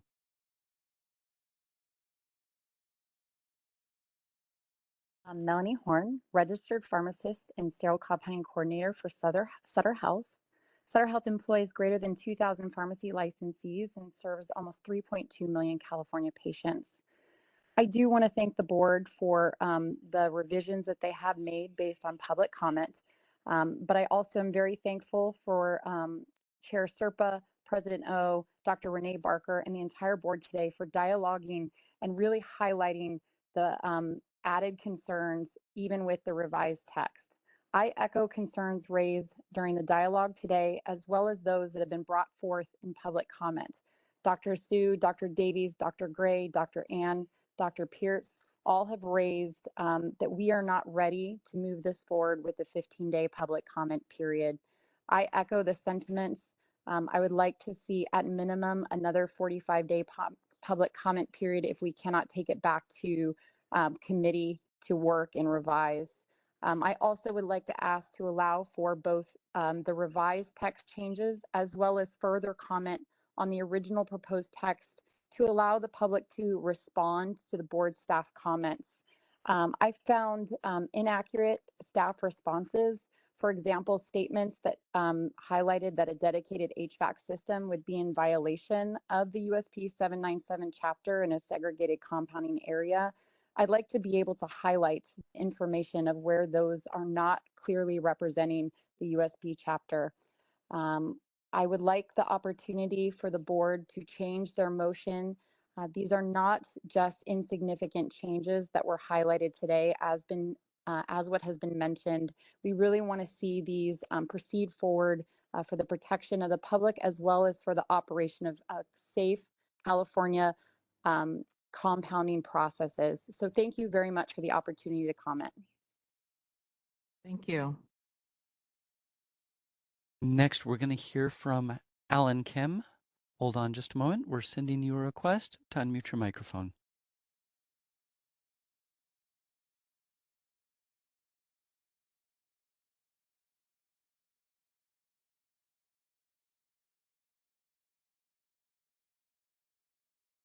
All right, Alan Kim, we're going to send you another request to unmute your microphone.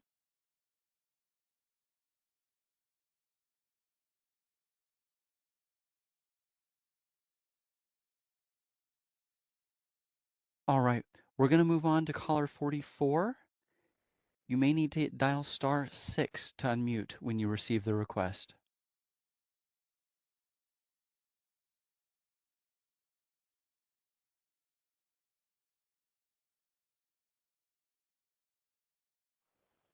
Hello, my name's Mike. Thank you for having me.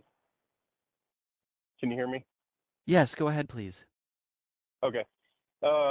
I've been a firefighter for 15 years and was recently able to experience a detox program, which at first I knew not much about, the main focus being glutathione. You know, at first not knowing much about it, my wife is in family practice and prescribes medications every day, and she informed me quickly that there were no risks associated with it. So I was excited to jump right in, along with the other people who have commented before me who are firefighters. You get into this job and you know that there's a lot of risks, and sometimes, or for a long time, we were told that there's some things in our bodies that we will not ever get rid of. But the results for this detox were remarkable, evidence-based blood urine tests that have demonstrated removal of all the mold in my system, most carcinogens, heavy metals, all out of my body. So I'm just asking, please don't ban glutathione or make it harder for these pharmacies to give them. And now I know that this works. I want to help other firefighters get into these programs and get these medications. I don't understand why it would be restricted. And thank you for letting me comment. That is all.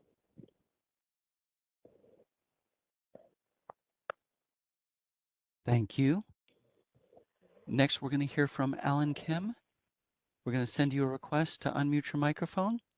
And while we're waiting for Alan Kim, I should note that Keith Yoshizuka was in line and hand went down. If you wish to get back in line, please raise that hand again. Alan, are you with us? Yes, can you hear me? Yes, go ahead, please. Yes, go ahead, please. My name is Alan Kim. I represent Cardinal Health, and I want to thank the board for letting us comment today. First item, code 1738.5D It's regarding the SRPA and the inability or prevention of us to be able to prepare radiopharmaceuticals in an SRPA. And so in a clean room, if in a classified space, if the HVAC goes down, that essentially turns into an SRPA. As long as we have a functional PEC that's ISO 5 class, we should be able to still prepare and dispense radiopharmaceuticals. Second item, 1738.14B. I know this was talked about within the board. The 72-hour notification period for a complaint. So a couple things on this is complaint is very vague. So more clarification on exactly what a complaint is. And then secondly, it would actually speed up the process for the PICs if the board provided some form of a template that they can easily complete and submit versus having to do that. And the 72-hour is a very aggressive timeline given the amount of time it may take to actually do the investigation. Thank you for hearing me. Thank you. All right, and potentially our last speaker, Keith Yoshizuka. Hold on just a moment. We're sending you a request to unmute your microphone. Thank you for the opportunity. Keith Yoshizuka speaking on behalf of the California Society of Health System Pharmacists. I'll keep this short. I wish to support the proposal from Dr. Peters and Dr. Horn, Sutter Health, and suggest that the motion be amended to allow for a 45-day comment period as opposed to the 15. Thank you very much. Thank you. And that was our last request for public comment. Thank you. Hold on just a moment. We have another request.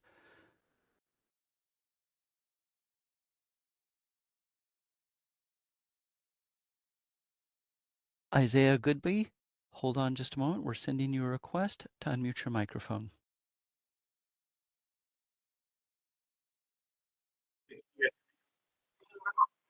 Are you with us, Isaiah? Yes, can you hear me?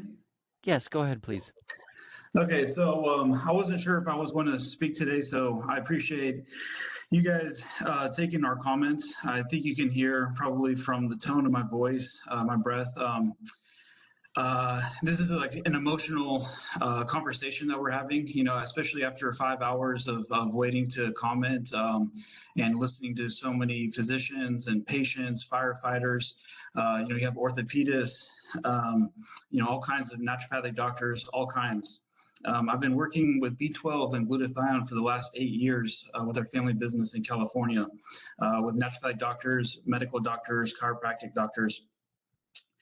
And there's so much benefits that glutathione and both B12 have helped, you know, especially B12 being methylcobalamin. There's a lot of patients that we have that have MTHFR. Up to a third of women has been reported that they have MTHFR, that they can't convert their B vitamins into the activated methylcobalamin.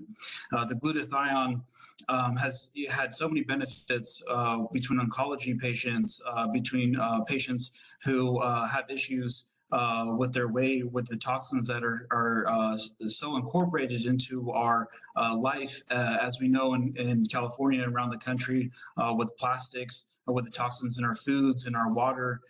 There's so much that we get impacted on a day-by-day basis, with something being like glutathione, where it's something that is created in our body that we produce every single day. We cannot produce enough for the amount of toxins that we're being exposed to. And for the firefighters, you know, my heart goes out to them. My girlfriend's father is a retired firefighter from Davis, California. And there's issues that he's had to face because of it. But because he's been able to have access to things like NAC and glutathione, you know, he's been able to have a life that he's been able to live, you know, but still it's an ongoing thing thing, like so many other firefighters have said. It's not just a one-stop shop. You just do glutathione one time and you're done. It's something you got to keep doing. I've known people for so many years that do B12 injections that did it once a week, and then eventually they just do once a month to maintain, and this has changed their life tremendously. I hope that the 15-day comment 15 days that we have for further comment can be extended, if anything, because I have hundreds of patients, of people that will be willing to make these same kind of phone calls to bring their testimonies of how beneficial B12 and glutathione have been. And if that is needed, then we will do that. Naturopathic medicine uses B12 and glutathione every day, so you'll be restricting the type of physicians and practitioners that they are. So please do not limit our practitioners, medical doctors, NDs, and please do not limit the help that we can give to our patients that we've been doing for many, many years. Thank you. Next, we're going to hear from Matthew Gutierrez, followed by GKK. Hold on, Matthew. We're sending you a request to unmute your microphone.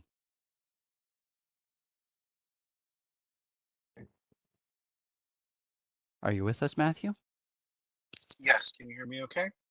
Yes, go ahead, please. Thank you. Thank you, members of the board and members of the public, for the opportunity to comment. My name is Matthew Gutierrez. I am the inpatient pharmacy supervisor at Alameda Health System with Highland Hospital. As many of my colleagues have mentioned previously, the regulations that are proposed to go into effect do have significant changes operationally, as well as on access to healthcare, as many of the members of the public have mentioned. I do think and agree with the notion to extend the period for public comment to 45 days to allow for additional input and feedback to be provided. I am greatly appreciative for the board's consideration of that. Thank you. Thank you. Next, we're going to hear from GKK, followed by Jen Regle. Hold on, GKK. We're sending you a request to unmute your microphone.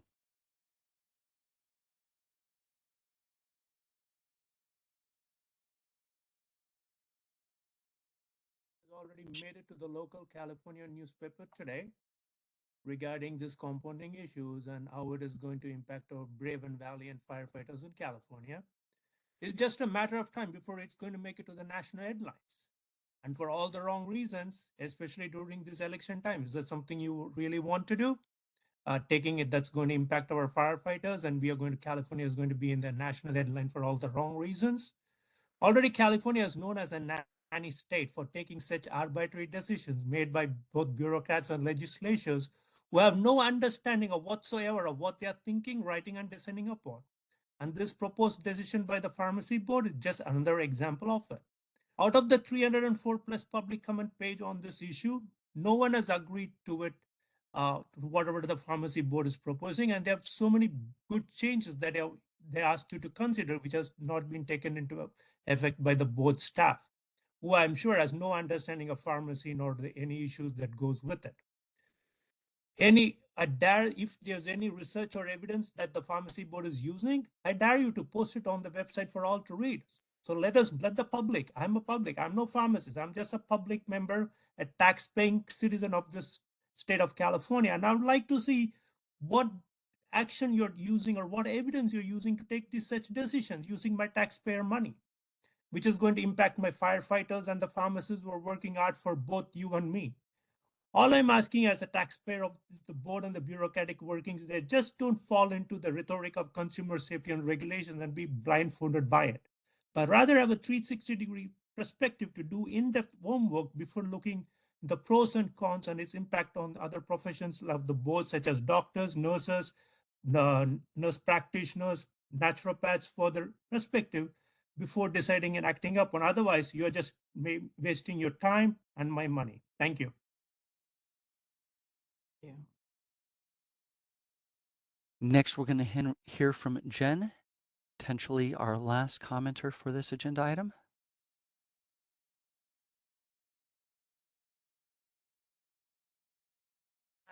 Hearing comments and for allowing us to speak. I am a naturopathic doctor and I am the treating doctor for many of the firefighters.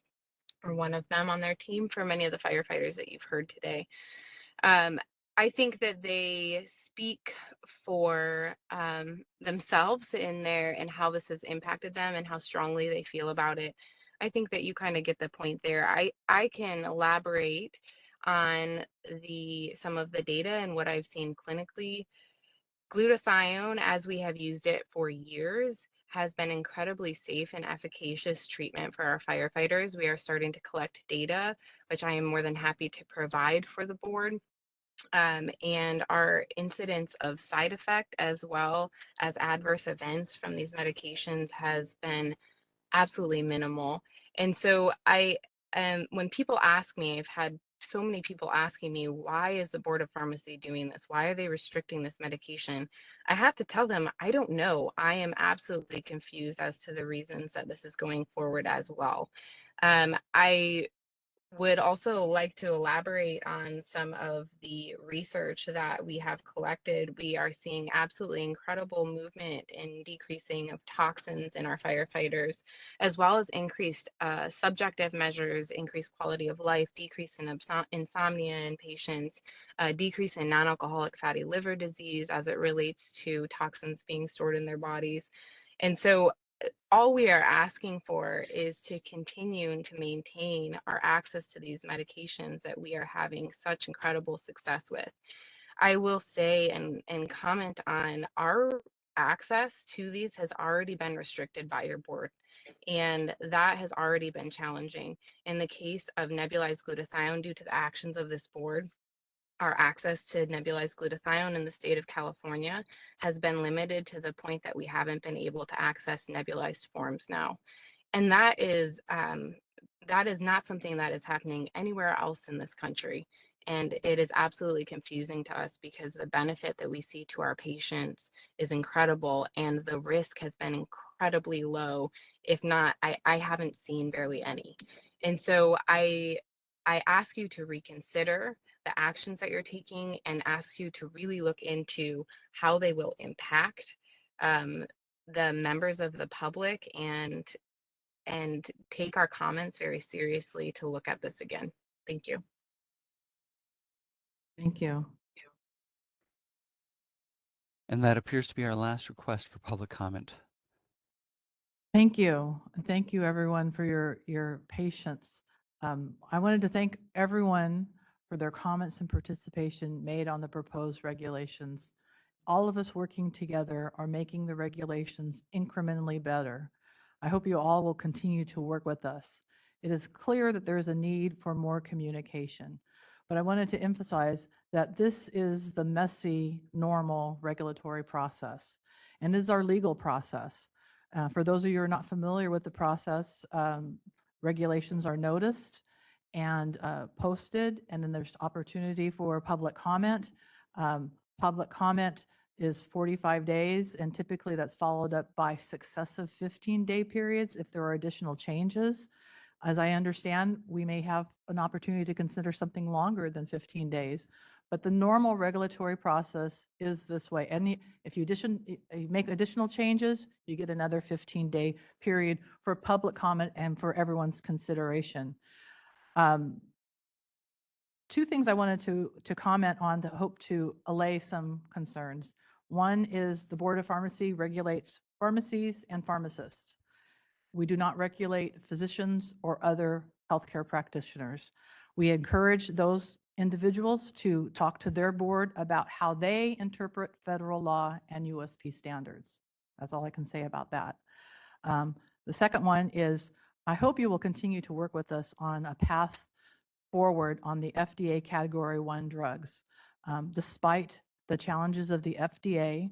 And many of you may not realize that the current language being proposed is more than what we currently have. We currently have, I would say, a more restrictive interpretation. So the regulations that are being proposed are, I think, a better pathway to allow everyone to understand and easier access in some ways. So it's hard to explain, but because of threading that needle of what the federal law allows us and what our current regulations have, I am hoping that if this language is not good enough, that we improve it so that we allow that needle to be thread so that we could still follow federal law and still provide access for people who need medications that are important to them. I want to be clear as I do not recommend stopping this process, the regulatory process. Each step has public comment and there's time for board discussion. Currently, the licensed public is caught in the middle, given that USP was effective November 1st, 2023. The current regulations are confusing in light of current USP. They just don't go along with each other. And so we cannot leave the licensees stuck in the middle. In addition, we can't just repeal current California regulations and stick with USP because current regulations are higher than USP already.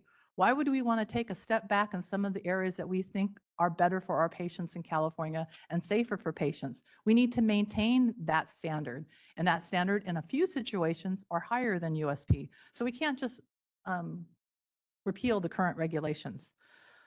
In addition, I talked about mostly existing law. I wrote myself a few notes here. Sorry, this is not part of the script, but I just wanted to comment about how I appreciate everyone's comments. And it is a messy and long process, but we will get there over time. Maybe not as fast as somebody wants or somebody doesn't, or maybe it's too fast for somebody else, but we'll eventually get there in a collaborative and transparent manner where everyone has an opportunity to speak. At this point, the motion is about commencing with a 15-day comment period to include all the issues that were discussed in the committee. So there will be additional changes in addition to what was noticed for this meeting based on our discussion today, and that's what's in the motion. At that point, we'll have additional public comment. So going back to the members, with all of those editorial comments, if you have any other editorial comments on the process in general, and if you'd like to vote down this motion to have a longer comment period, Noreen, I believe that's possible. I just wanted to make sure because that's something that's unknown to me. Yes, it's possible. I just want to make sure that we would be okay on our timeline getting the package to OAL within the 1-year deadline. I believe we're okay. So we do have legal deadlines to meet that may cause an issue, or? Yes, there are legal deadlines. The package needs to be submitted to OAL within 1 year after it is. So should we consider maybe a 30-day comment period? As far as I know, we've been moving along fairly expeditiously, so I think we should be okay on the 1 year. But yes, you would be able to do that, and I think if it fits into the timeline, it'd be fine. So members, hearing the comments and the concerns and understanding the regulatory process, I certainly don't want to not move forward, but I am open to a longer comment period if you wanted to vote this motion down and then have a new motion for a 30-day comment period or 45-day if you so choose. Members, any comments before I turn it over to President O for the vote? Chair Serpa? Yeah, Chair Serpa, this is Renee Barker. I'd like to withdraw the I can't hear, I'm sorry. Can you hear me okay? Sorry. You're breaking up. Okay, my phone's dying. Can you hear me okay? Yes. Okay, sorry. So I would like to withdraw the previous motion. And I would like to. Let me look for the order. Is that the best way to do it, to withdraw it, or should we vote it down and then have a new motion? I'm not entirely sure what Member Barker is recommending, but we can entertain a motion to amend the 15-day to 30-day if that's the change that you're wanting to make. See what Renee wanted to say first. So did you hear Noreen, Renee? Yeah, I'd like to amend it to another 45-day public comment period. May I suggest 30 days, Renee, as we do have another board meeting on September 12th.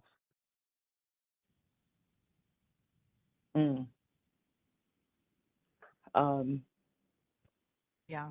So what President O is saying, that would give us a chance to review the comments in September. Otherwise, we would wait until the November meeting. Anne is stating that probably won't matter 30 versus 45, so we could. Okay.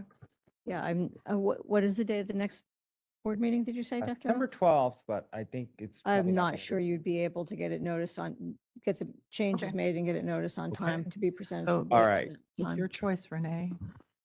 Yeah, no, I would prefer the 45 days. Okay. I think And people to submit comments as well as for the staff. yeah, and be able to look at the new language. President O, you were the second. Do you second the amended motion? Absolutely. Before, Nicole, your hand is raised. Oh, sorry. Yeah, I just wanted to comment overall. I know we've been talking about this issue for a long time. Let me just say, this is going to be a very vulnerable comment, and I may become emotional. There's nothing wrong with being emotional, but just letting anyone know in case that bothers anyone. Wanted to say, this issue we've been working on a long time, and I know exactly why we're doing it to try to protect people. But I'm chronically ill myself. I think most of the board members know that, but I've never shared specifics with you all. I have ME/CFS, exactly what a number of those commenters were talking about. You may have noticed I started crying during them speaking because it resonates with me so much. I'm a pharmacist at heart. So before I became chronically ill myself, I was very skeptical of like alternative treatments and things that weren't approved. And then I became disabled overnight. Literally one day to the next, I lost the ability to walk because of my chronic illness. And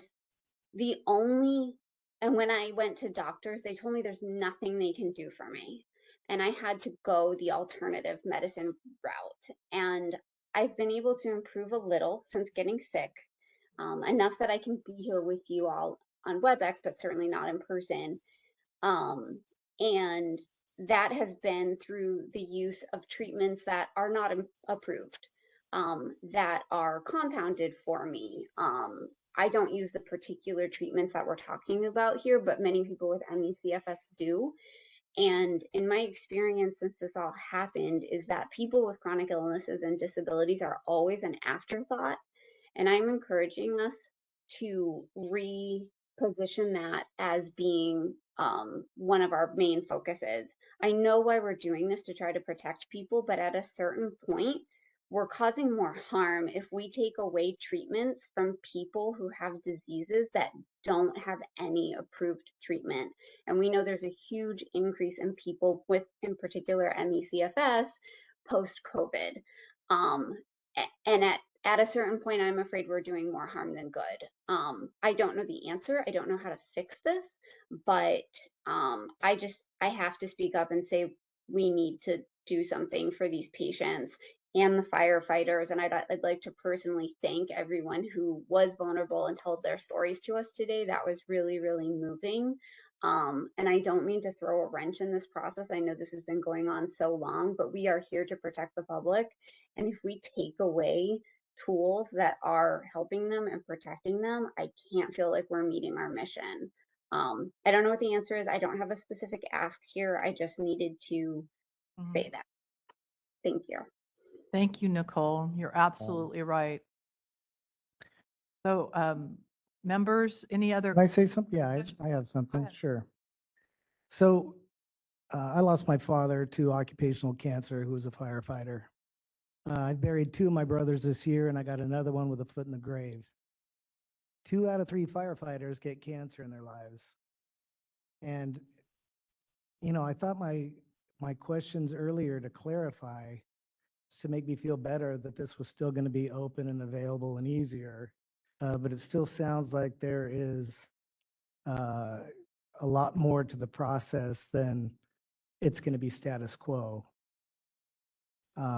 Should this, 2 things, moving forward with the public comment, shouldn't that be with a completed package that's already done and completed with all of the updates already done? Because there was still some confusion as we were going back and forth and talking about the proposed policies, right? There were still some things we were still going to work on, but it's not complete. Is that correct? Noreen can speak to that, but that's why we have another 15-day comment period, so you can But actually the see comment the period language. should be after the document is completed. So we correct? will include the updates from today's discussion. That's part of the motion. It will have the updates from today's discussion But and shouldn't then the be 15 days noticed. start after the After that. completed? Yeah. Correct. And then But I'm what, sorry, what about the possibility of moving this to the sunset report? Is that appropriate? Noreen, do you want to speak to the legal issues? I can speak to the issue of how the additional public comment will go. The board staff will prepare the modified text based on what was presented to the board, and then in addition, what was discussed here, that will be posted to the board's website, as well as go out to the interested parties and those who've commented and those who've asked to be notified of modified text. And then that will start the beginning of the additional public comment period, whether the board Oh, I think we're at chooses. 45. We're trying to get 45 now, but 45. I'm just, 45, yeah. my question was, I just wasn't sure that we're done clarifying with a completed document that has already had all the edits done, but apparently the 45 days starts after that anyway. And your question about sunset, maybe Anne can answer that, because I kind of was quick on the answer, but there's a more legal answer. I apologize because I was taking care of a different issue. So the board has to follow the rulemaking process to promulgate the regulations, right? That's established in the government code, and that's the process that we're using, if that makes sense. I don't mean to like oversimplify it. So I guess Simplifying. so I guess like I'm unclear about the sunset process because the rulemaking process is separate from the sunset process, if that makes sense. I'm a first year guy. I'm trying to learn as I go, but it just seems like what Nicole said, we're not ready for this, or at least I'm not ready. And maybe it's because I read into a lot of the public comments that all say the same thing.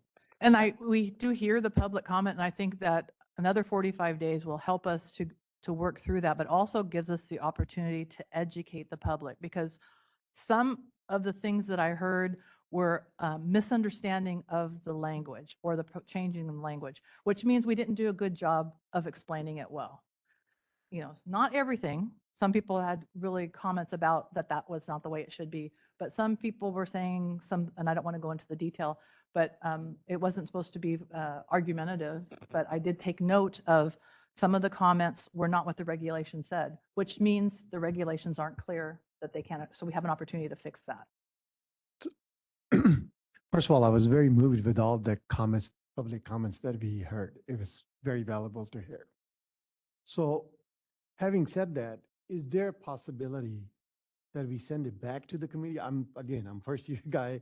I don't know how completely works. Is that an option, sending it back and flushing it through all individually and then, you know, putting it out for 45 days? I mean, is that?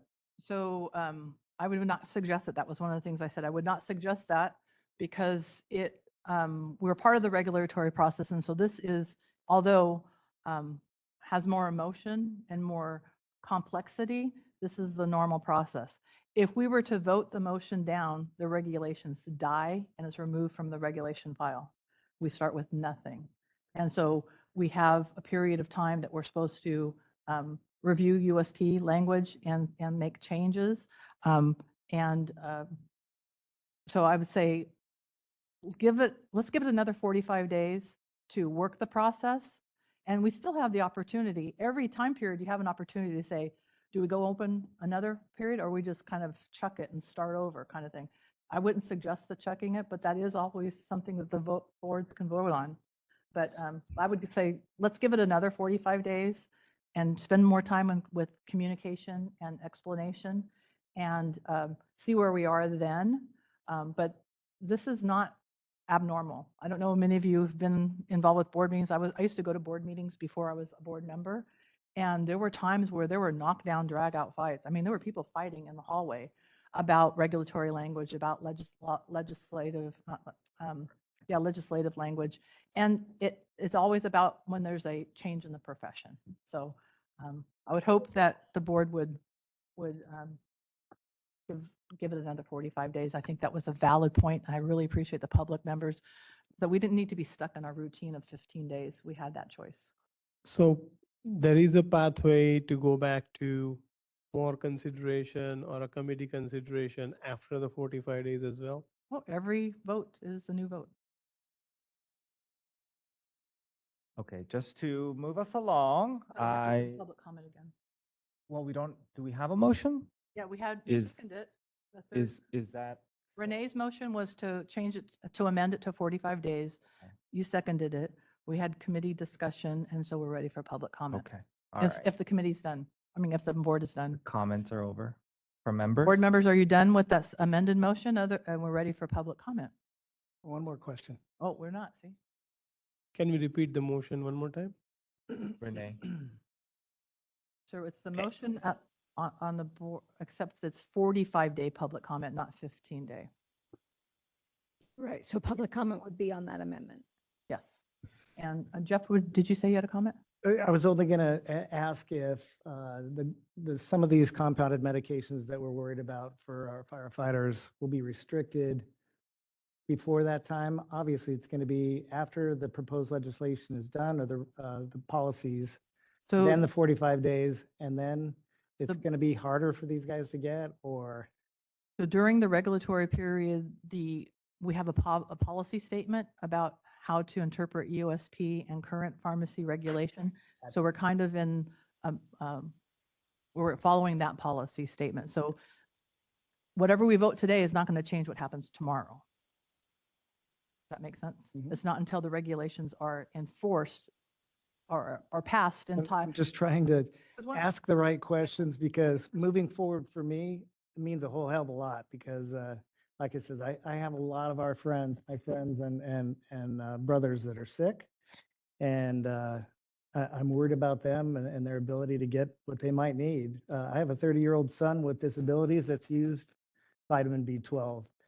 So yeah, I just don't want to vote in a way that can jeopardize the treatment of my brothers and my son moving forward. I'm not the question. just throwing it out there. I'm not trying to punt this down, but there is an opportunity that we don't take any action today, that we could consider this as a continuing item on the next board meeting. I don't want anyone to rush to their decision. So that's, just wanting to put it out there for Renee and Nicole as well. So would public comment be tomorrow and the vote tomorrow, or? No, we will consider this item again on September 12th meeting. September 12th. Okay. Just throwing it out there. We do not have Well, then to we take won't be able to action. send out the changed language. No, we won't. Yeah, we will People continue. won't see what we did, the work we did today will not be public. It will be a continuing discussion, right? Right. So the language, we won't be able to notice them on the language that we discussed today. So Right. they'll be looking at the old language, This language, yes. which we're making quite a few changes today. Right. So there's a huge downside to that, because we already have communication problems. So I'm a little worried about that, because the public would not have access to the language as we are changing it today. Just throwing it out there. So, Yeah, I think we need to vote and go to the 45 days. okay. All right. Well, we have a motion, right? Let's go to public comment. and Dr. then- O, could I just clarify something that Dr. Serpa said, just to clarify on if the motion were voted down, if there were no substitute motion about how to continue the process, then essentially the process would die. Well, I I was understood talking what you're about, saying. the language would not be available to the public because we would be on pause until September. Unless there were a substitute motion such as sending it back to committee or something along those lines. So I just want to clarify that the process could continue, clarify to the members and to the public, the process could continue depending on whether or not there was a substitute motion and what that motion was. Well, I still would not recommend sending it back to committee, because we wouldn't be able to make the September meeting anyway then. Okay. So This is Nicole. Could there be like a motion to send it back to the committee with specific directives, like to deal with this issue? So this issue is not before the committee anymore. It came out of the committee and it's before the board and in regulations. So the only way you could send it back to committee would be to vote it down and we start over and we have no regulation package. So the package, the committee has finished their work and the 45-day comment period is of the staff and the board and myself. It's not the committee that's doing those 45-day comment period. Right, but That if it makes can't sense? go, yeah, but if it can't go back to the committee, is there any chance that we're going to resolve this issue that Yes. like we're I think concerned so. about? I think so. I think 45 days and everyone seeing the new language will make a number of people feel better. It doesn't mean that we're going to solve all of them. I don't think the 45, so my opinion is I don't think the next 45 days is going to solve it. I think we're going to still have another 15 after that. That's still marching on the process. I'd rather march on the process than to halt and pause. I get it. Would it maybe be possible to in that 45-day so like this was a lot of material today, obviously. Very, very hard for people to digest. Would it be possible to get like, I don't know, like a one-pager out of it that can kind of highlight some of the questions that came out, that it can show the answer to, you know, the people calling in and participating and things like that, to make it, because I feel like if it's going to just be these fine details in there, we're going to get stuck on the same points. And we kind of have been the whole time we've been discussing this. So we could maybe have a one pager, like what changed since last time?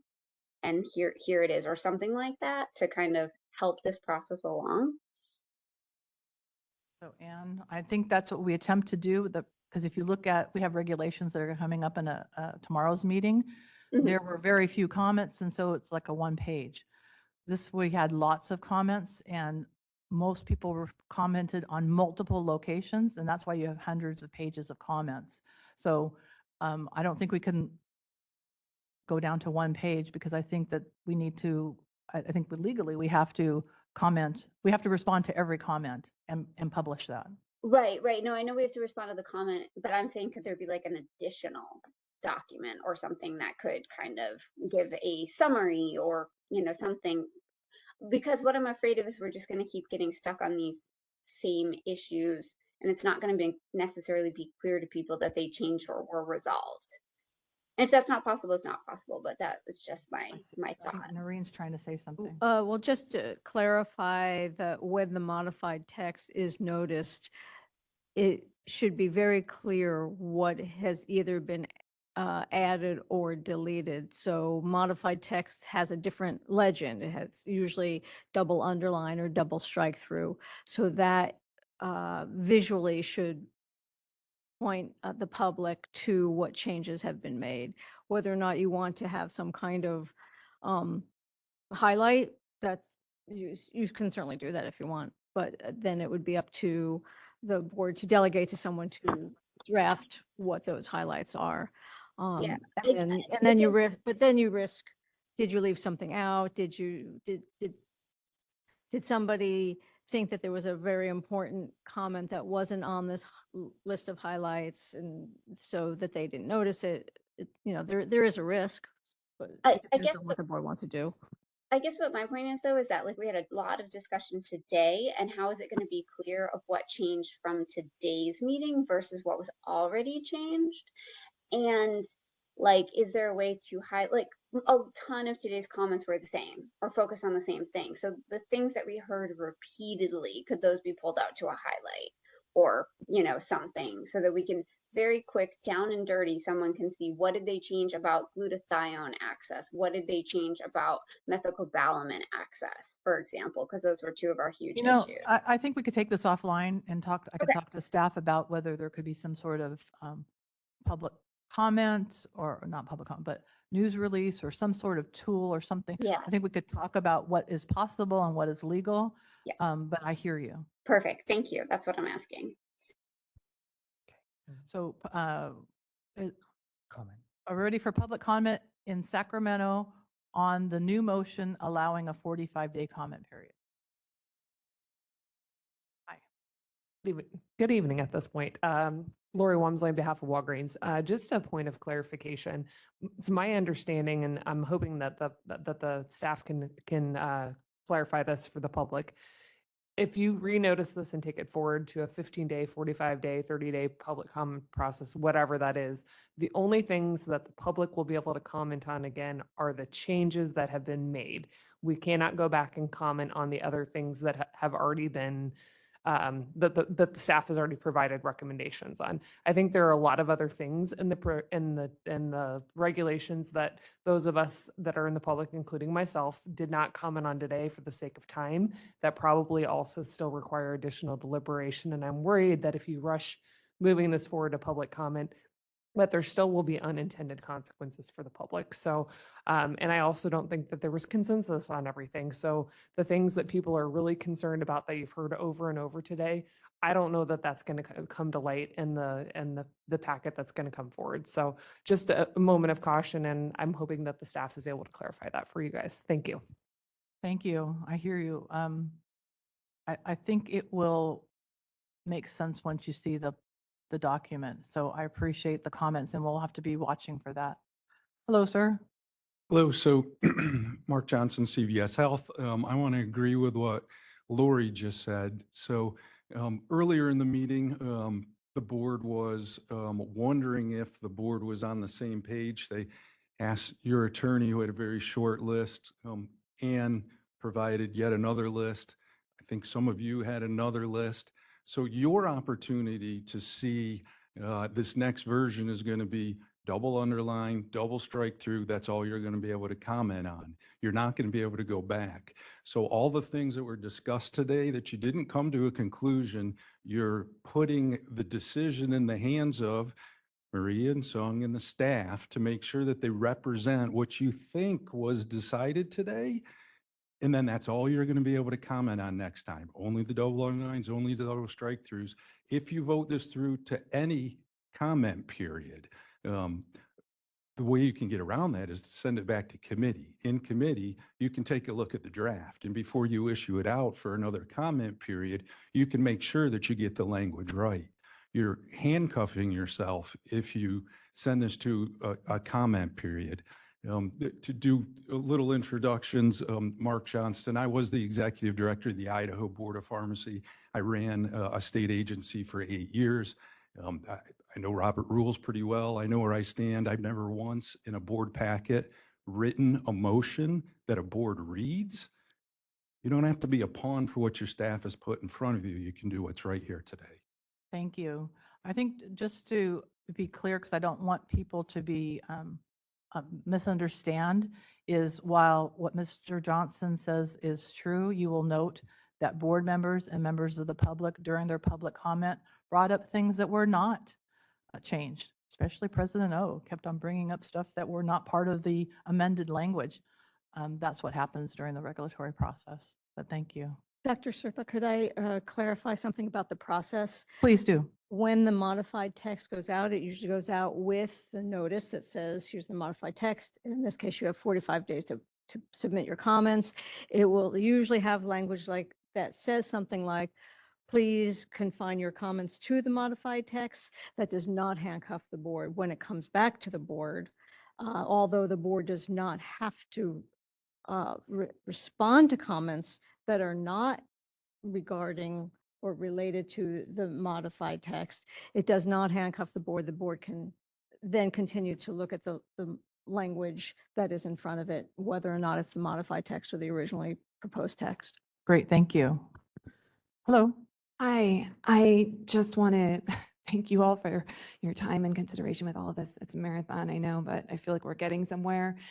President O, thank you. Thank you for being an absolute voice of reason here. I feel your integrity and I feel your desire and commitment to getting this right. The stakes are so high, as we've heard all day. And I hear that from Mr. Hughes, and, I hear that from Mr. Sandhu, and and Nicole's beautiful testimony. I had no idea that she has been through this. My sister-in-law is bedridden with ME/CFS. I feel this so deeply. And it seems to me that it's like, you all want to be in integrity. You all want to get this right. How do we do that if we move forward and we can only talk about the new stuff? The issue isn't just with the new stuff. There's so much upwelling. There's so many issues under the surface. And so just echoing all of the brilliant voices that came before me and very much siding with President O's suggestion of pressing pause, let's get this right, or going back to committee. I know one of you has a motion in you to make to do that. And I just am excited to applaud you when that happens. Let's do this right. Thank you. Thank you. Seeing no more public comment in Sacramento, we're ready for WebEx. We are open for public comment via WebEx. If you'd like to make a comment, please raise a hand by tapping that hand button at the bottom of the screen. Dial-in users dial *3 to raise a hand. And for our mobile device users, you may need to hit the ellipses button, that's the ... and cycle through one of 3 pages in order to find your hand. For those who have keyboards, you may also type the word comment into the Q&A box in the lower right-hand corner of the screen and send that comment to all participants. Our first comment is coming from L. Got long COVID? ? We're going to send you a request to unmute your microphone. Hello, and thank you very much for bearing with the many public comments, including my own from earlier. To share again, my name is Elle, and I'm a 30-year-old woman living in Los Angeles with an ME/CFS-like presentation of long COVID. Now, the way that I came into this space was my first job out of college, studied neuroscience undergrad, and started working for a nonprofit called Solve ME that focuses on post-viral illnesses, specifically ME/CFS. We were gearing up to launch a patient registry because there are already such significant challenges where patients really lose everything due to diseases like ME/CFS. And so I've seen firsthand many of the things that Nicole Thibault was kind and vulnerable and passionate enough to share in her testimony. I've had hundreds of conversations with patients really struggling to navigate healthcare. So I'd like to bring before you that one of the avenues for which I have personally benefited from IV glutathione has been in medical clinics like Next Health or Renew Me in Los Angeles. Would the current proposed regulatory changes affect my ability to gain access to IV glutathione through clinics like those? Because if they do, I have already had significant struggles getting even basic imaging and testing done to get those covered by insurance, even when my doctor orders it. I'm facing even more challenges due to being on Medi-Cal because I am no longer able to work full-time because I currently can't afford IV glutathione. The only way that I could afford it was when I had a one-to-one FSA match in my workplace. We need to expand testing for treatments like this within the ME/CFS and long COVID space. And there are research groups in California who are doing that. The recent Stanford study, Oxidative Stress is a shared characteristic of ME/CFS and long COVID, has looked at NAC supplementation, which you may know is a precursor to glutathione. And they have found that it did actually relieve symptoms by way of combating oxidative stress in both long COVID and ME/CFS cohorts. Now, if this was to proceed as proposed, this could actually prevent research from taking place in critical groups like the ME/CFS initiative at Stanford University and USF, as noted in previous comments. So I would deeply encourage, with this in mind, for the board before me today to consider sending this back to committee because it really does need to be reworked from the ground up with patient involvement at the very beginning. Thank you for your time. Thank you. Next, we're going to hear from Steve Aker, followed by Marie. Hold on, Steve. We're sending you a request to unmute your microphone.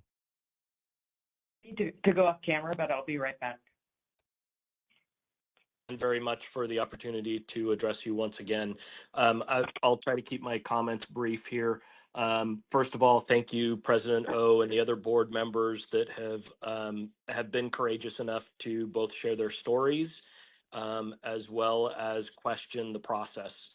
I would encourage as strongly as I possibly can that this go back to committee. The right process for this is not to go to public hearing. You do not have a document that has consensus or even near consensus to bring to public comment yet. That's the way the process should go. You had over 90 people speak today, both throughout this process. And there was not one that said, yes, I'm in favor of these regulations as they're proposed. Let's move forward. That is telling.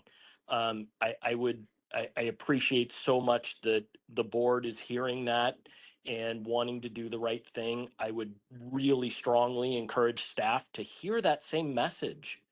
The message is not consensus around the proposed regulations.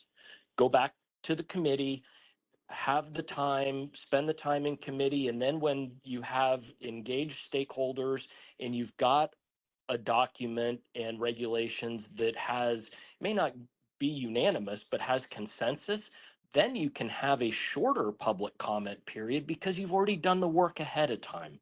So in closing, thank you to the board members who have shared and acknowledged what the public has said. Last comment, please just keep following your hearts. You guys are doing the right thing. Thank you. Thank you. Next, we're going to hear from Marie, followed by caller 31. Marie, we're sending you a request to unmute your microphone.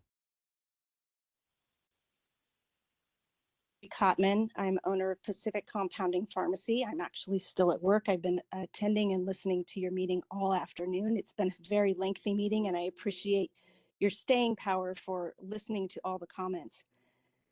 As you know, I was one of the primary commenters on the first 45-day process, and you responded to several of my comments, and I appreciate all the work that you've put into this.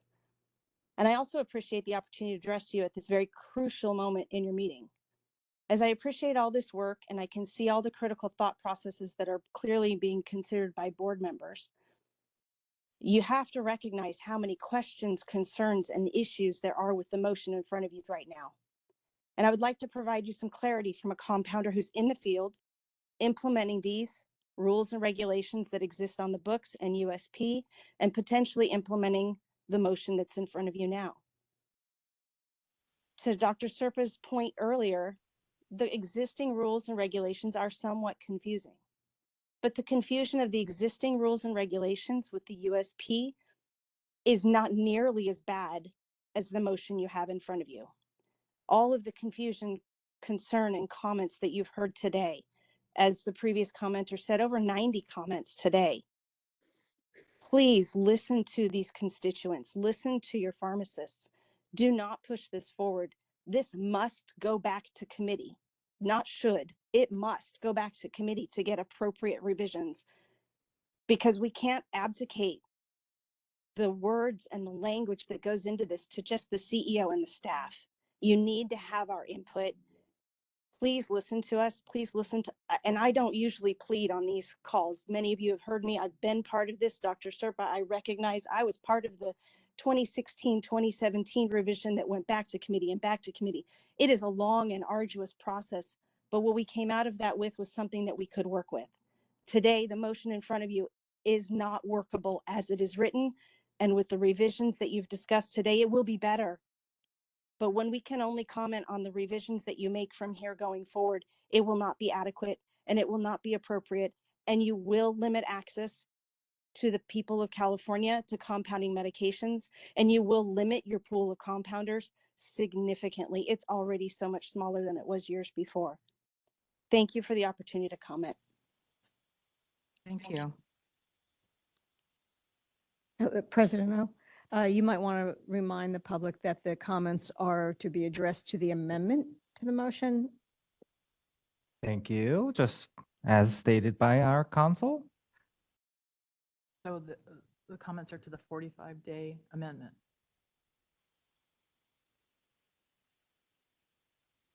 Go ahead. All right, next we're going to hear from caller 31, followed by Chris Holder. Caller 31, we're sending you a request to unmute your microphone.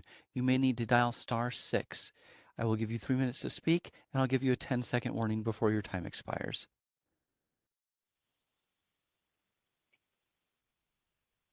Hi, good evening. This is John Gray, registered pharmacist with Kaiser Permanente. Thanks again for the opportunity to comment. I'll keep my comments to the board's recent discussion. I sense and I wish I was in person in Sacramento, but I sense a significant amount of uneasiness among several board members about the motion in front of you. And I know you all recognize that a vote to continue the regulatory process, which is what you're voting for, which is what you'd be voting for with this motion, with these deeply problematic regulations, is ultimately a vote to, likely run out the clock by ultimately finalizing a regulation that looks substantially similar to the one that's in front of you today. There is a simple solution. It would be to vote down this motion, put forward a new motion to withdraw the rulemaking package and initiate a new rulemaking to repeal Articles 4.5 and Article 7 of Division 17, Title 16 of the California Code of Regulations, and simply rely on the requirement that pharmacies comply with the compounding chapters of USP, which is given in Business and Professions Code 4126.8. You could do that now, or you could do that in committee, either way. That's the simple solution. So if you're feeling uneasy about the motion that's in front of you and feel squeamish about voting yes on it, I suggest you consider that path.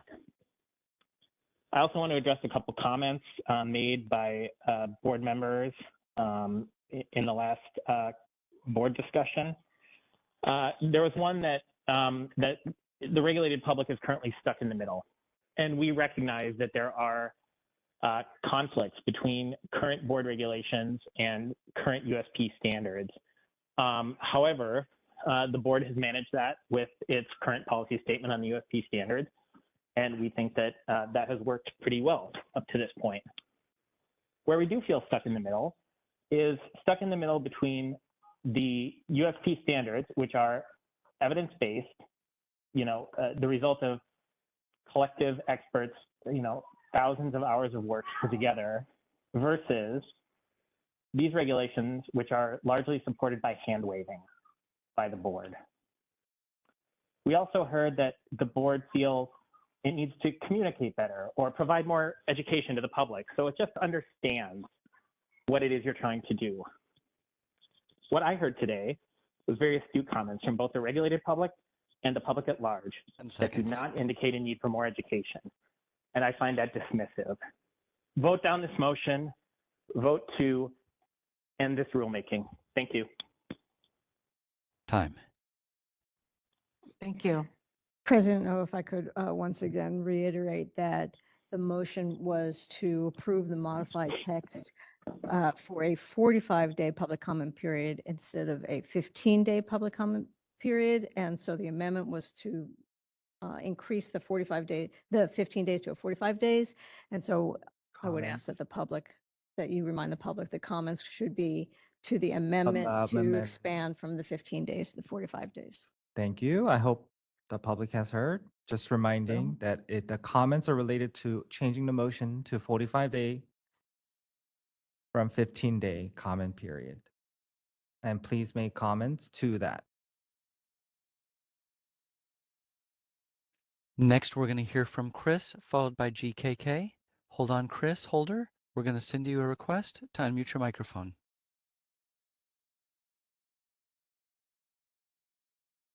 Everyone, I'm Dr. Chris Holder, and I'm one of the doctors that's doing the research on the firefighters and other populations using glutathione and methylcobalamin and other compounded compounds. I have a bunch of concerns, first of which I don't think we're going to solve anything by moving this to 45 days. I'm in agreement with the other speakers that this needs to be to committee and be completely reworked so that it's more palatable to all the shareholders, the compounding pharmacies, the doctors using the compounded products, and of course the patients. And I want to really reiterate that you guys need to put the patients first. You cannot involve a process that drastically increases the cost of these. They're already expensive. So I'd love for that to be kept in mind as you rework this, hopefully in committee. Thank you. Thank you. Next, we're going to hear from GKK, and this is potentially our last public comment.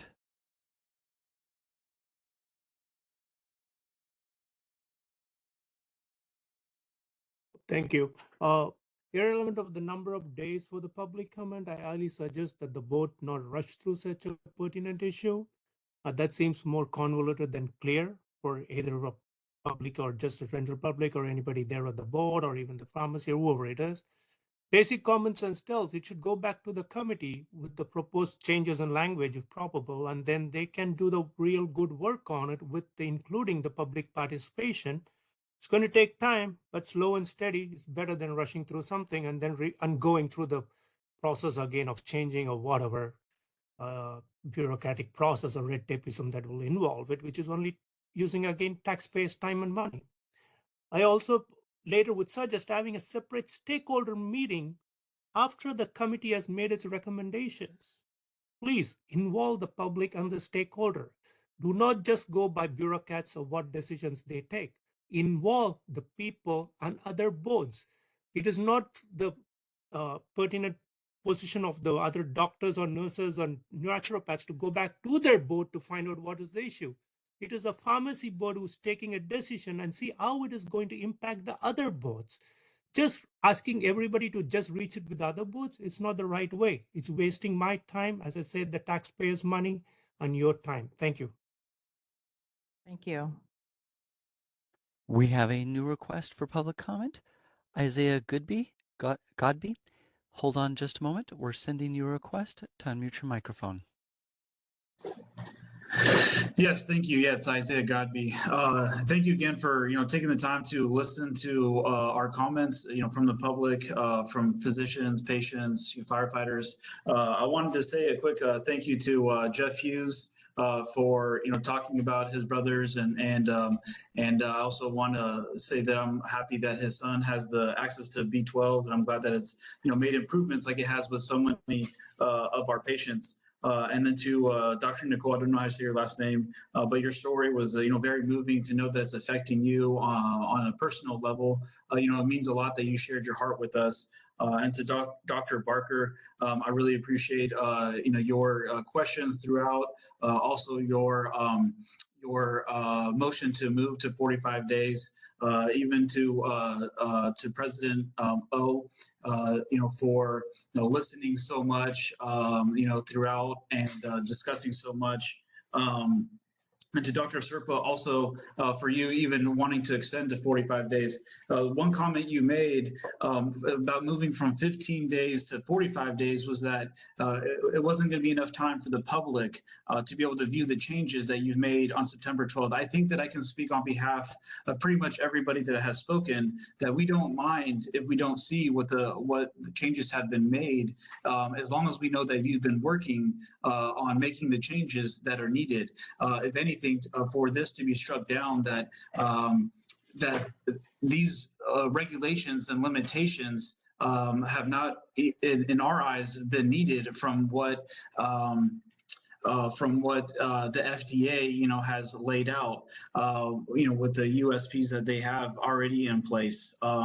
And I just want to have you guys please to reconsider that, please take the time because it affects so many people, throughout this process. So thank you for listening to me, for thinking with your hearts. And I agree with Dr. Holder, with GKK who spoke, and so many others that are speaking. And if anything, this is bringing unity in a way that I have never seen between talking about dermatologists, orthopedics, somebody from the press, the public, patients, firefighters.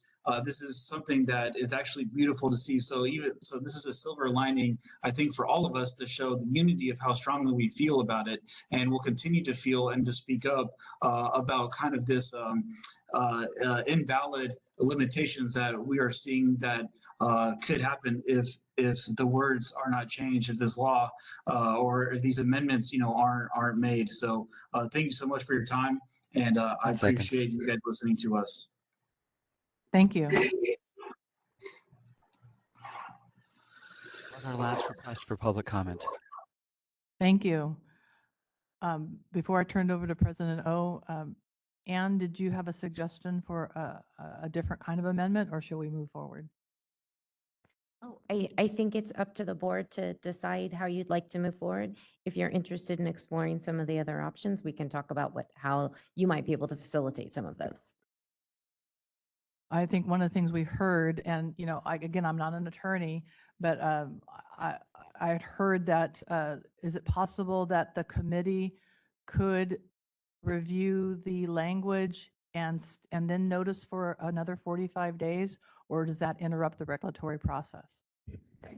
So I think that in concept, I think how it could work is the board could delegate to a committee to determine, what changes in the text are appropriate. I do think it would have to go back to the board before you could notice the language. I'm looking at council to see. I don't know that the board could delegate to the committee to make the determination and send it out. I think it would probably have to go back to the board. I believe the board could delegate to the committee to approve language to be noticed as modified text, because it will eventually come back to the board for adoption. But I wouldn't recommend that unless there were pretty specific delegations on what the board would like the committee to look at. Otherwise, the committee would be sort of. Yeah, we would limit it to just All those right. issues that were discussed in today's meeting. So that meets the intent of the discussion, whatever, I don't know what the motion was here, but it would not to reopen everything. It would be to include language for the things that were discussed during the meeting today. It seems complicated to me, and I think that since I've never heard of it, I'd really leave it to staff if they think that that's something that's possible. Otherwise, I think there's ample opportunity for us to notice the language as discussed by the board today. So it'll take us some time to notice that. And then after that language is sent out, there'll be another 45-day comment period. That seems to be ample time to comment. So with that, President O, I think we're ready for the vote. Dr. Serpa, just one more clarification. I want to let the members know and the public know that multiple modified texts are not unusual. So right, even after it's noticed for this particular set of modified text, when it comes back to the board could then additionally modify, and Right. that's not unusual at all. Right, so this is the messy, long regulatory process that is, there will probably be additional opportunities for public comment and for additional changes. But, so I think we're ready for the vote for, oh, sorry. Go ahead. I have a question. So I keep hearing that the language, help me out there, buddy. Sorry, thanks. It seemed like there was pointed out that the language only could be changed, the things that were discussed there. So let's see, it comes back. Could there be options to change anything else that's We're in the problematic? regulatory process. The board approved the language in total in November, was it November? No, April 2023. And it took a while to get through all the legal stuff and all that. So then it came back to us and it was noticed for 45 days. And so after the 45-day period now, that's where we are, where we can make additional changes and then notice that for another 45 days is what we're asking for. Satinder would like to clarify is if Noreen could address is the changes that are going to be made in the text that's going to come out. Is that the only part that we can change the next round? Can we also change some other texts that could be considered? I guess, which I agree, I don't want the answer just to be, this is the outside of scope of the comment period. Oh, no. That is where I don't want it to be the answer either. So that's why the agenda, the motion specifically says consistent with the discussion today of the board. So you will note President O and others brought up issues that were not part of the changed text. Example is the whole HD being only in compounding. That was not a changed area, but that was something that was discussed today and will be changed in the next version. So But I think what Satinder would like to confirm is, for example, we're talking about the bulk drug compounding. There probably will be change to the text, right? to make it more clear, yeah. But if there is another area that we make changes to it. And then if someone has any comments on it that we would like to, that if we didn't change anything from today, and then the next comment comes out, that we probably want to reserve ability to change Well, that Noreen, as well. Noreen, you answered that question before, so you can Right, answer so it again. that's- Yes, as I wanted to clarify before, when the modified text is noticed and it goes out to the public, usually goes out with a notice that says, please confine your comments to the modified text, but that does not prevent the board from, when you come back and consider the modified text and the comments, while the board does not have to respond to comments that are unrelated to the modified text, the board itself can look at anything that it chooses. And if you wanted to make additional changes, then you could go out for, at that point, you could decide it's a 15-day period Right. for modified text, depending on the. In addition to that, extensive the public could comment on whatever they comment. They have their time. So, does And you can respond, right? So, that help? Yep. Okay. go ahead, Jeff. One last question. So. Doesn't uh, have to be last. Might as well be here till midnight. I don't want to be here till midnight. So is how current compounders are doing glutathione and treating firefighters, is that currently illegal in the state of California? That should be an easy question. I think Noreen can answer that question. I could tell you my, but it's only my opinion. So you're asking a legal question, or you're asking?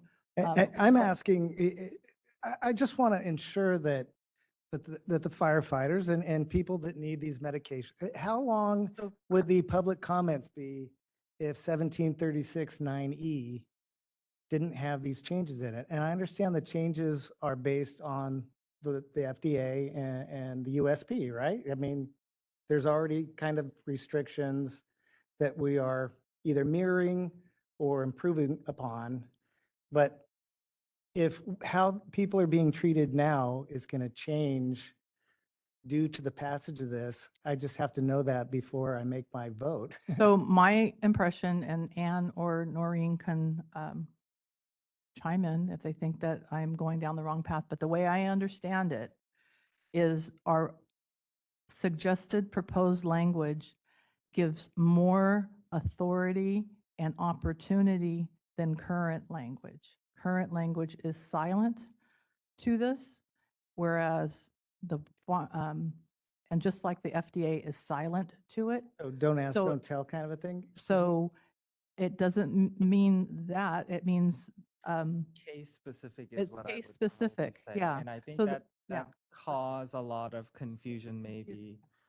And has caused confusion as, so, and you can. And it's you can supposed, slap me the under the the new table. regulations are supposed to clarify, and yet that clarification is terrifying everybody as we sat here for many hours over, June 18th and Right. today.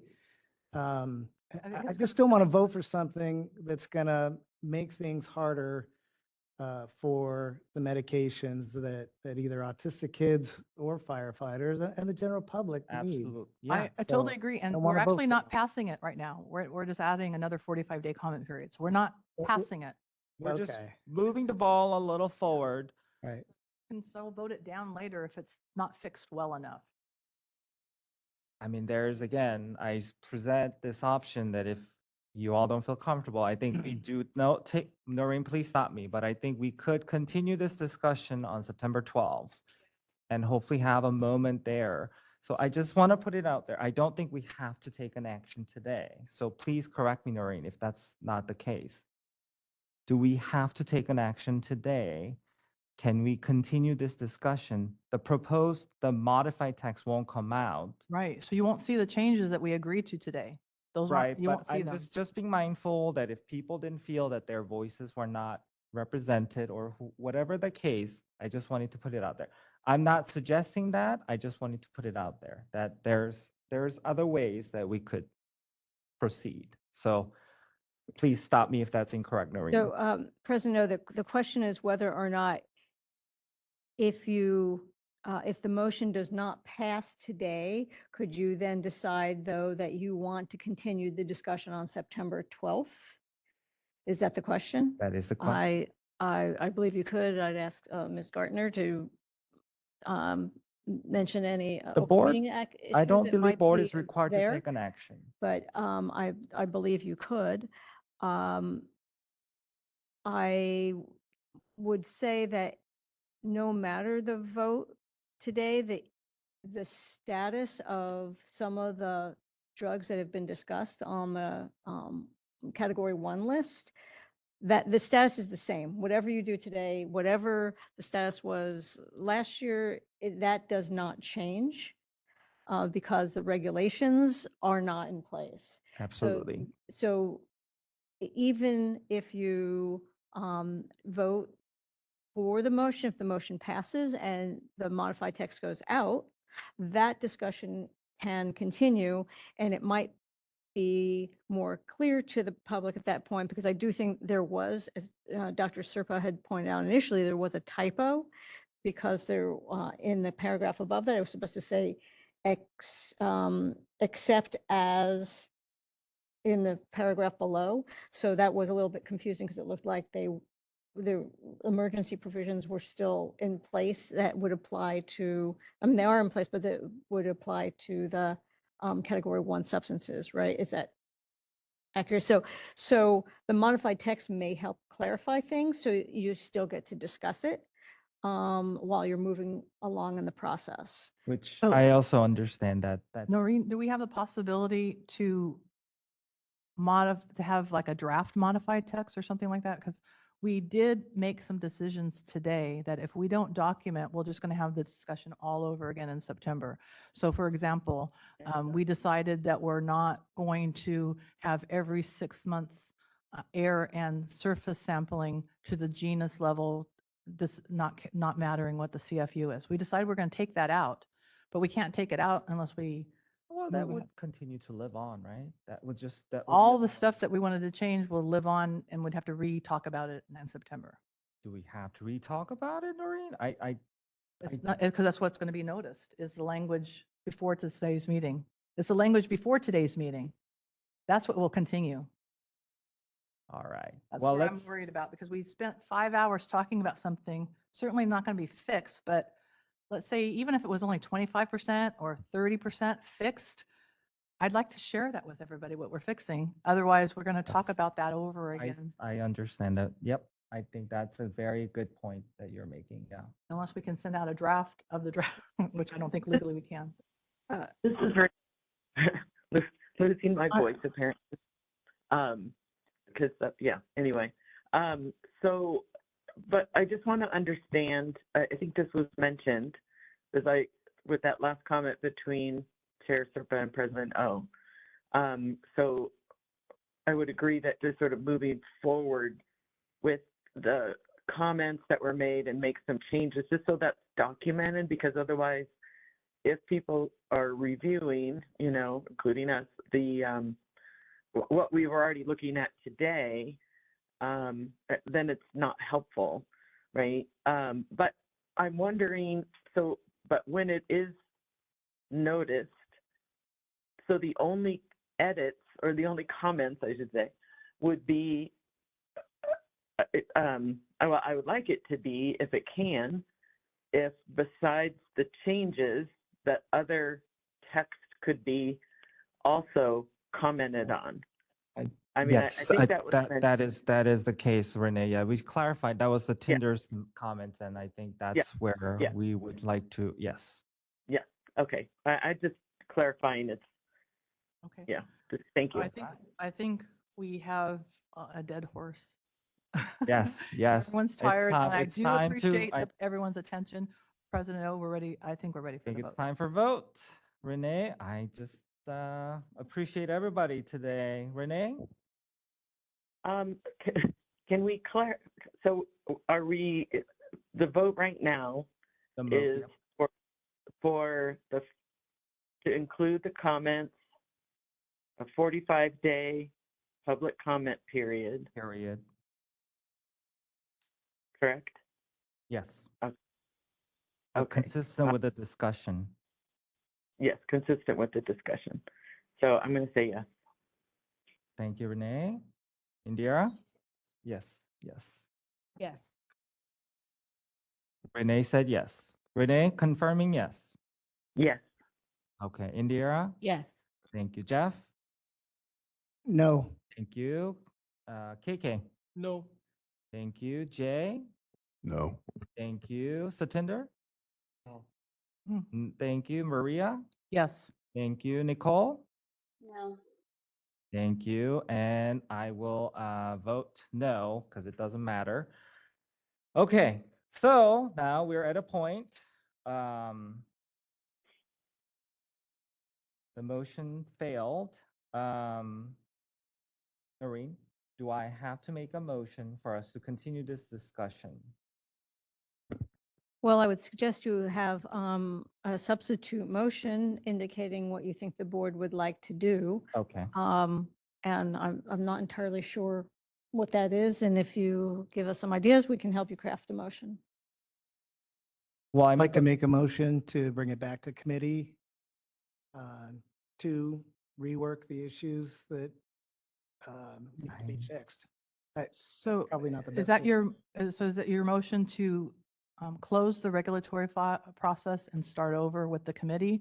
Or is it to send the current process to committee to see if we could reopen a comment period? Like, I think, I'm not sure what the legal ways of doing that are, but Anne stated that we could have the committee be the one putting the next draft language together. So I Noreen, think- help okay, us, help us. I 'Cause I I first don't of want all, to close the regulatory process and this- just file 5 years worth of work to start over. I think I agree. I would just like to point, because Maria and I and Indira actually has been through this since the beginning, unfortunately, of this process, a very long and arduous process. It started at the committee level. We talked about this at 4 different meetings in April of 2023, and all the comments, which totally appreciate. However, wasn't brought up at that point, and it was at the committee. So I personally think it's best that we keep this at the board level because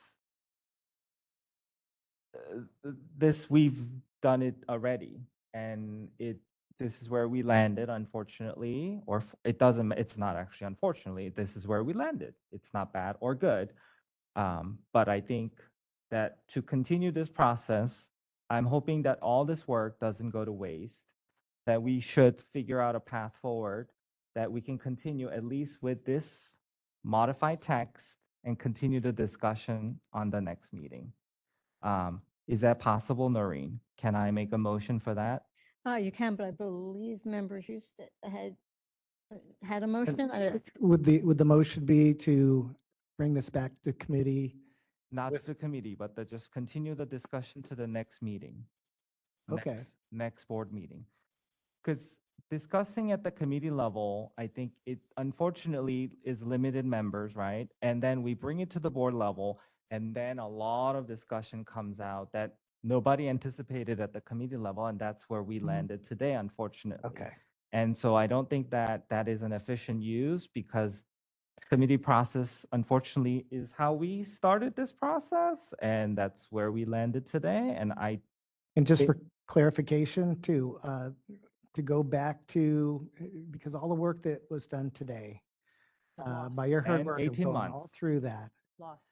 Well, it's not Okay. lost. All right. Well, it's in the minutes. It's in the minutes, but it won't be in the language.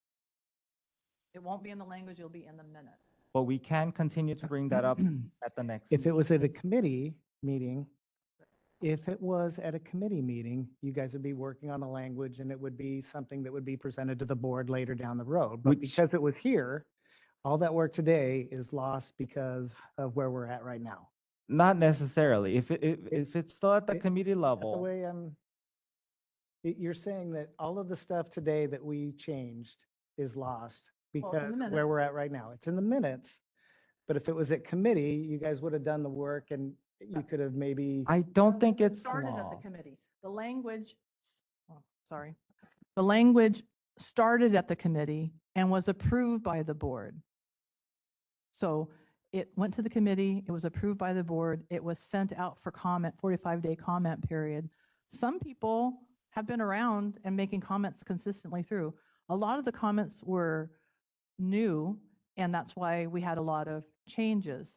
Every comment period, you will have new comments, and you will always have changes until you get to a point where you have no changes.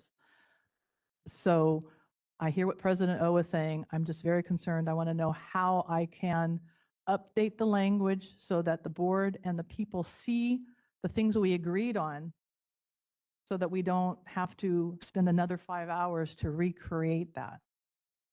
Well, my hope is that we will present on the September meeting this text, and in your hopefully leadership reviewing it, we can already I can't update it though.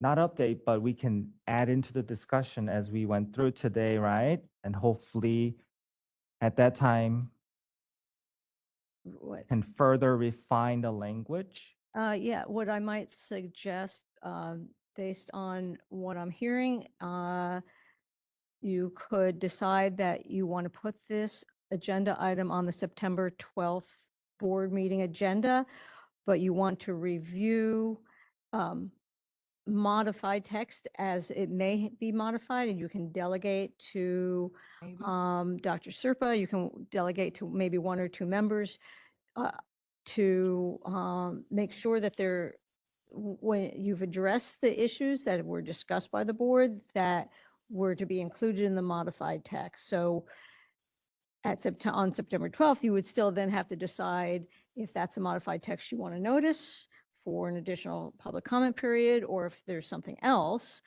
But you could delegate to one of the board members to go through some of the comments to make sure that the modified text covers what the board discussed.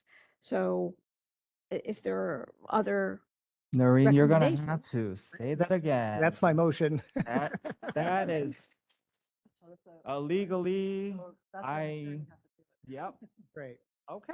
So if it's going to take another 5 hours on September 12th, I would gladly spend that time to get Yep, this that's exactly what I'm hoping for. It will, but it will be new stuff, right? We don't want to repeat. 10 hours. So Noreen, That's why we're here. Like I'm getting a whopping, for Indira's you know, gonna have to couple of stand- dollars an spend the hour to night be here. I until- just want to make sure that this is right. Yes, exactly. So let's get it right. So, any second for Jeff's motion? So just motion was to have board members. So I just need to know who and how many.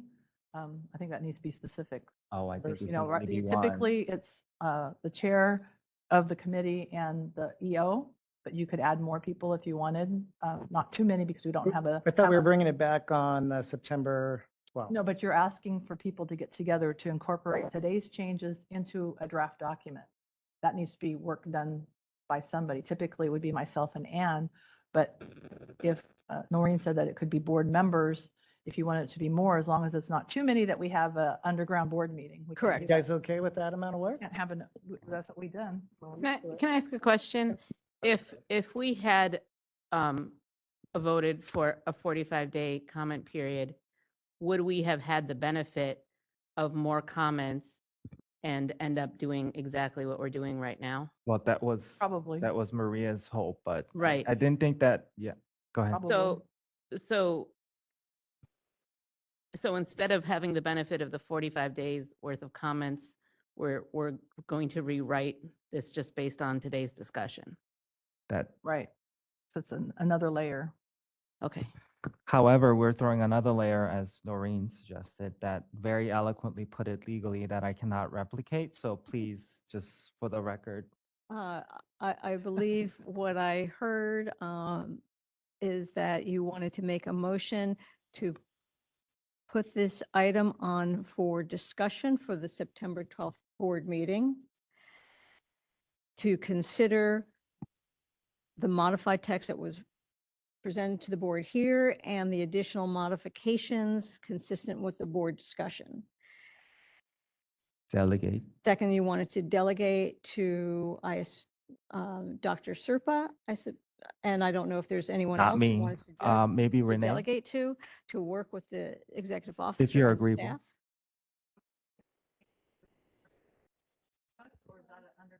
I truthfully don't know what the committee makeup is to be able to answer that.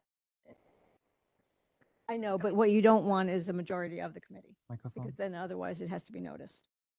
microphone. Is that a majority of the compounding and enforcement committee, Anne? If it's Renee and myself and you? So I'm not considered in that because I'm No, just but it's Renee staff and me together. elect. Is Yeah, that too many people from the enforcement and compounding committee? 2 people. I think 2 people's okay. 2 people, because it's 5, right? Yeah, then you should be So okay. 2 people should be That would be fine. helpful.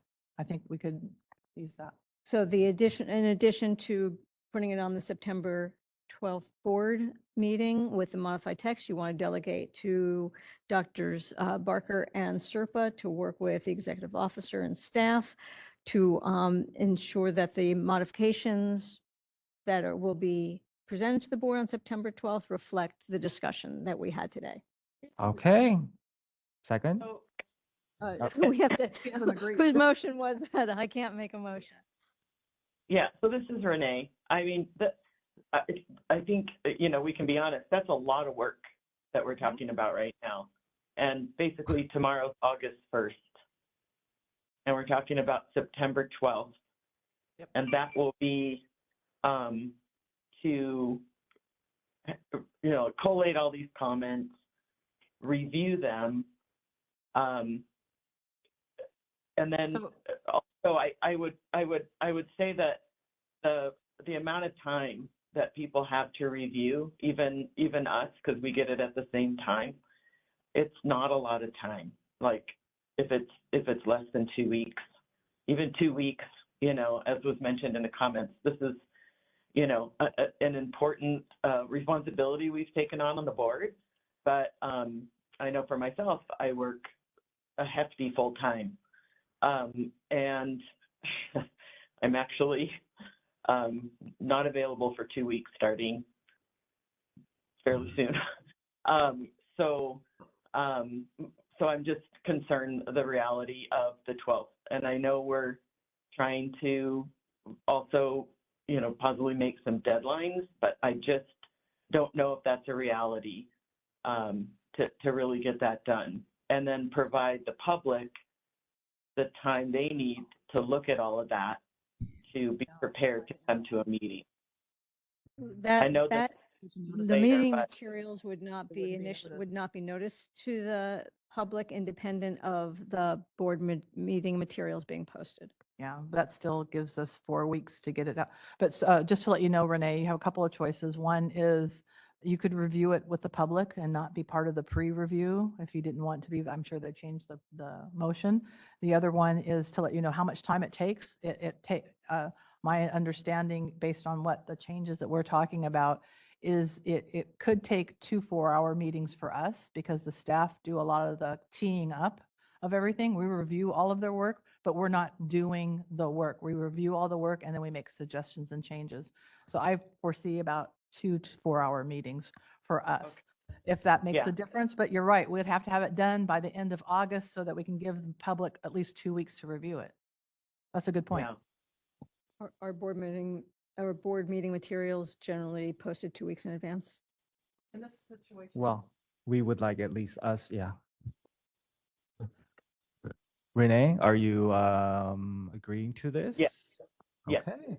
Wow, this is the first day. We have so much action today. This is awesome. Okay. I think it was Renee, are you seconding or are you agreeing to it? Or are you seconding? I'll second it. Yeah. You, Jeff motion, Renee second. Okay, public comment? Sacramento? Everybody wants to go home. WebEx, please. All right, we are open for public comment on the new motion via WebEx. If you'd like to make a comment, please raise a hand by tapping that hand button at the bottom of the screen. Dial-in users, dial *3 to raise a hand, and we will call on people in the order we have requests. And our first request comes from L. Hold on just a moment. We're going to send you a request to unmute your microphone. Thank you very much. I'm sure you're getting a little sick of me by now, but I do really want to speak to the levity of the issue at hand and say that the proposed motion requires patients who might actually still be recovering from this meeting by the time we make it to the next meeting. There are some individuals who have such severe PEM that it can take weeks to recover from overexerting yourself. And overexerting yourself can include mental focus, such as staying on a call for over 5 hours, listening to very highly technical language, STEM language, legal language, medical language, and asking ME/CFS and long COVID patients to do that again. I really just want you to understand what you're asking for. That's really a lot. We're very sick people, and many of us, this is a disease of loss. We lose jobs, we lose homes, we lose families, we lose relationships. And treatments like what's being discussed today, like IV glutathione, helps people hold on to their life so that we don't have to have as much loss. So, especially considering that many of the comments have not directly alluded to language that speaks to how these regulations will affect researchers' ability to study glutathione in the state of California, including in places like the ME/CFS clinic at Stanford, which includes researchers like Ron Davis and Hector Bonilla, who have been in this fight for well over 10, 20 years. And if they were unable to offer their insights and their years of experience in studies, because for whatever reason, these regulations would prohibit research in the state of California on glutathione, that's a massive loss. And so I just urge you to consider that as you think about this motion at hand. Thank you again for your time. Thank you. Next, we're going to hear from caller 31. You may need to dial *6 to unmute when we send you a request. And we're sending you a request now. Hi, good evening. This is John Gray, registered pharmacist with Kaiser Permanente. Thanks for the opportunity to comment. I appreciate the direction that the board has decided to go today. I would just encourage board members to, in between now and the September 12th meeting, think creatively about how they wish to see compounding regulated in the state of California, and think about what attributes about patients in California, pharmacies in California, pharmacists in California make us so incredibly different from the dozens of states that simply require compliance with the USP compounding chapters, and which could be accomplished very easily by just deferring to Business and Professions Code section 4126.8. Thanks for the opportunity to comment. Thank you for the comments. Potentially our last request from GKK. Hold on just a moment. We're sending you a request to unmute your microphone.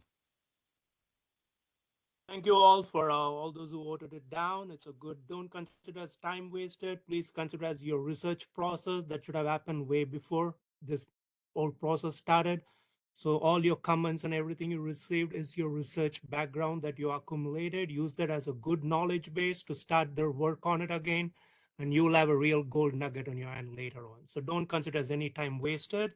And also, please start the meeting a little earlier. Why would you wait till 1 o'clock? If it's common sense, you know this is going to take a long time, right? So if you really care about the people and about yourself also, because your health without a break is not good. So please start it early and try to put in an extra day if needed for the meeting, just for this. Okay, thank you all. Again, thanks for a good work, and thanks again for all the public members, because you are the real voice of us, the common people of this California, the Golden State. Thank you. Thank you for the comments. That was our last request for public comment. Thank you, David. Thank you for enduring with us till 8 p.m. today. We have set the record. Okay, we're ready for votes. Renee? Yes. Indira? Yes. Jeff? Yes. KK? Yes. Thank you, Jay. Yes. Thank you, Satinder. Yes. Thank you, Maria. Yes. Thank you, Nicole. Yes. Thank you. I vote yes. Okay, the motion passes. Thank you, everyone. There is a possibility that we will have to go to closed session tomorrow morning. So we might have to start our open meeting at a later time. But we will announce that unfortunately tomorrow. I don't know the details of that yet. So for today, the meeting is adjourned. Thank you.